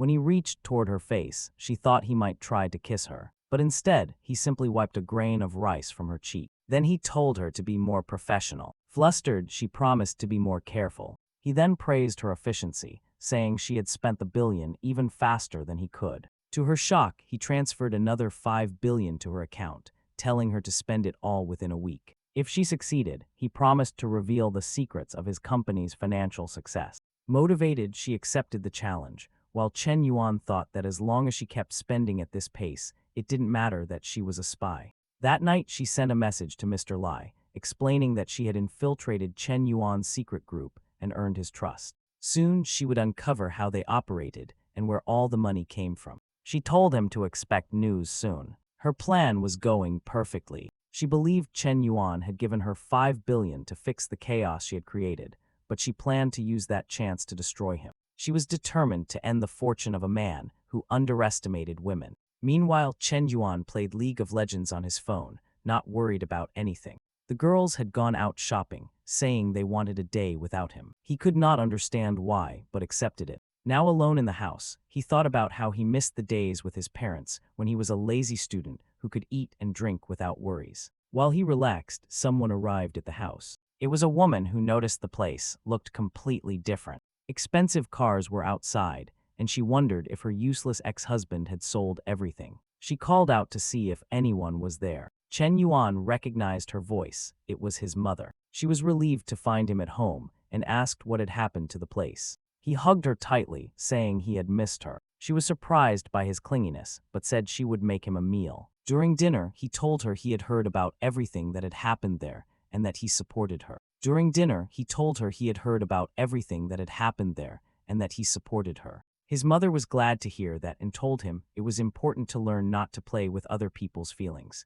Chen Yuan insisted that he had never done such a thing, as he had been a good person since childhood. Just then, the girls returned. Everyone stood there awkwardly, unsure what to say or how to break the silence. His mother asked who they were, surprised to see so many women in the house. Chen Yuan introduced Lin Zhiluo as a friend. The girls were shocked to learn that this was Chen Yuan's mother. They rushed to introduce themselves politely. His mother greeted them awkwardly and wondered how her odd son had managed to attract so many beautiful women. She told them to sit so she could prepare food, but they insisted they would cook instead. Chen Yuan found it unusual, especially since he had never seen Royu cook before. Lin Zhiluo began cleaning the floor, but his mother told her not to. Lin Zhiluo replied that she had been doing it for days, which only irritated Chen Yuan, since she was usually the laziest of them all. His mother praised the girls for being beautiful and kind. Favorability in the group seemed to improve slightly thanks to her arrival. Still, Chen Yuan knew his mother disliked men who surrounded themselves with too many women. She even shed tears, saying she had once worried he might never find anyone, but apparently that was not the case. He knew her words were a bit hypocritical. Then the neighbor from the pyramid scheme saw his mother and called out to her. She asked why the woman was standing at the door and invited her inside. The neighbor declined, saying she had something important to share. She asked if his mother had noticed changes in the village. His mother said she had heard they were due to a company called Fish in real estate. The neighbor explained that this company was paying high prices for local land. His mother asked if she was here to persuade her to sell her house, which she immediately refused. The neighbor then suggested she should sell for the sake of her son, so he would have money for his wedding. His mother hesitated, thinking he might need funds since so many women were around him. The neighbor boasted she had sold her own property for 600,000 in cash. His mother said it sounded reasonable, but would need careful thought. Inside, Lin Zhiluo asked where his mother was. Chen Yuan replied that she was being unusually diligent, and then reminded Lin Zhiluo it was time for her to do her part in their business. She asked what he meant. He told her to follow him and he would explain. She remembered she was here for business and had almost forgotten her original purpose. Chen Yuan handed her a black system card, one of the rarest kinds. He told her it contained 50 billion, with the password set to her birthday. She asked why he was giving her so much and if he was not afraid she might misuse it. He said he trusted her completely. Flustered, she began to believe that he truly loved her. He told her she would have full control of the land acquisition project because she was the only person he trusted. When she asked about his sister, he explained that Yue Lingshuang was spying on him. Lin Zhiluo was shocked to hear this. Chen Yuan explained that after the incident with the TV in the big city, many people had started targeting him, which was why she was the only one he could rely on. She could hardly believe it. Her own family would never trust her with 50 billion, and she was certain this project was very important to him. Her favorability had already reached 92. Chen Yuan hoped this final move would seal it. For her, this complete trust was proof of true love. Her favorability rose to 95, and Chen Yuan's system marked another victory. He had spent 50 billion on her, gained 30 points of strength, and learned to sing, draw, and play the Chinese board game Go. He was pleased that the plan had worked. They agreed to keep this between the two of them, and she became emotional at having such a secret together. She said she would return to the big city the next day, but wanted him to remember her. He told her he would miss her, and she left happily. Chen Yuan liked her positive attitude and thought that if the Lin family treated him better, he might be more patient with them too. When he went downstairs, his mother said she had something to discuss. She explained that the neighbor had suggested selling a house, and she was considering it. Chen Yuan said it was not a decision to make overnight and asked if she needed money. His mother replied that it was time for him to think about marriage, and she wanted to give him money for a house and a car. She said the buyer would be Fish in real estate. Chen Yuan wondered why Yuling Shuang wanted to buy his mother's house. His mother explained that things with his father were over, and she now wanted to focus on helping him. Chen Yuan thought she did not know he was already wealthy and considered letting her sell so he could buy her a place in the city center to be closer to him. Another day, Chen Yuan reviewed financial records provided by Yuling Shuang. She explained they had acquired many lands in the region, but that the company was now running out of funds. She apologized, admitting it was her fault. Still, she seemed excited because if Chen Yuan wanted to break any contracts, he would have to pay 10 times their value. He asked how much more would be needed to continue, and she said at least 10 billion. His eyes lit up, which confused her. He praised her, saying she had done even better than expected. not only spending the 5 billion he had given her, but also creating a debt of 10 billion. She was stunned, but he explained that it was easy to find employees who made money, while finding someone who could spend this much was rare. In his mind, the more she lost, the better for him. She began to think she might be some sort of business genius. Then she received a message that another 20 billion had been deposited into her account. This time she was nervous. Her own boss would not trust her with this much. She asked if he was really not afraid. He told her he trusted her completely. This earned him another 20 favorability points. Chen Yuan thought the 20 billion was well spent. He told her to prepare a car, as he planned to return to Seoul the next day. She had no idea why he wanted to go back so suddenly. Thanks for watching. Like, subscribe, and turn on the bell for more awesome stories.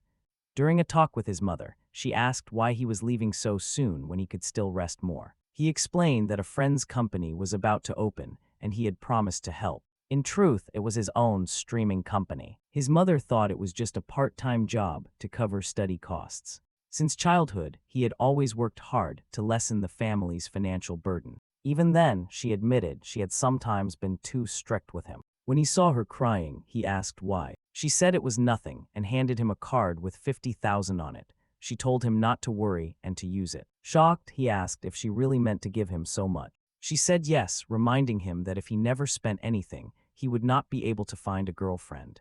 He replied that he was already a billionaire. But she only laughed, saying he looked more like a beggar. She explained that the money was his commission. He asked what commission she meant. She proudly said she had invested in real estate, already buying some land. He thought she had fallen into another pyramid scheme, but decided not to say anything. At that moment, someone called out to him. It was Meng, asking if he was really going back to the city. He said yes. She asked to join him. He suddenly realized that Meng was not related to his mother, which might cause problems later. They set off in a BMW. He complained that the car was too cheap and told Yue Lingshuang to be more careful. She apologized and promised to pay attention next time. His sister defended her, saying the car was fine and he had sprung the trip on them suddenly, so it was hard to find another vehicle. Strangely, she sided with him in the end, which made him gain her favor. Yue Lingshuang, however, became upset, thinking he treated her like a servant. He noticed the change in attitude and even checked the system to see if he could fix it.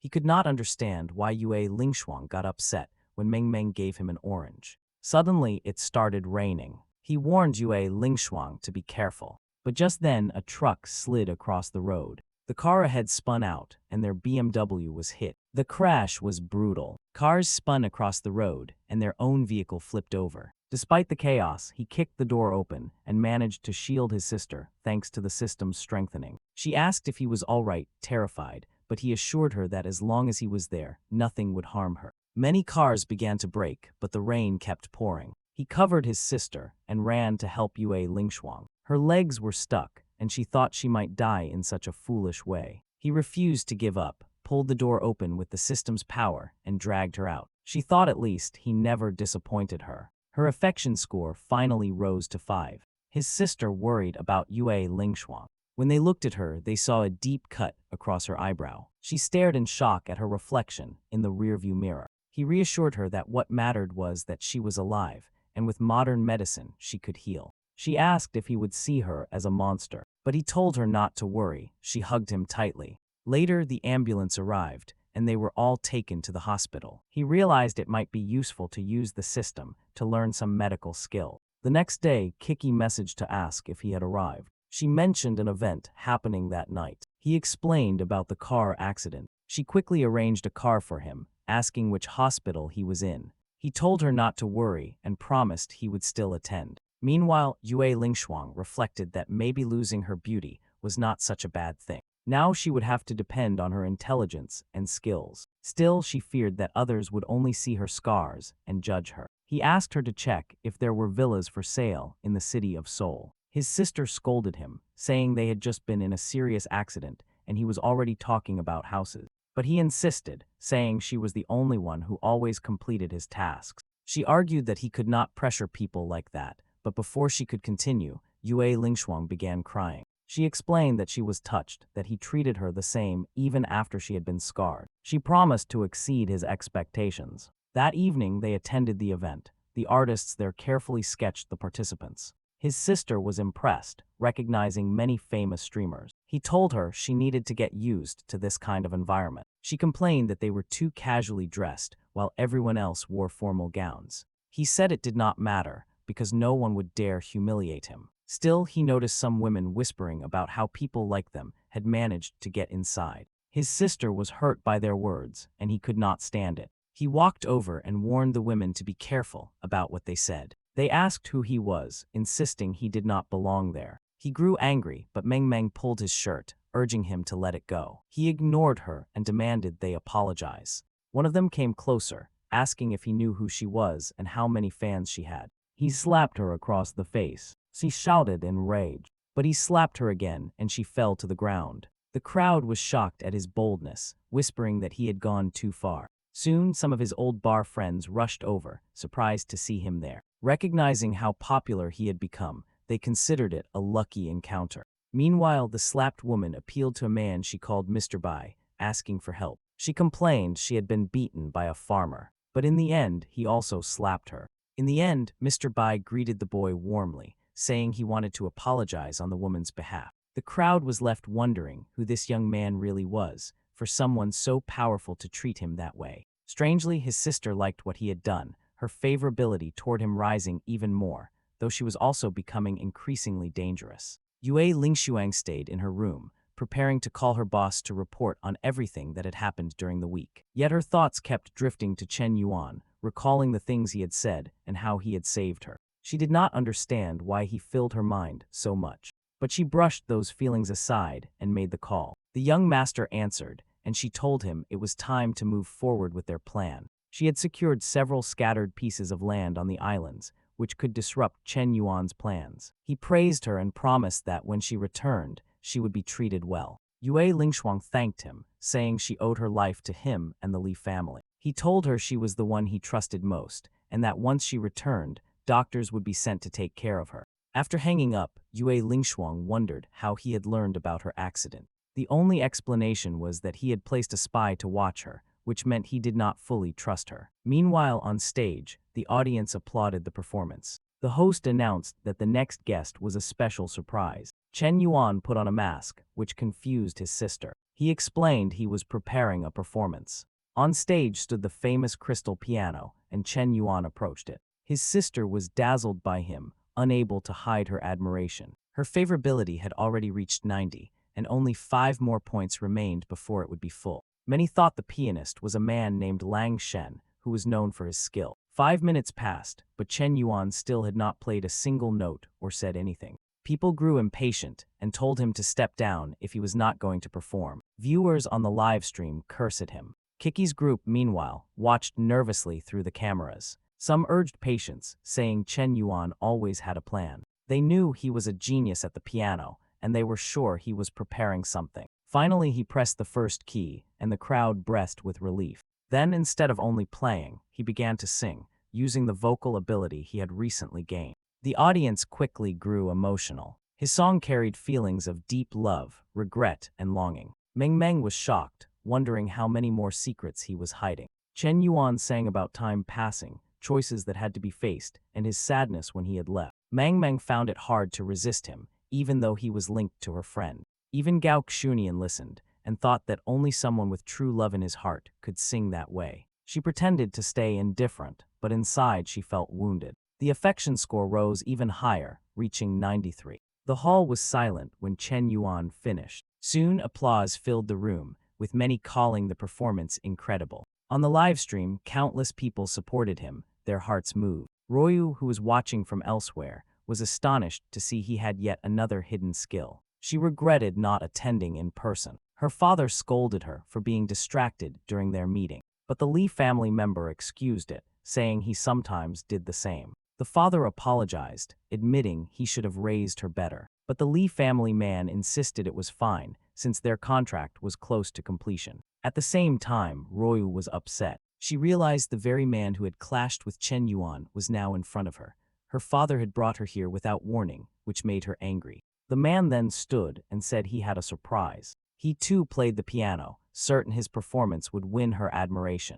But to Royu, his playing was nothing compared to Chen Yuan's. It was not even close. Meanwhile, Jue Lingshuang was quietly crying. She could not explain why the song touched her so deeply. To her, Chen Yuan was like a bright moon shining in the sky. Inside a limousine, a woman discussed buying land in the Taiyan area. She admitted she was uneasy about the financial risks, but Julu reassured her to keep purchasing.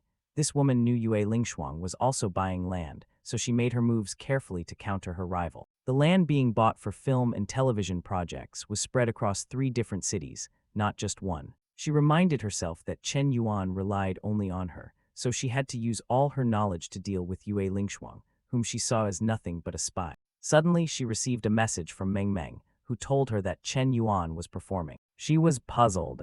With his wealth, why would he live stream? She checked and was stunned to see him on stage, masked, playing piano and singing. She was impressed, realizing that if not for his focus on business, he could have become a music star. The entire country was moved by his talent. His favorability score rose to 96, granting him 10 strength points. Chen Yuan thought the performance had been worth it. The audience begged him to continue. A few days later at a company, Yue Lingshuang was told of trouble. Someone else with great wealth was buying up the very lands they wanted. She feared that if her boss's plan failed, everyone at Fission would lose their jobs. She said she would speak with the boss, though his phone was turned off. She wondered if he was deliberately avoiding responsibility. At the Black Cat Company, people complained that the place still seemed bankrupt. Streamers found it strange because only days ago they had received a large amount of money. Rumors spread that Mr. Yan, who funded the business, had disappeared. Some claimed he had run out of money.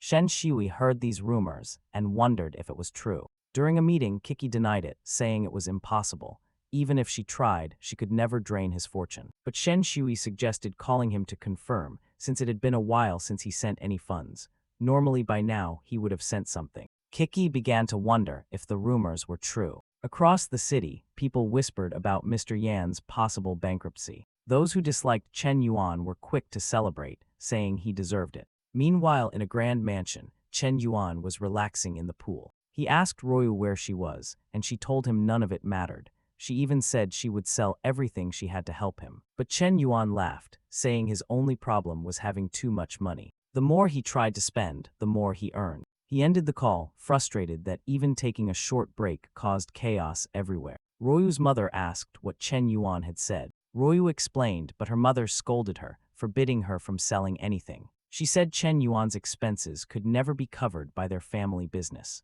Royu agreed that no matter what they tried, they could never pay his bills. Her mother suggested that maybe he was only pretending to show weakness. Meanwhile, Chen Yuan lay in the sun, calm and carefree. Kiki became anxious, asking if Chen Yuan was in trouble and saying she would sell her entire company to help him. Even Gao Xunian called, saying she did not care about money and was willing to return everything he had given her, plus more. Another woman also said that he should have asked for help earlier and that she would never stop supporting him. Chen Yuan kept repeating to everyone that he was fine and that there was no need to worry. He could not understand why, all on the same day, so many people thought he had gone bankrupt. Someone must have been spreading the rumor. Strangely, the roles had reversed. Instead of him comforting the girls, they were now the ones fussing over him. Perhaps his charm really had reached new heights. But before he could rest, yet another call came. It was Lin Zhiluo, who told him to give her his address because she had a surprise for him. He already suspected it would not be something pleasant. The scene then shifted to one of the wealthiest districts in the city,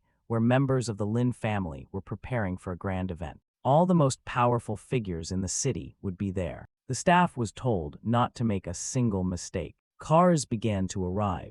The first guest was a man named Li Jiamu, who was warmly greeted by the Lin family host. Not long after, a taxi stopped outside. Yue Lingshuang had been ordered by her boss to attend, though her forehead was still covered with a bandage. When she tried to enter alongside Mr. Li, the security guard pushed her away, asking where a beggar like her thought she was going. The security team immediately warned everyone to protect their master, saying there was a suspicious person at the entrance. Yue Lingshuang hurriedly explained that she was late, but had come as instructed. Recognizing her, Mr. Li walked over and asked what had happened. Still, he frowned at the smell coming from her. He said that if she entered in such a state, she would ruin his reputation. Although he ordered the guards to help her up, he refused to touch her himself, not wanting to dirty his hands. Yue Lingshuang realized in that moment that once she lost her usefulness, she would be discarded like a stray dog. Later, everyone gathered at the banquet table. A guest asked whether Mr. Yan had already been ruined financially.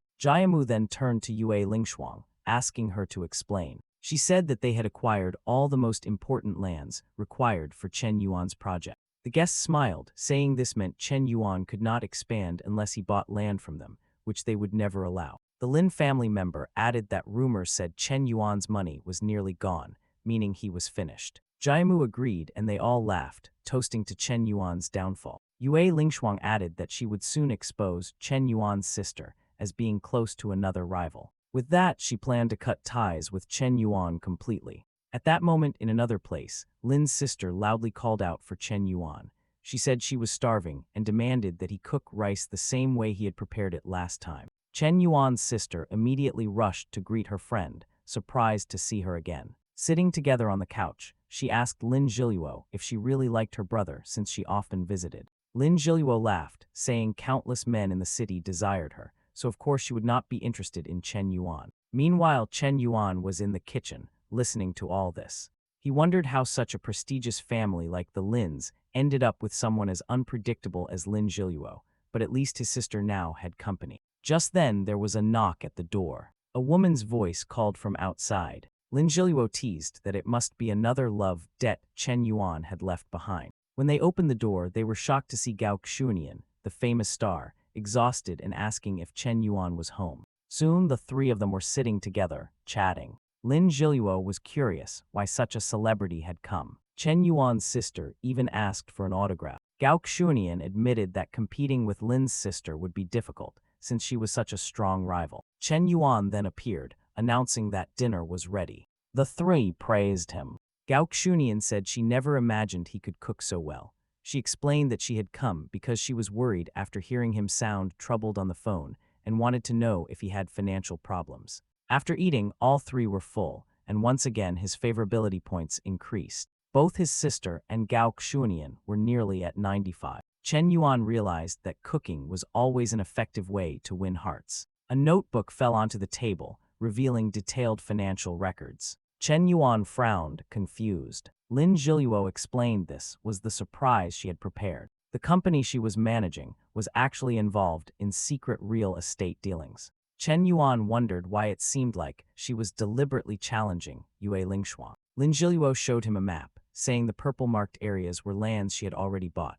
supported by neighboring cities, and all of this had been achieved without even spending all the money he had given her. She expected him to be impressed, but his expression remained calm. To him, it was not about profits, but about finding ways to spend money. Still, Gao Xunian recognized the strategy, asking if he was behind the entire plan. With land spread across 3 cities, no one could control him. It was as if he had planned every move from the beginning, like a true strategist. Chen Yuan's favorability score reached 95 again. He received 283 million back, along with 30 strength points, and even gained the title of Master of Acting. Meanwhile, at the Black Cat Company, Kiki asked Meng Meng for a favor. She suspected Chen Yuan was running a real estate company and wanted someone to investigate.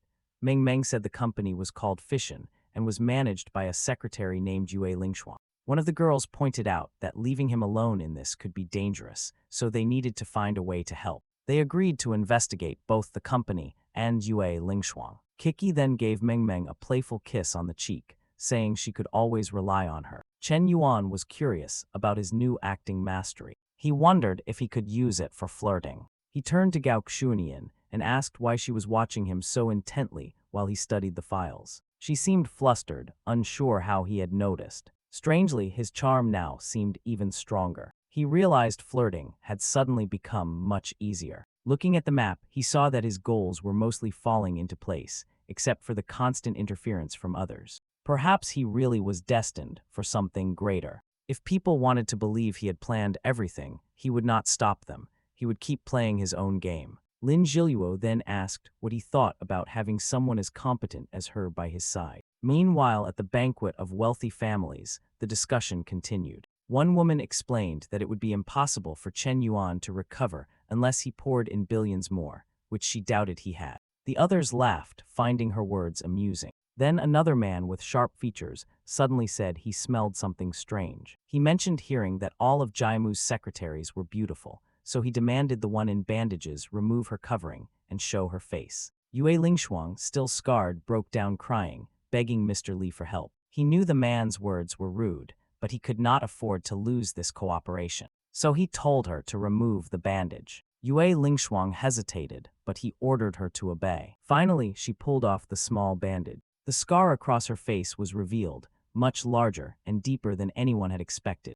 The doctor who stitched Yue Lingshuang's wound had done such a poor job that her cut was still open. The room fell silent. One man muttered that he had not imagined such ugliness beneath the bandage and told her to cover it at once. Yue Lingshuang said that if her presence disturbed them, she would leave. With that, she walked out. Jaimu simply watched, thinking that since her mission was already completed, her scarred face made her useless to him. Farther away, some men laughed, saying she looked worse than beggars on the street. Meanwhile, at Chen Yuan's home, Lin Zhiluo invited his sister to join her at a bar, but the sister refused, saying Chen Yuan disliked such things. She preferred to stay home and rest, happy to spend her time with her brother. Then the doorbell rang. It was Yue Lingshuang, looking completely exhausted. Meng Meng hurried to her side, worried about her appearance. Yue Lingshuang tried to brush it off, but her face showed she had suffered. Meng Meng comforted her gently, saying she could always confide in her. Lin Zhiluo, on the other hand, was furious, seeing Yue Lingshuang as the worst kind of traitor. Yue Lingshuang learned from Meng Meng that Chen Yuan had asked them to wait because he expected she would arrive. Shocked, she sat down to eat his rice. She realized that from the start, he had always treated her as a person, not a tool. Tears welled up in her eyes. Meng Meng asked what was wrong, but she only said she was remembering things. Her affection score rose by 10, and when she asked where Chen Yuan was because she wanted to speak with him, it rose another 10 points. Chen Yuan's sister explained that he had already gone to bed. Yue Lingshuang was surprised at how early he had retired. But the sister said he had been burdened with many problems lately and needed time alone. In truth, he was simply sipping soda and playing games. Yue Lingshuang thought about how hard things must be for him. Despite everyone turning against him and the Lin family scheming, he still remembered to save food for her. She felt unworthy of such kindness, and her favorability rose again. The next day, Meng Meng told Kiki what she had discovered after a long night of research. She found Yue Lingshuang's past very suspicious. Yue Lingshuang had entered a top university without prior schooling, studied in the United States at 17, and returned with 2 degrees by the age of 22. Immediately after, she became the executive secretary of the powerful Giant Star Group. Kiki recognized the name. The group belonged to the influential Lin family, who controlled Giant Star Company. Chen Yuan was preparing to open something that would compete directly with them, and suddenly Yue Lingshuang appeared as a secretary. Both women concluded she must be a spy. Meng Meng said this explained why Chen Yuan faced so many setbacks, almost to the point of bankruptcy. Yuki panicked, wanting to call him immediately, but his phone was, as always, switched off. She tried asking Bingsu for his new address, but Bingsu claimed not to know. Furious at learning a spy was near him, Yuki swore she would help track down his location. Their operation to save Chen Yuan had begun.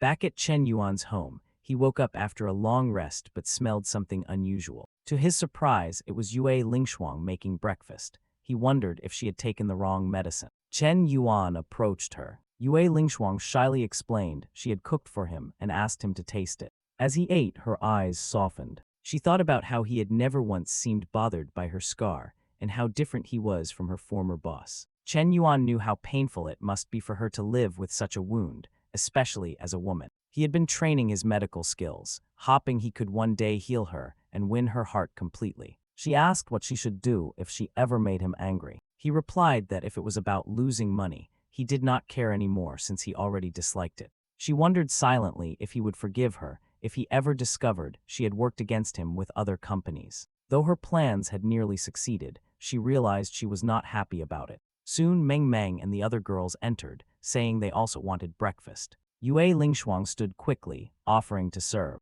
but Meng Meng told her to sit, saying she could help herself. Lin Zhiluo lazily demanded food too, so the group sat down to eat. Suddenly, the doorbell rang repeatedly. Everyone turned, startled. Lin Zhiluo complained about the noise and went to check. Meng Meng guessed it might be Royu's friends searching for Chen Yuan's house. Yue Lingshuang looked uneasy, but Meng Meng explained that some of them were on their way, worried after learning there was a spy in his company. Moments later, she opened the door. It was indeed all of them. Chen Yuan's sister was astonished to see so many beautiful women at once. Before she could react, they had already entered the house. Meng Meng asked if they were truly his friends, but their angry expressions said enough. Royu said the matter was urgent and demanded to know where Yue Lingshuang was. The group moved toward the dining area, surrounding Yue Lingshuang. She had nowhere to hide. Meng Meng, tired of the silence, slammed a stack of papers on the table. She told Chen Yuan to read it.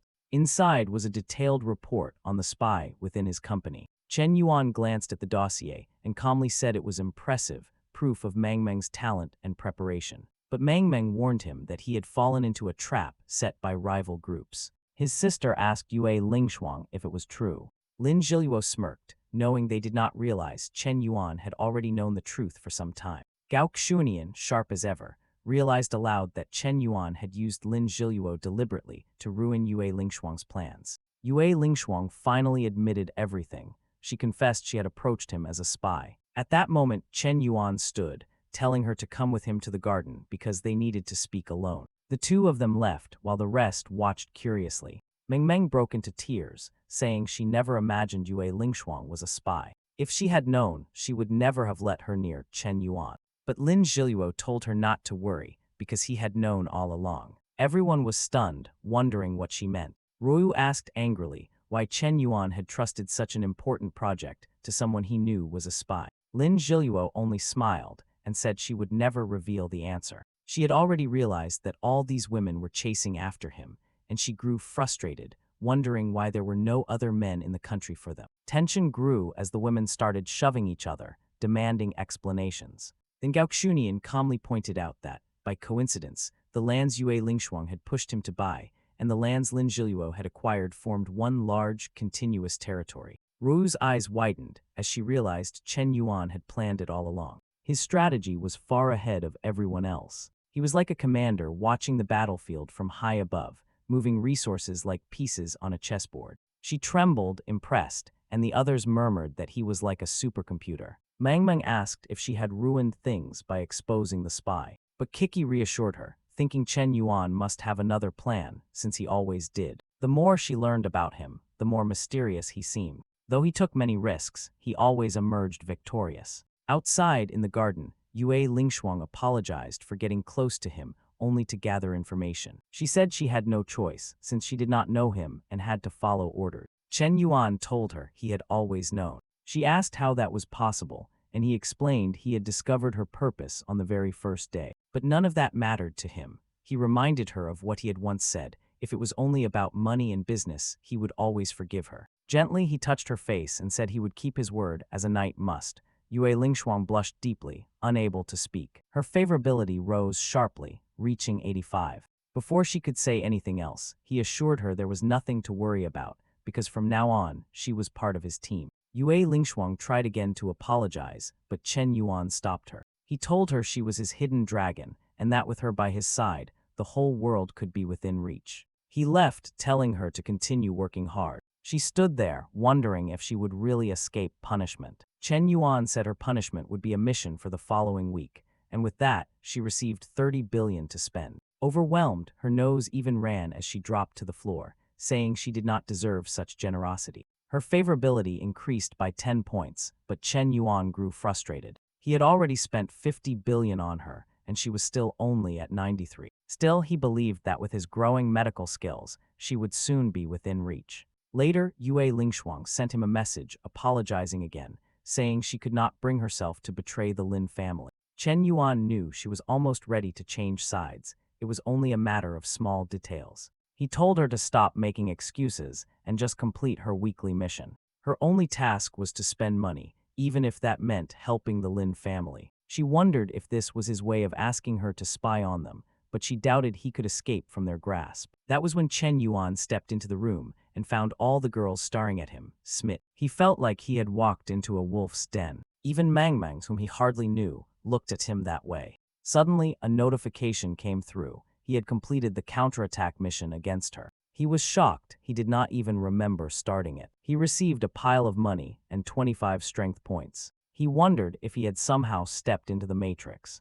The system explained that what he had gained was hacking proficiency. Chen Yuan still did not understand why each time he gained a new skill, his head hurt more. The system explained it was because of the overload of information, and that he needed to increase his mental power to handle it. Realizing this, he immediately invested 50 points into mental power. A transformation followed. Chen Yuan felt like a new version of himself. With one glance, he could now identify the brand of perfume, the weight of shoes, the fabric of clothes, and even someone's exact height. He wondered if he had become some kind of super genius. Mang Meng nervously apologized for revealing Yue Lingshuang's identity. He told her it did not matter. The truth would have surfaced sooner or later. He only hoped no one would treat her badly, and that everyone could act as if nothing had happened. The girls were puzzled, demanding to know why he would say such a thing. Mang Meng concluded that Chen Yuan must have already convinced Yue Lingshuang to change sides. Perhaps he was turning her into a double agent. Yue Lingshuang was about to step back into the house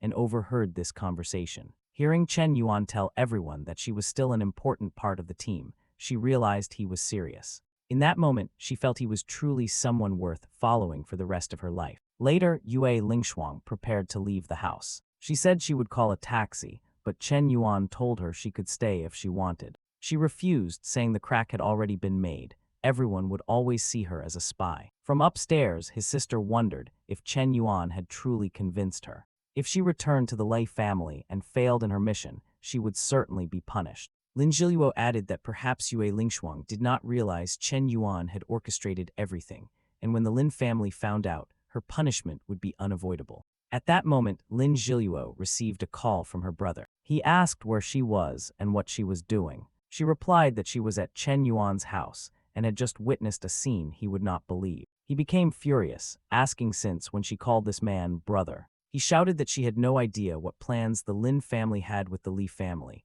and he demanded she stop associating with Chen Yuan. He warned her that in half a month she would be back at university and ordered her to return home. Annoyed, Lin Zhiluo thought that once her brother discovered her achievements, he would finally understand. Soon he would realize that Lin Zhiluo was the greatest entrepreneur of her generation. Elsewhere, Kiki asked Royu if she recognized the two girls with Chen Yuan. Royu identified the one on the left as his sister, Ming Meng, and the one on the right as Lin Zhiluo from the Lin family, who was extremely dangerous. Yuki was stunned, saying Chen Yuan never rested. He always surrounded himself with another powerful ally. She called the two over, introduced herself as the CEO of the Black Cat Company, and suggested that since they were all Chen Yuan's friends, they should exchange contacts. Chen Yuan looked on, bewildered, as the women exchanged phone numbers. Kiki added Lin Zhiluo to their group chat, declaring that from now on, they were all friends. Chen Yuan wondered just how many people were in that group already. Meanwhile, at a hotel, Yue Lingshuang was welcomed back by Mr. Li. He explained that his actions the day before had been necessary. He could not afford to lose an investor. To ease her pain, he said he had arranged for the best plastic surgeon in all of Korea to restore her beauty. Yue Lingshuang thanked him, but then revealed that her identity had been exposed. Shocked, Mr. Li asked what had happened. She explained that Chen Yuan had forgiven her and even invited her to continue working with him, but she had refused. Secretly, she hid the 30 billion he had given her, worried that if Mr. Li knew, he would see her as a traitor. Mr. Li asked how Chen Yuan reacted when she left. She said he remained calm, showing no anger or sadness, which made her uneasy. Mr. Li suspected Chen Yuan's emotional control was too strong. He pointed out something she had not realized. Chen Yuan had known from the beginning that she was a spy. When asked whose name the fishing company shares were under, Yue Lingshuang explained they were all in Meng Meng's name to avoid suspicion. Mr. Li realized Chen Yuan was far more calculating than expected and wondered if he had fallen into a trap. He demanded maps of Hue province and ordered his secretary to check whether the Lin family was buying land there. The secretary confirmed they were, though under the name of another company. At that very moment, Lin's phone rang. It was Mr. Li. Lin answered casually, asking why he was calling so early. Mr. Li angrily accused him of colluding with Chen Yuan and claimed he had been plotting from the start. Lin was confused, denying everything, but Mr. Li told him to stop pretending. He insisted that all the land purchases matched Chen Yuan's strategy perfectly. Lin, still confused, had no idea where those transactions had come from. Lin said he would investigate because he was certain his family had nothing to do with these purchases. Mr. Lee gave him half a day to bring a satisfactory answer, otherwise he would face the consequences. Furious, Lin threw his phone to the ground, asking who Mr. Lee thought he was. Their deal was supposed to be won between equals, yet Lee treated him as if he were a child. The real problem was that Lin had already spent 10 million to plan everything, and if he lost, he would not be able to explain it to his family. He ordered his staff to check the family's secret real estate holdings. After 2 hours, the report came back.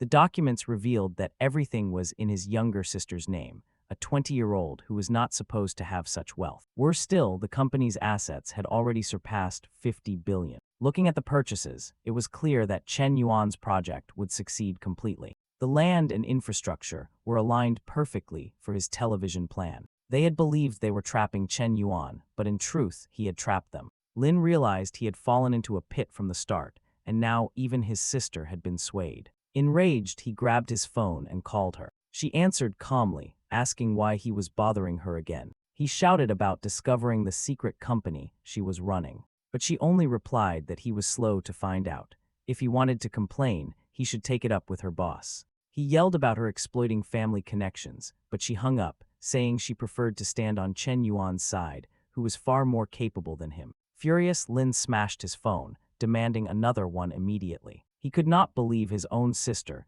dared to defy him like this. Lin's butler advised him that the situation was already out of control and that they should focus on damage control. Lin asked how that was even possible. The butler explained that based on Chen Yuan's planning, he seemed more promising than the Li family. Considering his sister already had strong connections, it might be wiser to form an alliance with him. Lin refused. He would never give up on Royu, because if he did, his sister would never let him hear the end of it. The butler asked if it was worth all this trouble just because of one woman. Lin silenced him, saying he alone controlled the company and would take full responsibility. The butler stepped back, privately thinking that his young master was too inexperienced. This was no longer about financial loss. Even if Lin succeeded in forcing his sister back, she would be seen as a traitor by everyone else. The reality was simple. Either the Lin family joined Chen Yuan, or they would eventually be destroyed by the others. Meanwhile, Mr. Lei received reports about Lin Zhiluo's recent activities. He realized too late that he had been walking into Chen Yuan's trap from the very beginning.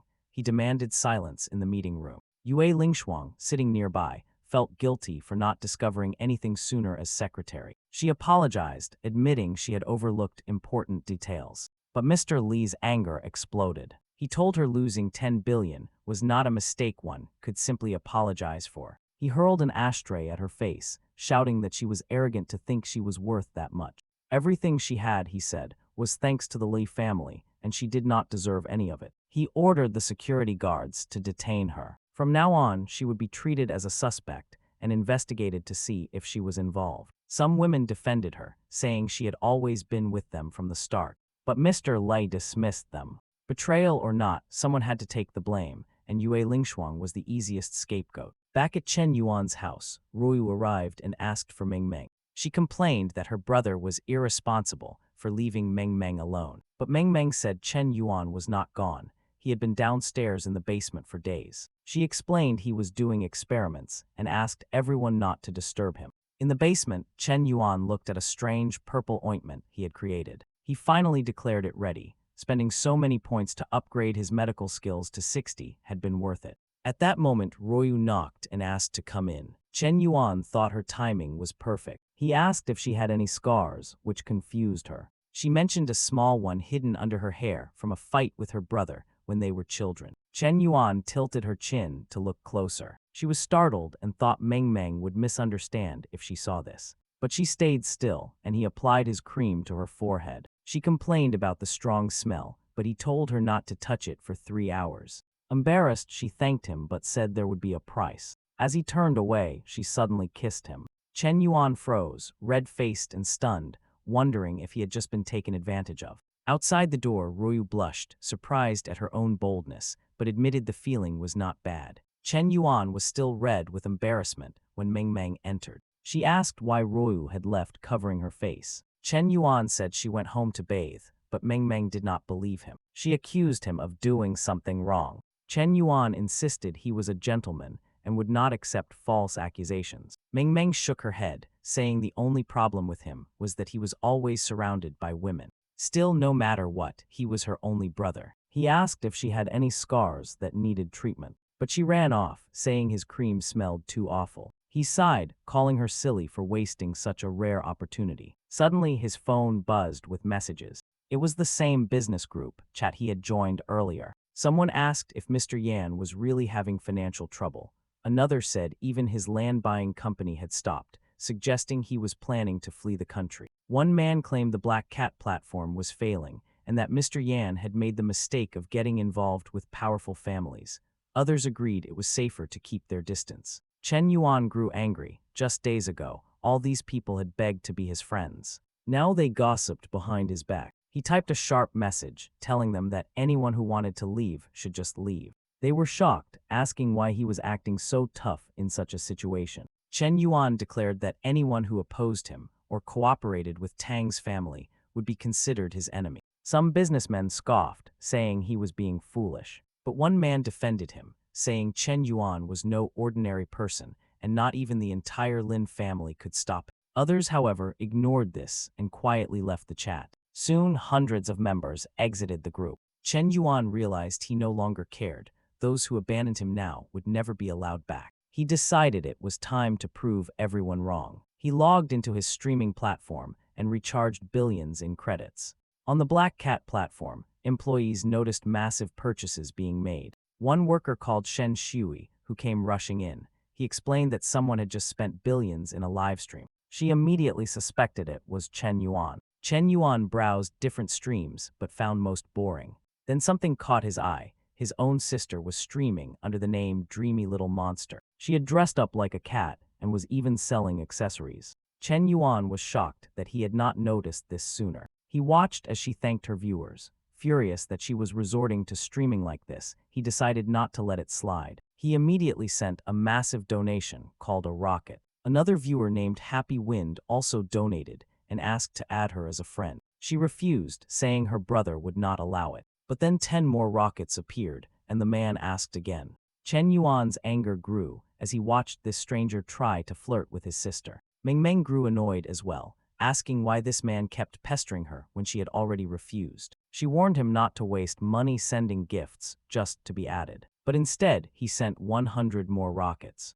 The chat grew noisy, with viewers urging her to accept him. But suddenly, a huge explosion of light appeared on screen, the most expensive gift on the platform. Chen Yuan had bought the stellar explosion, a gift worth over 1 million. The chat erupted. Many asked if the legend had returned. Even Meng Meng was shocked to see such an item actually appear in her stream. Chen Yuan was not done. He sent 2 more stellar collisions, followed by 3 stellar explosions. The effects appeared across other live streams as well, and soon everyone knew Dreamy Little Monster had received more than 4 galactic gifts. Chen Yuan kept clicking, determined to crush the arrogant stranger trying to impress his sister. The number of donations grew so high that Meng Meng could no longer keep up with the chat. Her popularity score soared to 100 million. At the Black Cat headquarters, staff watched in disbelief. Chen Yuan had already spent 300 million in just minutes. Chen Yuan smiled to himself, thinking this might be enough to trigger a financial shock.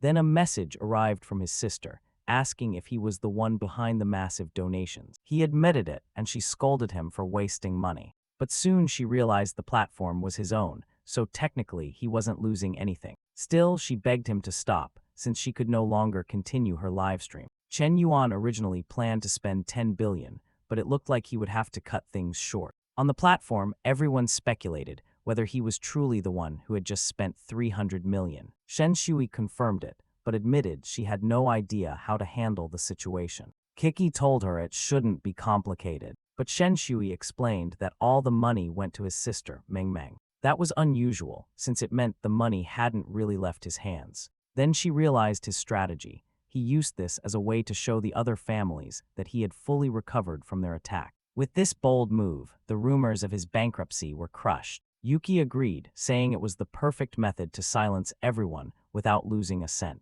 Shen Shui thought back to Chen Yuan himself, saying she hadn't seen him in a long while and that she always wished she could be chosen by someone like him. By the next morning, the story was everywhere. News outlets, streams, and group chats all discussed it. One businessman told Hosen that he had been right. Mr. Yan had never been in danger. Hosen replied that people should learn a lesson. Chen Yuan would never let himself fall that easily. Still, he admitted privately that he was relieved not to have placed his bets on the wrong man. Almost immediately, notifications began flooding back into the group chat. The people who stayed in the group felt relieved. They had trusted Mr. Yan and had not abandoned him. Now his victory over both the Li and Lin families proved them right. Some admired his plan, calling it incredible that he could take on so many enemies at once and still come out ahead. Others said this single move would influence the next decade of business. Chen Yuan decided that those who remained loyal deserved rewards. He announced that anyone in the group could participate in the construction of Television City. Instantly, offers poured in. One man said his family owned shopping malls. Another said they ran a chain of restaurants. Someone else offered hotel services, and several from construction businesses promised materials and manpower. Chen Yuan was surprised by how quickly the responses came in. His sister was impressed too, since her own livestream and name were now trending everywhere. Chen Yuan told her she had become an online celebrity. She dismissed it, saying she was only popular because of the money he spent on her. Most comments, she noted, weren't about her at all, they were about him. Online chatter painted him as a spoiled man who only wasted money on women to show off, while other rich people invested in their nation's development. Chen Yuan tried to explain himself, but his sister told him that Royu already made it clear. He pretended to be reckless with money, but behind the scenes he was a business genius. He felt frustrated. The last thing he wanted was for rumors to affect his relationship with her. So he shifted the subject, asking what people meant about wealthy families funding talent development. She explained that in the board game called Go, their country had been embarrassed by foreigners. One player even mocked them, saying everyone in their country was an amateur. Chen Yuan asked who had the nerve to say such things. His sister explained that it was a young prodigy under 20 years old, a player named Kimura. He had learned from an old master, and when he arrived in their country, he defeated every local champion. Even veterans with decades of experience stood no chance. Worse still, Kimura publicly declared that no one in their country could beat him. In response, business leaders and wealthy sponsors were offering over 200 million to anyone who could take him down. Chen Yuan wasn't interested in the money. What caught his attention was the challenge. He told his sister he wanted to play against the genius himself. She was shocked and asked if he was serious, since this kid was a master. Chen Yuan insisted that it would be fun, and if it became too difficult, he could always level up his skills. His sister asked when he even found the time to learn such things, given that he was managing multiple companies. Chen Yuan simply reminded her that every day she saw him lying by the pool or playing video games at night. He always had time for whatever he wanted. Soon after, she opened her livestream again, saying she wanted to focus on studying today. Viewers, of course, weren't interested in watching her write notes, but Chen Yuan found it the perfect opportunity. He logged into the largest Go platform online. To avoid attention, he chose a disguise for his username, Sunset Master. At 10 in the morning, Chen Yuan began his training, eager to test what his system could do. His first match was simple, and by 10:33 he had already crushed the opponent. It was so easy that it bored him, so he set himself a goal of winning 10 games in a row. The wins kept stacking up. By 6:30 in the evening, he had already won 30 consecutive matches. Yet it still felt like child's play. The higher he climbed, the longer the matches became, as opponents made fewer mistakes. Still, what he truly wanted was to face the prodigy Kimura. Kimura also played on this platform, using the name Devil's Hand. He had been on a winning streak as well, 20 matches in a row. Confident that no one could defeat him, he decided to push for one more win. As he scanned through the rankings, he noticed a new player with an impressive streak, Sunset Master. Naturally, he sent a challenge. Chen Yuan received the notification. When he saw the challenger was Devil's Hand, he chuckled to himself, thinking the name sounded like something a high school kid would pick. Chen Yuan quickly realized this was no ordinary player. Devil's Hand had 20 consecutive wins, and now the duel was set. The prodigy made the first move, and the match began. Unlike the earlier opponents, his moves were complex and layered. Chen Yuan recalled a legend known as the Demon of Transformation, a player whose every move carried multiple variations. By the 30th move, Chen Yuan was already struggling. His position looked weak, and he realized his streak might come to an end. Kimura, on the other side, was impressed that it had taken 30 moves for his trap to spring. But he remained confident that he would win once again. Desperate, Chen Yuan turned to the system and requested 50 years of experience in the game. The price was steep, draining many strengthening points until only 25 remained. Suddenly, decades of strategies and knowledge poured into his mind, overwhelming but powerful. After carefully reviewing the board and analyzing multiple outcomes, he spotted a path forward. It was time to switch to offense. He steadied himself, prepared to unleash a new style of play. If Kimura was the demon of transformation, then Chen Yuan would rise as the demon of the heavens. Thanks for watching. Like, subscribe, and turn on the bell for more awesome stories. Kimura wondered why his opponent had not made a move yet. In the vast online world, he was still a solitary master. Suddenly, a notification caught his attention. At first, it looked as if the other player had made several random and useless moves, almost like he had given up. But Kimura knew better. It was only a distraction. The opponent then revealed a powerful technique. Kimura recognized it immediately. It was the demon transformation move he had only seen in games. To him, it was impossible for an amateur to know something like that. For the first time, someone had turned the tables with a clever trap. In the end, the Sunset Go Master defeated Devil's Hand. Devil's Hand fell back in shock, unable to believe what had just happened. He was considered the best player in all of Asia. How could he lose to someone in the 5th rank, especially when that person used the very same moves as him? He refused to accept the result. Meanwhile, Chen Yuan was drained after playing all day. It was already 10 at night, and he had not left his chair. Still, he was thrilled by the last match and thought playing one more would not hurt.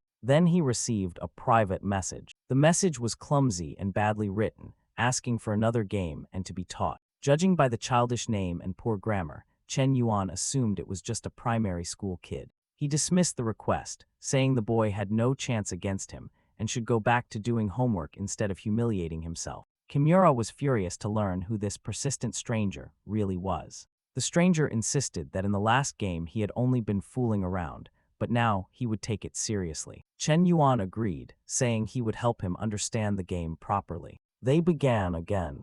10 minutes later, the stranger was defeated once more. He could not believe it. How could someone who had played so badly only 10 minutes earlier now be so strong? Refusing to give up, he challenged Chen Yuan again. This time he lost after only 20 moves instead of 30. He was in shock. Since his first professional appearance, he had crushed every opponent. How could this unknown player defeat him so easily? Chen Yuan refused to continue. To him, the stranger acted like a stubborn child. But Kimura, the stranger, kept pushing for another match, but Chen Yuan declined, saying he had no interest in beating an amateur. Hurt by being called an amateur, Kimura grew more upset. At that moment, his younger sister, Mai, entered the room and asked why he was so angry. He explained that he had lost to a player called Sunset and could not stand it. Mai calmly told him that in online games, losing was normal because sometimes people cheated. Kimura asked how that could happen. Mai explained about a program called AlphaGo,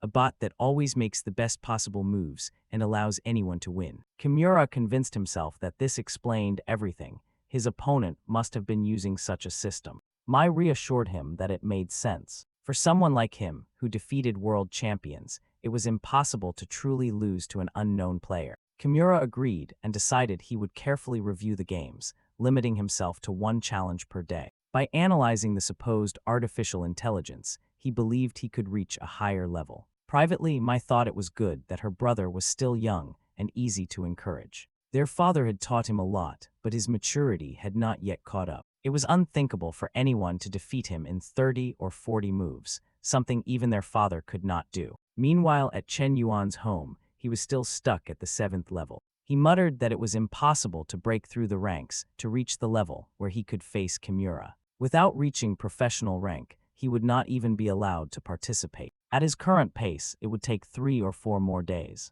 Chen Yuan doubted his own ability. He had only beaten amateurs so far, and nearly lost to some student before the system saved him. Still, he was determined. If he kept pushing himself, the reward for defeating Kimura would eventually be his. Elsewhere at the Li family's house, Yue Lingshuang was dragged in battered and weak.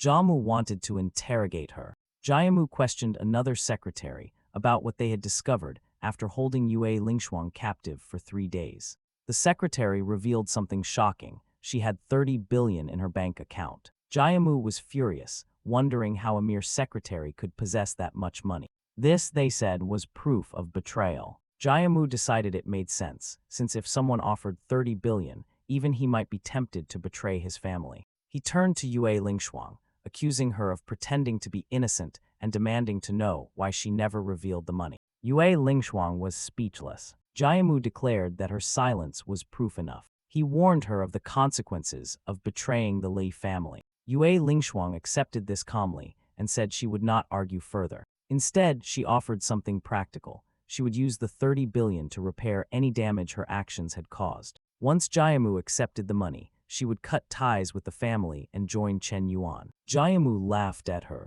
If she wanted to sell herself for money, he would gladly take it. He promised that once the money was in his account, he would release her, as he always kept his word. Secretly, though, he had other plans. The transfer was made. Jiamu now felt unstoppable, certain that with so much money, he no longer cared about the elders' opinions and could rebuild everything even if he was expelled from the family. He thanked Secretary Yue, but his new secretary, Qin, asked if he really intended to let Yue Lingshuang escape, given how many secrets she knew. Jiamu coldly asked if she was trying to lecture him. Terrified, Qin bowed and apologized. She was just pleased to see Yue Lingshuang abandoned like a stray dog. Yue Lingshuang herself wandered the city, feeling lost and abandoned. She wondered if Jiamu would truly let her go, since she had done everything for the family and knew all their secrets. Suddenly, a truck sped toward her, clearly meant to kill her. But Yue Lingshuang was not weak. She rolled beneath the truck, causing it to crash into a mall instead. Realizing the attempt had been arranged, she fled in desperation. She swore that if Jiamu wanted to play this game, she would become his enemy from now on. Nearby, one of Jiamu's men observed the failed attack and reported that the driver had missed the target. Jiamu asked how it was possible, but quickly decided it didn't matter. He told Yue Lingshuang to leave, since she had already spent the 30 billion that Chen Yuan gave her. Jiamu was certain that once Chen Yuan found out she wasted such a fortune, her downfall would be sealed. The story then shifted to Chen Yuan's home. His sister called him to eat, but he was still glued to the computer. She asked when he would finally take a break. He explained that she could not understand the thrill of continuously crushing opponents. She doubted his claim and asked what rank he was at. He answered proudly that he had reached 8th Dan. She admitted that was impressive and asked if he truly intended to challenge Kimura. Chen Yuan declared that his talent should not be underestimated, and winning would be as easy as taking candy from a child. Meng observed him and thought it was the first time she had seen him pour so much effort into something.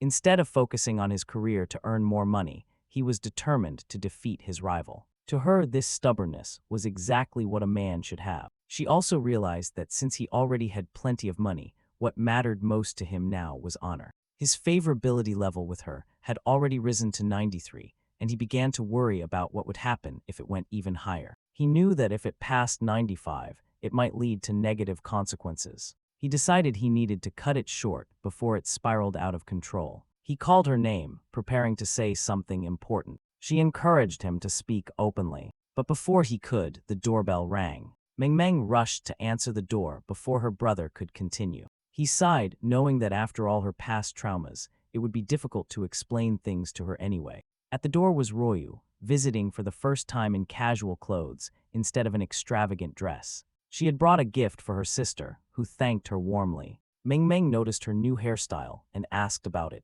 Royu explained that she used to hide a scar on her forehead, but after applying the strange cream Chen Yuan had made, it vanished. She admitted that although it smelled terrible, it was surprisingly effective. Remembering how Chen Yuan had insisted she use it, she now felt impressed. When she entered his room, Chen Yuan complimented her appearance, saying she looked prettier than usual. He told her there were few seats available, so she could sit on the bed if she wished. She blushed but did as he said, running her hand across the sheets, imagining this was the place where he slept every day. A thought crossed her mind. Could she be the first woman to sit on his bed? She then asked for more of the cream, admitting she had been wrong to refuse it before. She said it was amazing and would make a fortune if mass-produced. Chen Yuan explained that mass production would be troublesome. but he gave her the formula and said she could use it to launch a business and help him build a company. She hesitated when she saw the formula, realizing it could change the entire market. His honesty and trust overwhelmed her. She secretly resolved that once the company succeeded, she would hand over all the profits to him. What seemed like a burden to him felt like a blessing to her. Soon the doorbell rang again. Meng Meng answered and found Ling Shuang at the door, dressed in disguise and looking miserable after being cast out of the Li family. Shocked, Meng Meng demanded to know why she was there. Ling Shuang begged to see Chen Yuan, but Meng Meng firmly refused, telling her she was no longer welcome. She accused Ling Shuang of betraying her trust, reminding her that she once treated her like a sister but only wanted to harm her brother. Hearing the commotion, Chen Yuan came downstairs and was surprised to see Ling Shuang. He was excited about her return, knowing he had contracts and money to spend, making her presence timely. Meng Meng tried to block her, insisting that her brother no longer wanted to see her. Heartbroken, Ling Shuang apologized and turned to leave. She was devastated and alone, without a master, without friends, without Chen Yuan, and without a home. But Chen Yuan caught her hand before she left. He told her she didn't have to walk away like that. He pulled her back inside and reminded her that she was still his secretary. He asked Meng Meng to prepare some noodles. His sister was furious, but Royu quickly pulled him aside. Meanwhile, Chen Yuan instructed Ling Shuang to follow him to the basement. On the way down, she confessed that she had lost the 30 billion he had given her. He froze, speechless, while she feared no one could remain calm after such a revelation. Ling Shuang admitted that after everything she had done, she deserved punishment. But Chen Yuan brushed it off, asking if she caused all this drama just to talk about such a small sum. She was shocked that he could call 30 billion a small amount. He stepped closer, telling her she had never disappointed him. She was far more capable than he expected, and while most people struggled all year to spend such money, she had managed to lose it in just a week. He asked her once again to join his side and not reject him. Ling Shuang hesitated, her eyes filling with tears. Compared to Jiamu's cruelty, Chen Yuan's kindness was overwhelming. Crying, she admitted she had spent her whole life in pain and searching for a true master. She promised that if Chen Yuan accepted her, she would dedicate her life to him and never leave. Chen Yuan told her to get up, reminding her that he was her friend, not her father. He warned her not to expect an easy life, because tomorrow she would be back at work. She offered to take a lower position, but he insisted she must lie. He explained that she was the only one he trusted to manage 50 billion properly. Tears streamed down her face as she asked why he trusted her so much after everything she had done. Her favorability reached 95. Chen Yuan was delighted. His counterattack had finally succeeded. He received 10 billion in return, 50 strengthening points, and a detailed list of all her abilities. He realized she was the most valuable ally he had ever gained. Ling Shuang swore to follow him for the rest of her life, even if struck by thunder. Chen Yuan told her there was no need for such extreme vows, since they were already on the same side. She then asked him to call her by her favorite nickname, Zio. He agreed and used the name, explaining there was something important to discuss. He revealed he had been working on a special formula for the scar on her face. Taking out a small box, he instructed her to apply it 3 times a day, promising results in 2 weeks. Touched that her billionaire boss had made something just for her, she hugged him and called him amazing. Upstairs, Mai complained to Royu, asking why she stopped her. She believed Ling Shuang should never have been allowed to return. Mai even admitted she wanted to put pepper in the ramen to burn her alive. Royu calmed her down, saying this was part of Chen Yuan's greater plan. She explained that Chen Yuan likely knew the Li family would abandon Ling Shuang after her failed mission, leaving her no choice but to return. This was when Chen Yuan's true strategy would begin. Meng Meng asked why that mattered. Royu explained that as chief secretary, Ling Shuang carried many secrets. With her on Chen Yuan's side, bringing down the Li family would be simple. Impressed, Meng Meng admitted that her brother's planning was hard to understand. She promised to be more obedient when he asked something of her. She also declared that if this was truly part of his plan, she would devote herself fully to him, though she joked that the ramen had better be good. Later, they returned to the kitchen, and Meng Meng cheerfully announced the ramen was ready. Ling Shuang was puzzled because only moments ago this girl hated her,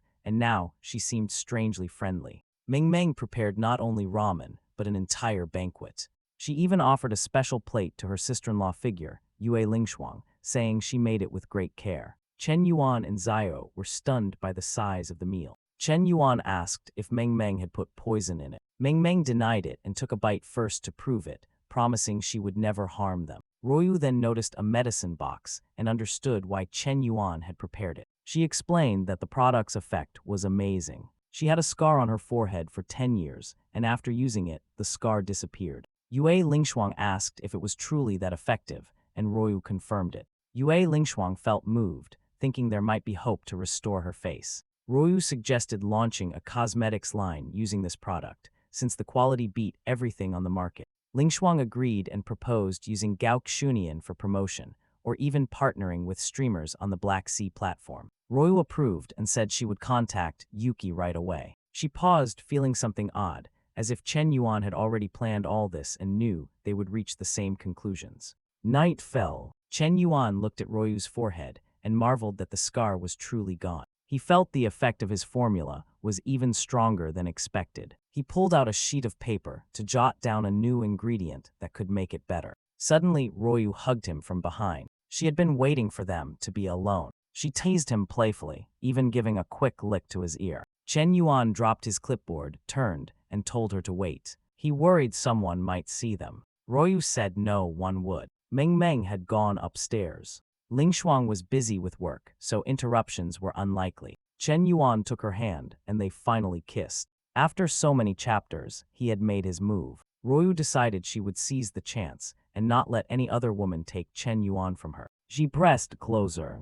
But then someone knocked on the door. Annoyed, Chen Yuan asked who was interrupting. It was Meng Meng, asking for help solving a problem. He answered that she had woken him when he was almost asleep. The next morning, Chen Yuan stepped out of the room. Royu felt a new warmth when she saw him. Chen Yuan blushed and struggled to find words. But Meng Meng interrupted again, calling them to breakfast. Chen Yuan started to suspect she had cameras because she always interrupted him at the exact moment. That morning, he told Lingshuang to avoid water on the area and to apply the cream 3 times a day.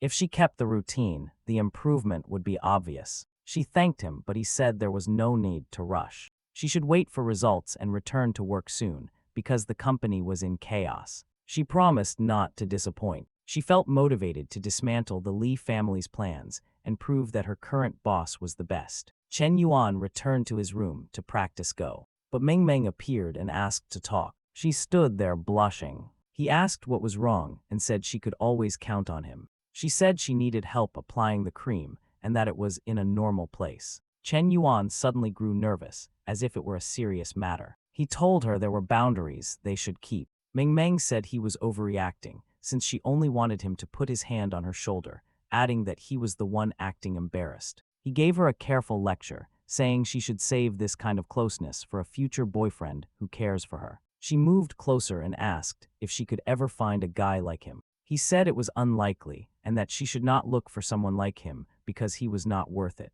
He only wanted to end these thoughts before they grew. Meng Meng refused to let him insult himself. She said he was the most devoted person she knew. Chen Yuan realized she would not back down, so he agreed to apply the medicine to end the argument. Her plan did not succeed the way she hoped. Chen Yuan wondered why she made such a fuss, since it was just putting on some cream. Meng Meng, however, became emotional and said the moment was amazing, and they both seemed equally dramatic. After a short while, Chen Yuan finished. Meng Meng asked why it was so quick. He said it was because he had become more skilled. She then asked why he took so long applying it for Lingshuang, while hers took only 10 seconds. He repeated that he was faster now and had things to do. He left, thinking he would need to properly explain things to her eventually. But for now, he had to resume his rank climb. When he reached his computer, he saw a strange message. It looked like someone was trying to hack him. Elsewhere, a girl told her brother she had found the target. It was Mai, Kimura's sister,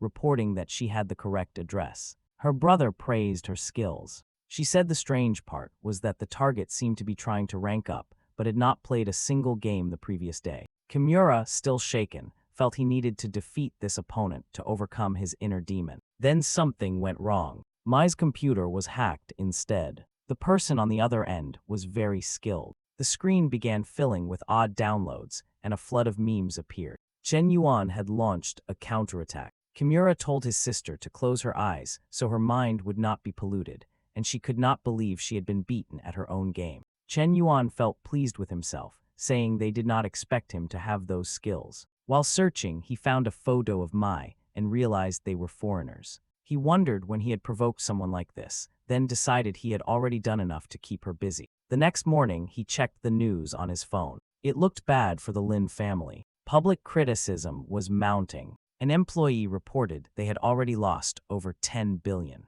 At this rate, they might not survive. He suggested selling some of the land they had bought to interested buyers. But the buyers were no longer interested. Two companies that had been acquiring land had merged and would not purchase more until others dropped their prices. He wondered why everyone was targeting him. He received another call. Hotels linked to them were being criticized too. He suspected the Li family was behind it and expected she would help the family and show maturity. Instead, she announced that Chen Yuan's two companies had merged and that she was now the chief executive of both. Her brother scolded her, saying she always acted superior and never helped the family. She was confused, asking why she was being attacked when she had only tried to improve the family's name, and he explained that the real plan was never to ally with Chen Yuan, but to use the alliance as a cover to gather information. She asked why he never told her. He admitted he had not trusted her to do it if she knew, and she decided she preferred Chen Yuan because he trusted her.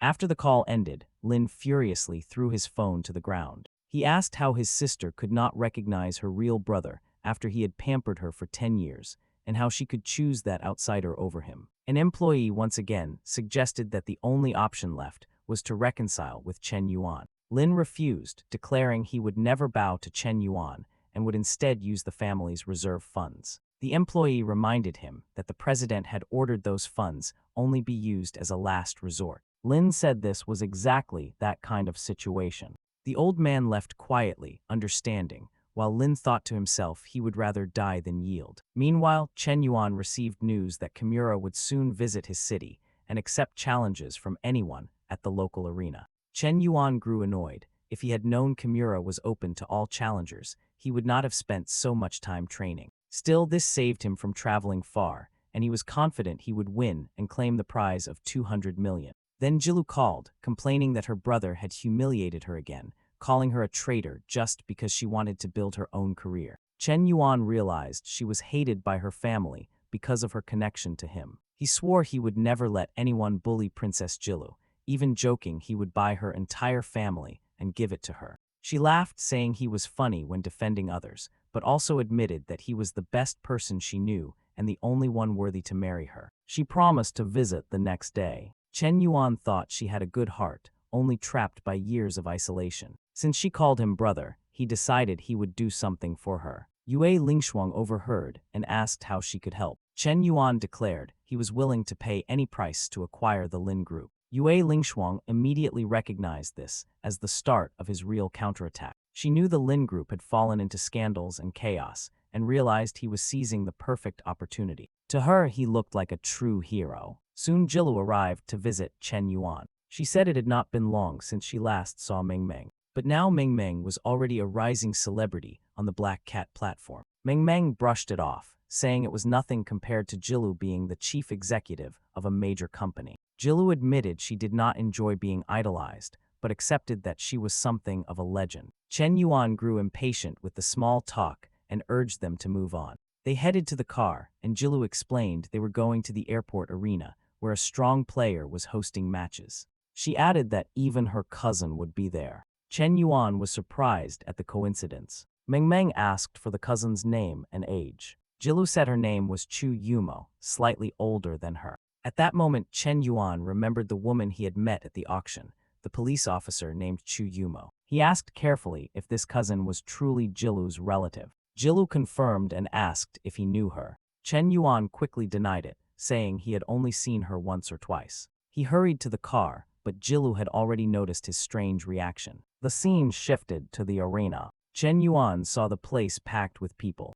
Jilu explained it was expected, since the competitor was famous and an international-level player. Admission alone cost 500 yuan. As they bought tickets, other people whispered, wondering who the young man was who had arrived with two beautiful women. Inside the arena, several matches were underway. Jilu remarked she did not see the foreign player yet. Then someone pointed to the center, and asked if that was Kimura. At the same time, another girl was defeating one of the local geniuses. Chen Yuan overheard the crowd say that anyone who wanted to challenge Kimura first had to beat the girl named Mai. He frowned, feeling she looked familiar. Ming Meng explained that to challenge Kimura directly, one had to be a professional at the 9th level. Since most were not, they first had to get through Mai. So far, no one had succeeded. Another competitor was defeated, and the rules remained firm. Mai had to be beaten first. Then Chu Yumo was called. Jilu cheered for her cousin, standing beside Chen Yuan. Chu Yumo saw Jilu but also noticed Chen Yuan and wondered why that strange man was with her. She forced herself not to lose focus. If she wanted to face Kimura, she had to defeat Mai. The match began, and the older men in the audience were impressed. The competition was fierce, but then one of Mai's clever moves shocked Chu Yumo. She was defeated. The crowd murmured in disappointment, questioning if no one in their country could even handle this young girl. At that moment, another young man stepped forward, placing a hand on Chu Yumo's shoulder. He told her that losing was normal and that he would defeat Mai instead. The crowd recognized him immediately as Brother Zio. Chu Yumo looked excited at his arrival. He calmly assured everyone he would recover what had been lost. The audience whispered in awe this was the most promising player of the new generation, a champion who had already won 3 titles. Mai smiled politely and said she looked forward to the game. They both sat down as Kimura watched from another room, curious if this mysterious competitor might be the so-called Sunset Master. Whoever he was, Kimura wanted revenge. Meanwhile, Chu Yumo spoke to her group. Jilu said she had almost won, but Chu Yumo was more curious about Chen Yuan and wondered why he was there with her cousin. Jilu said they were close friends. Chu Yumo found it strange, thinking Chen Yuan usually preferred older women. Back at the board, the game unfolded. This time Mai was defeated. The audience erupted in excitement, glad that someone had finally overcome her. Brother Zio asked if he could now challenge Kimura. She agreed and prepared to inform him, but Kimura himself appeared. He said he had been waiting for a worthy rival. If this was the one who had beat him online, now was the time to reclaim his honor. He admitted the earlier defeats, but refused to tolerate the insults. The crowd gasped, wondering if it was true. Had someone really defeated Kimura before and even mocked him? Brother Zio looked bewildered, unable to remember when this had ever happened. Without further explanation, the two sat down and began their match. As the moves unfolded, Chen Yuan, watching from the stands, noticed that Kimura's style felt familiar. He then recalled the Japanese girl, whose photo he had seen when his computer was hacked. Why would Kimura's assistant be involved in that? Then it clicked. The only person he had mocked during online matches was the Devil World boy. Could that student have actually been Kimura himself? It would explain why Kimura had traveled all the way to Chen Yuan's city. His sister asked who he thought would win. Chen Yuan analyzed that the challenger seemed intelligent, but was relying on outdated strategies. Kimura, on the other hand, was more up-to-date and likely to win. The people around them bristled at his criticism, asking who he thought he was to judge the best player. Even Chu Yumo scolded him, saying he was going too far, and Chen Yuan suddenly lost 5 favorability points, dropping to 65. He realized too late that her system was still active, and determined to prove himself, he told his sister to register his name because he would soon show them how it was done. 20 minutes later, the final move came. Brother Zio admitted defeat. There were no moves left that could save him. The audience was crushed, their hopes shattered, while Kimura basked in his triumph. Believing he had beaten the Sunset Master, Kimura laughed and said it was easier than expected. Offline, the opponent was nothing. He decided the whole confrontation and trip had been a waste of time. Meng Meng noted that Chen Yuan had predicted the loss correctly. People nearby grew angry, saying the siblings were traitors for not trusting their own country's talent. Meng Meng pushed back, pointing out they had doubted Chen Yuan moments earlier and now refused to accept the result. Kimura turned to leave, saying no one there was worthy of him. A voice stopped him, asking where the kid thought he was going. Everyone looked toward the stage. Kimura remembered the last person to call him a kid was the online rival and demanded to know who it was. Chen Yuan stepped forward and said he was the Sunset Master. Kimura could not believe it. Chen Yuan said he would prove he never cheated and that Kimura would admit defeat in front of everyone. Kimura felt the old fear return. The crowd noticed his sudden pallor. Chu Yumo watched closely, eager to see what Chen Yuan would do. Chen Yuan walked up and told Kimura to sit down quickly, since his time was valuable. Drowsy as ever, Chen Yuan faced a confident Kimura, who believed the online wins had been cheating. Mai insisted on the event rules, but Kimura said those rules existed to avoid wasting time on weak opponents. This was personal. He told Mai to step aside and promised to show who the true master was. Meng kept saying no one there understood her brother's strength. Jilu, confused, asked when Chen Yuan had learned to play Go. Meng explained he had been strong for a long time and had not lost a single online match. Zio worried that if Chen Yuan won now, it would humiliate her, since she had lost to Kimura. The duel began. Kimura played first. Chen Yuan responded calmly, and the moves flowed. Kimura pressed harder than before, yet Chen Yuan held firm. Soon Chen Yuan's pace quickened even more. His moves came faster than Kimura, leaving no pause to think. Every time Kimura played, Chen Yuan answered immediately, creating relentless pressure as if many masters stood behind him. Chen Yuan continued to build the position. Then came the dragon placement. Kimura searched for a way out, and Chen Yuan told him to give up. It was over. Kimura coughed blood, shouting that it was impossible. The audience erupted, cheering that their honor had been restored. Zio still felt that Chen Yuan had already won once. He broke Kimura's composure. He remembered the Sunset Master's name and linked him to Chen Yuan. Chen Yuan returned to the stands. Jilu hugged her cousin and said she could not grasp how incredible Chen Yuan was. Her favorability toward him reached 97, granting Chen Yuan 10 more strength points.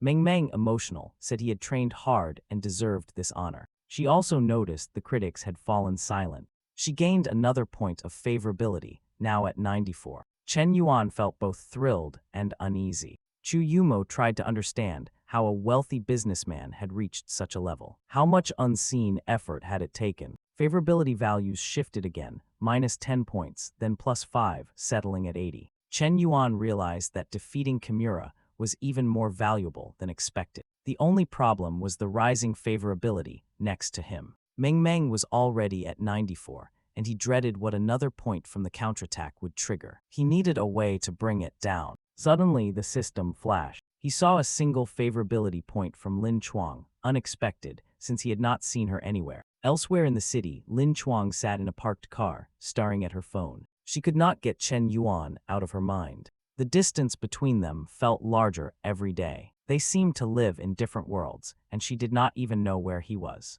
The guy behind the wheel asked why she looked distracted. She said she was happy, but did not want him spending too much money. They sat in awkward silence. She looked at him and decided it was time to let go. She needed to forget Chen Yuan, start a new relationship, and move forward. In front of the building, the guy asked if she liked Go and said something amazing had happened. She did not quite follow, so he offered to show her. He tossed her his phone. The clip showed Chen Yuan defeating Kimura and winning 200 million. He said that being like Chen Yuan was his dream. Lin Chuang began to cry. She could not give up on a man who had pursued her for 3 years when she had been alone for only 3 months. She felt terrible, and the guy said he had not expected her to be so moved by national pride. Her expression hardened. She told him to leave, and he asked what happened. She said she liked someone else, and he should give up. She stepped out, slammed the door, and said she was going to win Chen Yuan back. Back at the arena, Meng congratulated Chen Yuan with stars in her eyes.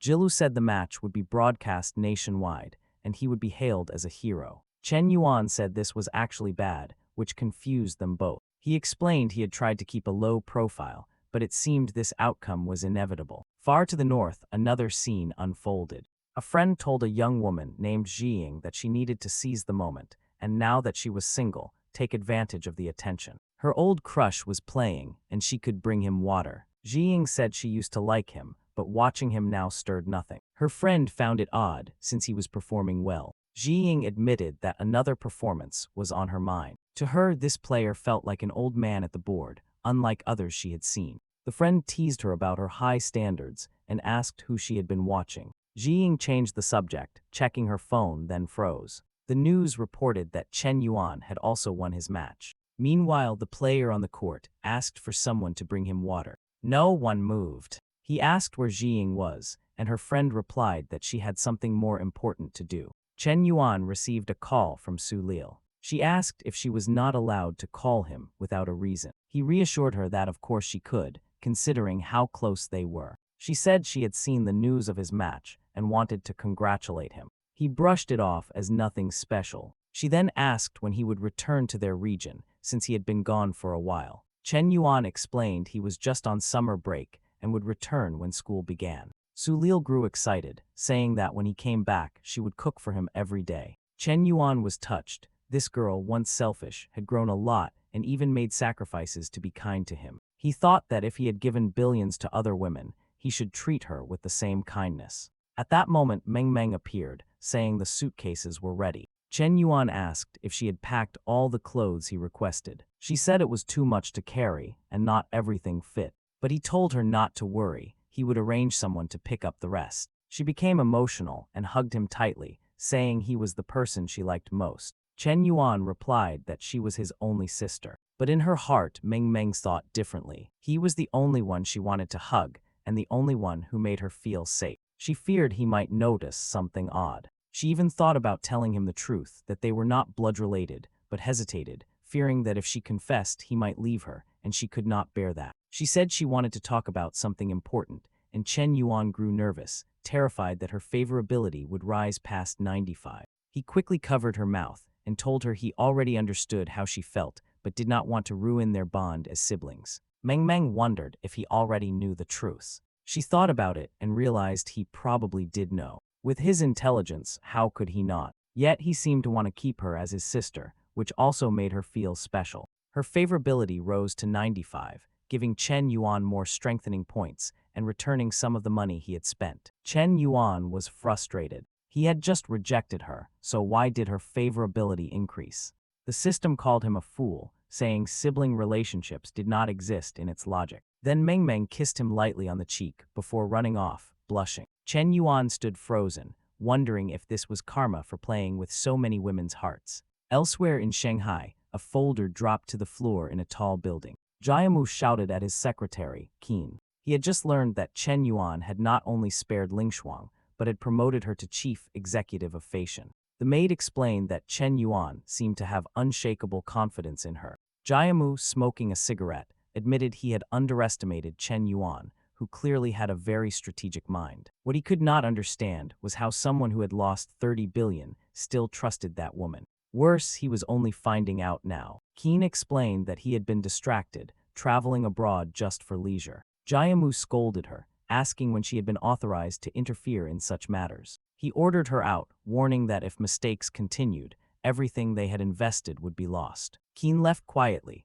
thinking she now understood why Lingshuang had wanted to escape him, and wondered if Chen Yuan was yet another man added to her story. The scene shifted to Shanghai University. Chen Yuan had taken his sister there to secure her enrollment. She asked him to calm down and stop staring at all the women. He said it was natural for men to admire beauty. She asked why he had disguised himself so much, even to the point of looking like her father. He replied that he had been recognized too often and wanted to stay low profile. She grew emotional, touched that he always cared for her. He noticed she was sweating and said he would buy her water. Onlookers commented on how touching a father's love was. Suddenly, a helicopter flew overhead. People recognized it as belonging to one of the 4 young masters of the city, Qin Wufeng. Girls screamed over how stylish and handsome he was. Qin Wufeng dismissed the admirers as ordinary until he spotted someone who caught his eye: Chen Yuan's sister. She stood alone, looking for her brother. Qin Wufeng asked for her phone number. She refused, saying she was not interested. He introduced himself, but she repeated that she was not interested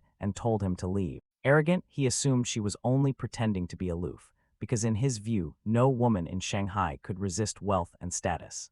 Qin Wufeng insisted that she should reconsider. He boasted about an elite party that night, saying she could enter high society if she joined him. Other girls nearby were jealous, wondering who this newcomer was to receive such attention. But Meng Meng told him to leave, warning that if her brother saw him, there would be trouble. Qin Wufeng questioned if her brother was really that impressive compared to his bodyguards. In his mind, Chen Yuan must be some bulky, intimidating figure. Meng Meng pointed to Chen Yuan, saying her brother was arriving. Qin Wufeng turned to see him and sneered at the man's plain, farmer-like appearance. Chen Yuan walked up and told him to get lost. The crowd gasped, stunned that someone dared to speak this way to one of the four young masters. Qin Wufeng demanded to know if Chen Yuan realized what had happened to the last man who had insulted him. Before he could finish, Chen Yuan slapped him across the face.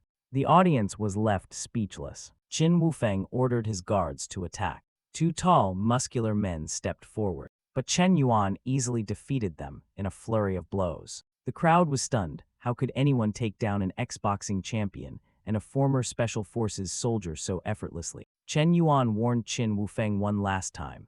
If he ever approached his sister again, the consequences would be severe. Chen Yuan tossed him to the ground. Onlookers recognized Meng Meng as the little monster from the Black Cat livestream. Everyone knew she was the girl who had once received 300 million from Mr. Yan, and they assumed the older-looking man was a bodyguard hired to protect her. Qin Wufeng, humiliated, swore he would make Mr. Yan pay for daring to send someone like this into his territory. At that moment, a pink-haired girl appeared, demanding to know what he was doing. A new system prompt appeared. She was the campus goddess and the eldest daughter of the Qin family. She asked why her brother was destroying their family's reputation on his very first day. Disheveled, Qin Wufeng tried to explain, but she ignored him and questioned why he had arrived by helicopter, flaunting their family wealth. He stammered that he had not meant to cause trouble, only that he had been beat. She asked who had done it. Everyone pointed to Chen Yuan. She walked over and asked if it was true. Chen Yuan admitted it. The system activated. She was 23 years old, 1.70 meters tall, with an appearance rating of 9.6, nearly perfect, and her favorability toward Chen Yuan was -90, just like Yue Lingshuang. Her name was Wushwang, and she said she would give Chen Yuan a chance to repent. Curious, he asked what kind of chance. She said that if he and the girl behind him knelt, she would give them light punishment. Chen Yuan, never one to back down, said she should be the one to apologize. Wushwang raised her hand to slap him, calling him ignorant. He caught her wrist, shocking her. She thought, how dare this man touch her? Enraged, she prepared to strike back, aiming a knee toward him. Chen Yuan released Wushwang and noticed she had tried to kick a sensitive spot. He decided she deserved a lesson and struck her. Even Meng Meng was shaken that her brother had hit such a delicate girl so hard. Wushwang had never imagined things would end like this. Students shouted that they could not allow this and rushed him, saying he deserved a beating. Behind him, Meng Meng whispered that she was getting scared. But Chen Yuan told her not to worry while he stood there. Some grabbed bricks, and Chen Yuan warned them they were risking their lives. The first attacker charged, calling him arrogant. Chen Yuan, who had mastered about 300 fighting techniques, dropped him with a single move. The rest realized it would not be easy and yelled to attack together. Chen Yuan moved like a man with another system activated, even releasing shock-like bursts. The girls watching could not understand how he was taking on nearly 30 people at once. A baton sliced past and nicked him. These opponents would not be simple to handle. Wushwang declared that whoever killed him would receive a 10-year bonus. The guards muttered that he had crossed the wrong person and would pay the price. Seeing the danger escalate, Chen Yuan chose to invest. The system asked if he truly wanted to spend 81 points. He activated a blazing aura and surged forward as if entering a dungeon raid. His vision sharpened until everything seemed in slow motion. With one step, he was already in front of them. Before they could react, he smashed a fist into a face and then swept through the group, dropping opponents with ease. Wushwang could not comprehend how one man was defeating the mercenaries she had hired. Chen Yuan showed no favoritism. He advanced on her as well. She reminded him they lived under the law. He said he would stop if she apologized, and if her brother swore never to harass his sister again. Wushwang refused and said the police would soon arrive to take him to jail. She announced that his sister would be expelled and barred from every university because she controlled the entire city. Chen Yuan slapped her again, and strangely, his favorability score rose by 20 points. Confused, he tried again and gained another 20. Realization dawned. He lifted her as she told him to let go, and he kept up the punishment. She wondered how he had the nerve to do this in public, while every strike ticked his score upward. The crowd had no idea Wushwang was enjoying it. Her brother stood aghast while she shouted for Chen Yuan to stop, thinking through the pain that this was the first person bold enough to humiliate her. All her life she had been placed above others and desired by men. In her mind, she was a goddess. Yet this man was different, and a part of her wanted him to use more force.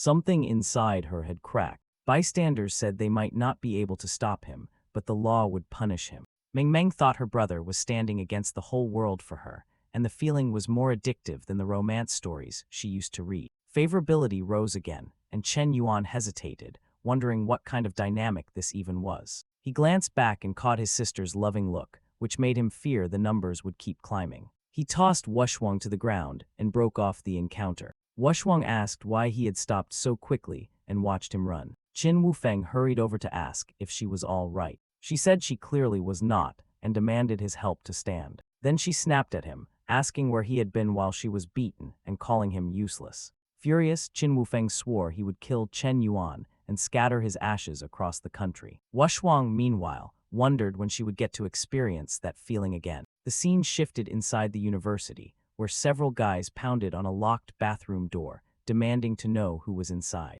Chen Yuan stood at the mirror, wiping off his makeup and removing his disguise. He admired his own face, confident that no one at the university would recognize him now that he had removed the disguise. His phone rang. Hassan shouted that he had news about the plane. Chen Yuan drew a blank. Hassan reminded him that a few days earlier Chen Yuan had said he wanted a plane, and added that he happened to have connections at Shanghai University. Chen Yuan remembered he had been drunk at the club and had bragged about needing a plane, telling Hassan to handle it. Embarrassed, he muttered that he needed to stop saying such things. He confirmed he was indeed at Shanghai University, and Hassan said he would send someone to pick him up. The bathroom door swung open. The guys fumed until Chen Yuan stepped out. Silence fell as, with his disguise, he looked exactly like the legendary Mr. Yan. Students stared, awestruck, and swarmed for autographs. Outside, an officer asked Qin Wufeng to confirm that the assailant had hit and run.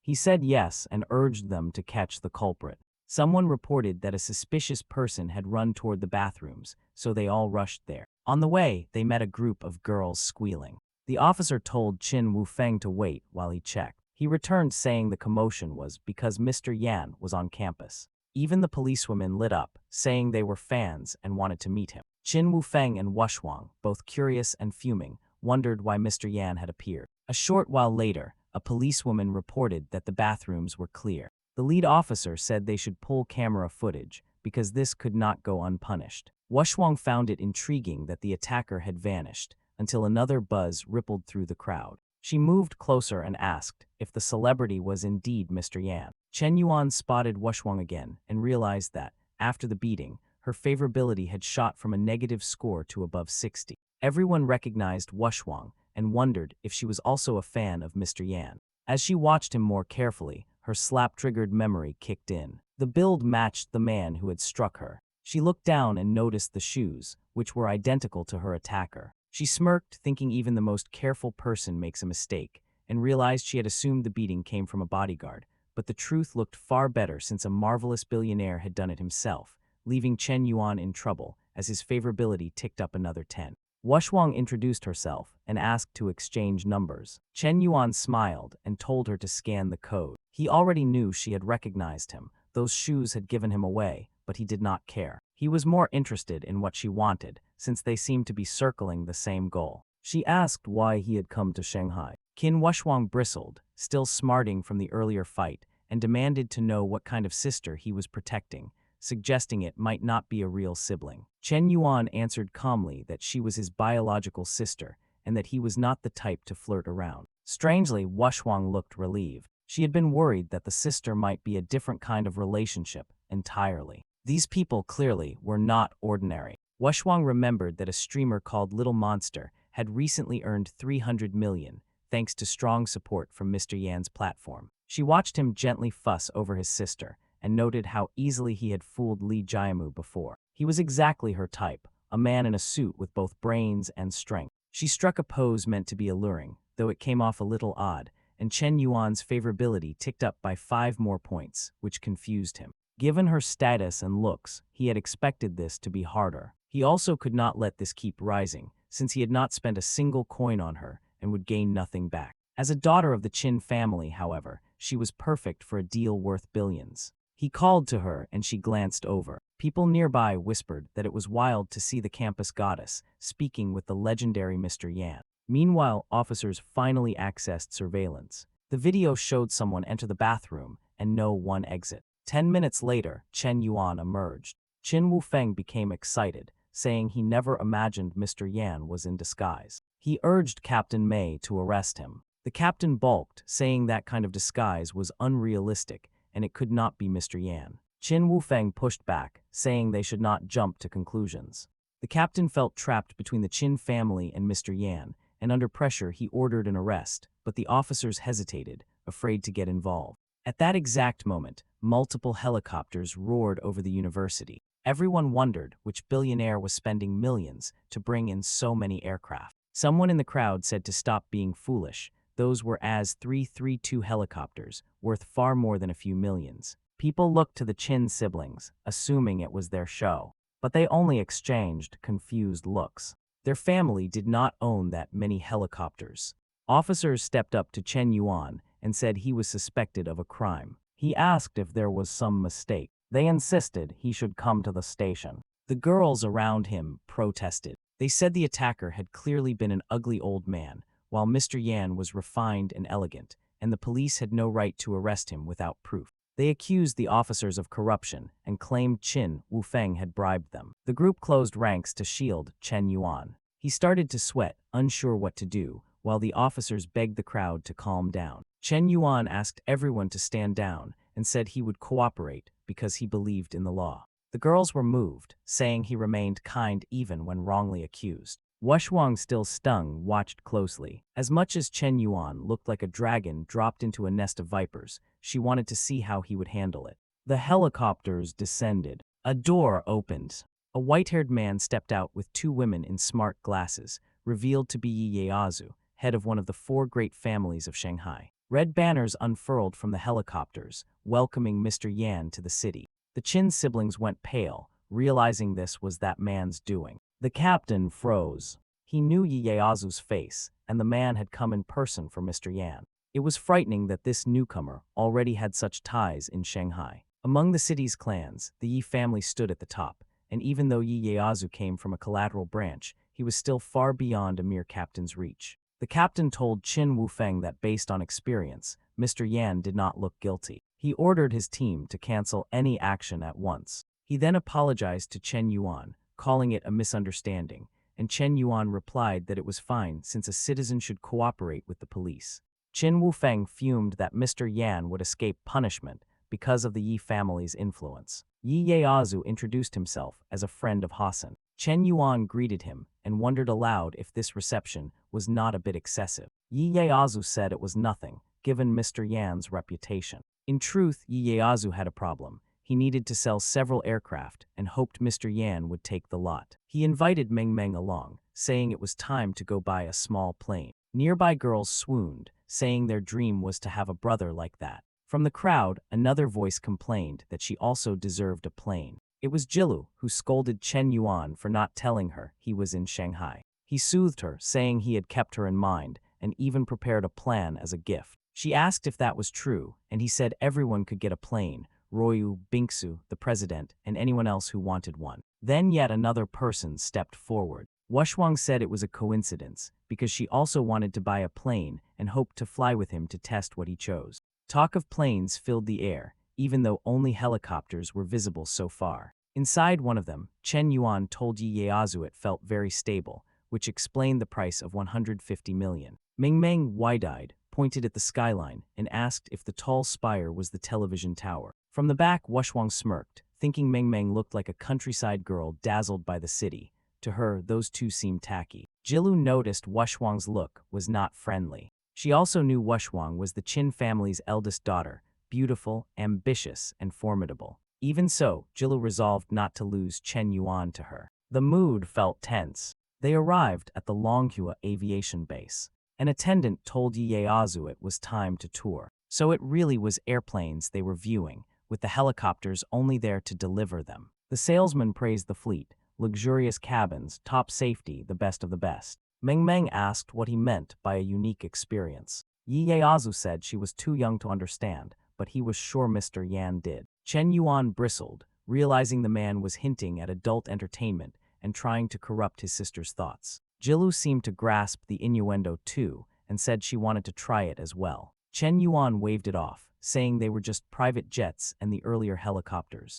Ieyasu's glasses slipped as he processed the scale. Chen Yuan explained that most of the helicopters were gifts for other people and would need their ownership transferred. The salesman stared, wondering if this man was a god of wealth. The scene shifted to Shanghai's financial district. A secretary told her boss that Mr. Yan had arrived and had even beaten the Qin siblings. The boss laughed, saying it was foolish to offend the Qin family and he would pay for it. The secretary corrected his, saying he had faced no trouble because the Yi family backed him. The boss was stunned when he heard that Ieyasu had flown in with more than 20 helicopters just to pick up Chen Yuan. He knew that the Yi family's golden daughter, Yi Han, would celebrate her birthday that day. She had never appeared in public, and after this birthday, she would become the group's president. Marrying her would mean inheriting one of the largest shares of the entire Yi group. With the womanizer Chen Yuan suddenly in Shanghai, the boss ordered his secretary to create scandals to tarnish Chen Yuan's image in the city. She agreed to begin at once. Back at the Manhua base, Chen Yuan asked Ieyasu if he sold anything besides planes. Eager to deal, Ieyasu said he could arrange boats and even space travel. Chen Yuan said to leave space for later, but he was interested in a boat for fishing. Ieyasu promised something very luxurious. He recommended a yacht named the Qing, the fifth most luxurious in the world, priced at 7 billion. It had already been chartered for the Yi family daughter's birthday party, but he handed Chen Yuan an invitation to attend, inspect the yacht, and decide. Chen Yuan had never heard of this so-called precious daughter. Still, the idea of a wealthy woman's party made him grin from ear to ear. Chen Yuan began looking for a house near Shanghai University. Ieyasu admitted he did not know much about real estate, but said he could bring in help. He pointed to Wushwang, saying property was her specialty because the Qin family handled much of Shanghai's construction. Chen Yuan asked for a recommendation and said he would pay 5% above market price. Wushwang replied that buying 1 or 2 buildings would be easy after a quick discussion with her family, though she was impressed by how freely he had been spending. She also warned that current building restrictions and high taxes might make purchases less attractive. Chen Yuan asked for a place in the Thompson Riviera area and offered her a Jaguar helicopter in return. Wushwang said the house there cost over 150 million and told him not to try to take advantage. He answered that there was no conflict in friendship, saying he might benefit this time and next time she could be the one to gain. Wushwang wondered if he was trying to flirt and found him impatient, but agreed to view the house immediately since she would be busy the next day. As she left, she glared, thinking she would not let him slip away so easily since she still had not tested him. Chen Yuan also looked uneasy. Meanwhile in the helicopter, Jilu scrolled through her phone, bored, until a post caught her eye. It told a story about a rich man who began a relationship, did not follow through, and left a woman pregnant and poor. Jilu said she needed to find out who the man was. The post's author introduced herself as Zhang Xiaoxiao, claiming to be Chen Yuan's girlfriend, and though she looked like Royu, she was not her. This woman said she was 3 months pregnant, knew Chen Yuan had other women, and did not mind, as long as he did not abandon her. Jilu dropped the phone. When Meng Meng picked it up, the recorded message continued with the woman saying she would share him if needed, so long as he did not leave her. Meng Meng was completely confused, since given Chen Yuan's usual discipline, it seemed unlikely he had gotten anyone pregnant. He stepped into the helicopter and asked what was happening. Meng Meng showed him the phone and asked if the story was true. Nervous, he said it was impossible and that even he was shocked. Someone in the crowd shouted and called him trash. Wushwang's favorability toward him finally fell, then fell again. Chen Yuan asked everyone to calm down, insisting the claim was false and he did not even know the woman. Jilu said she accepted that some men liked new experiences, but if he wanted a safe harbor, she would wait and even wish to have a child with him.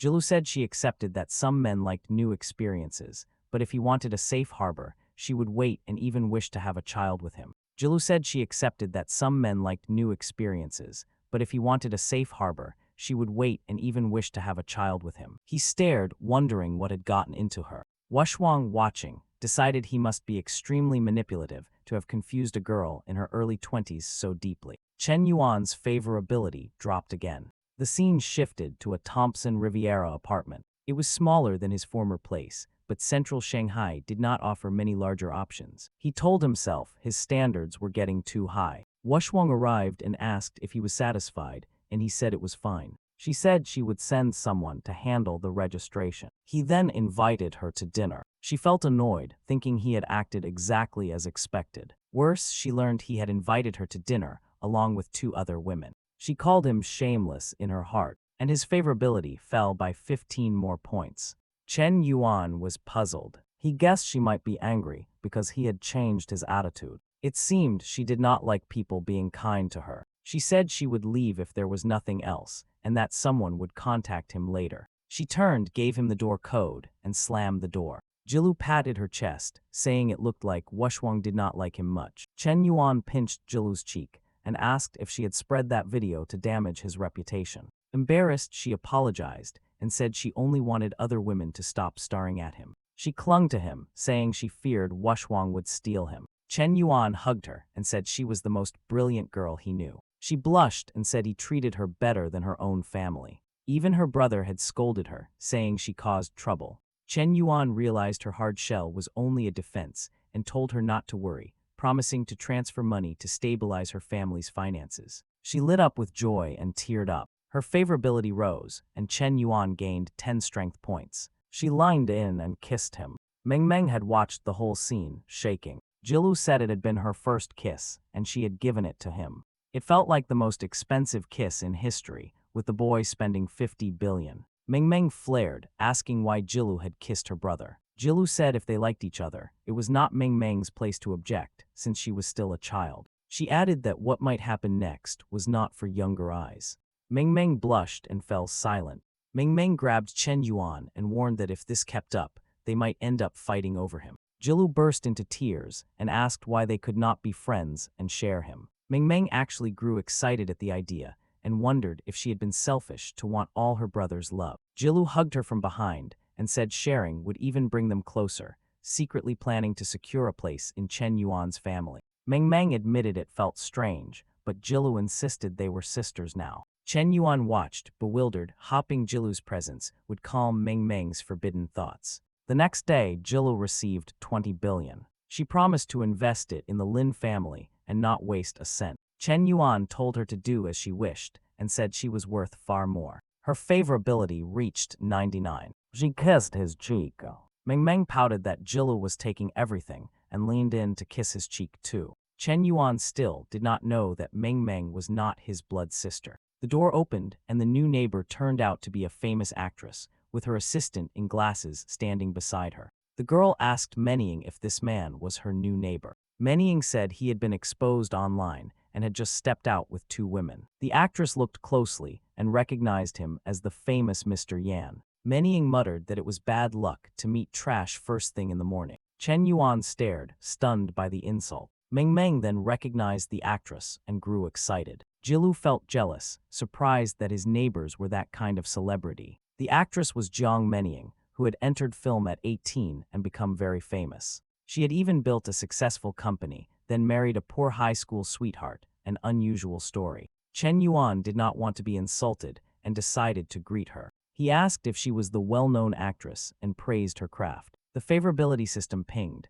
She was 26, 1.58 meters tall, with a starting favorability of -60. Her pleasant face was only the system's overlay, as she clearly did not enjoy his presence. Chen Yuan did not press her. He put on a cap and noticed a man pull up in a car for Jiang Menying. The man said he had just bought it to celebrate because she would try on wedding dresses that day. Jiang Menying teased him for being impulsive and said she was hungry. They drove off together, leaving the girl with glasses behind. Seeing she had a boyfriend, Chen Yuan turned off the system view, having no interest in ruining a relationship or becoming a villain. Thanks for watching. Like, subscribe, and turn on the bell for more awesome stories.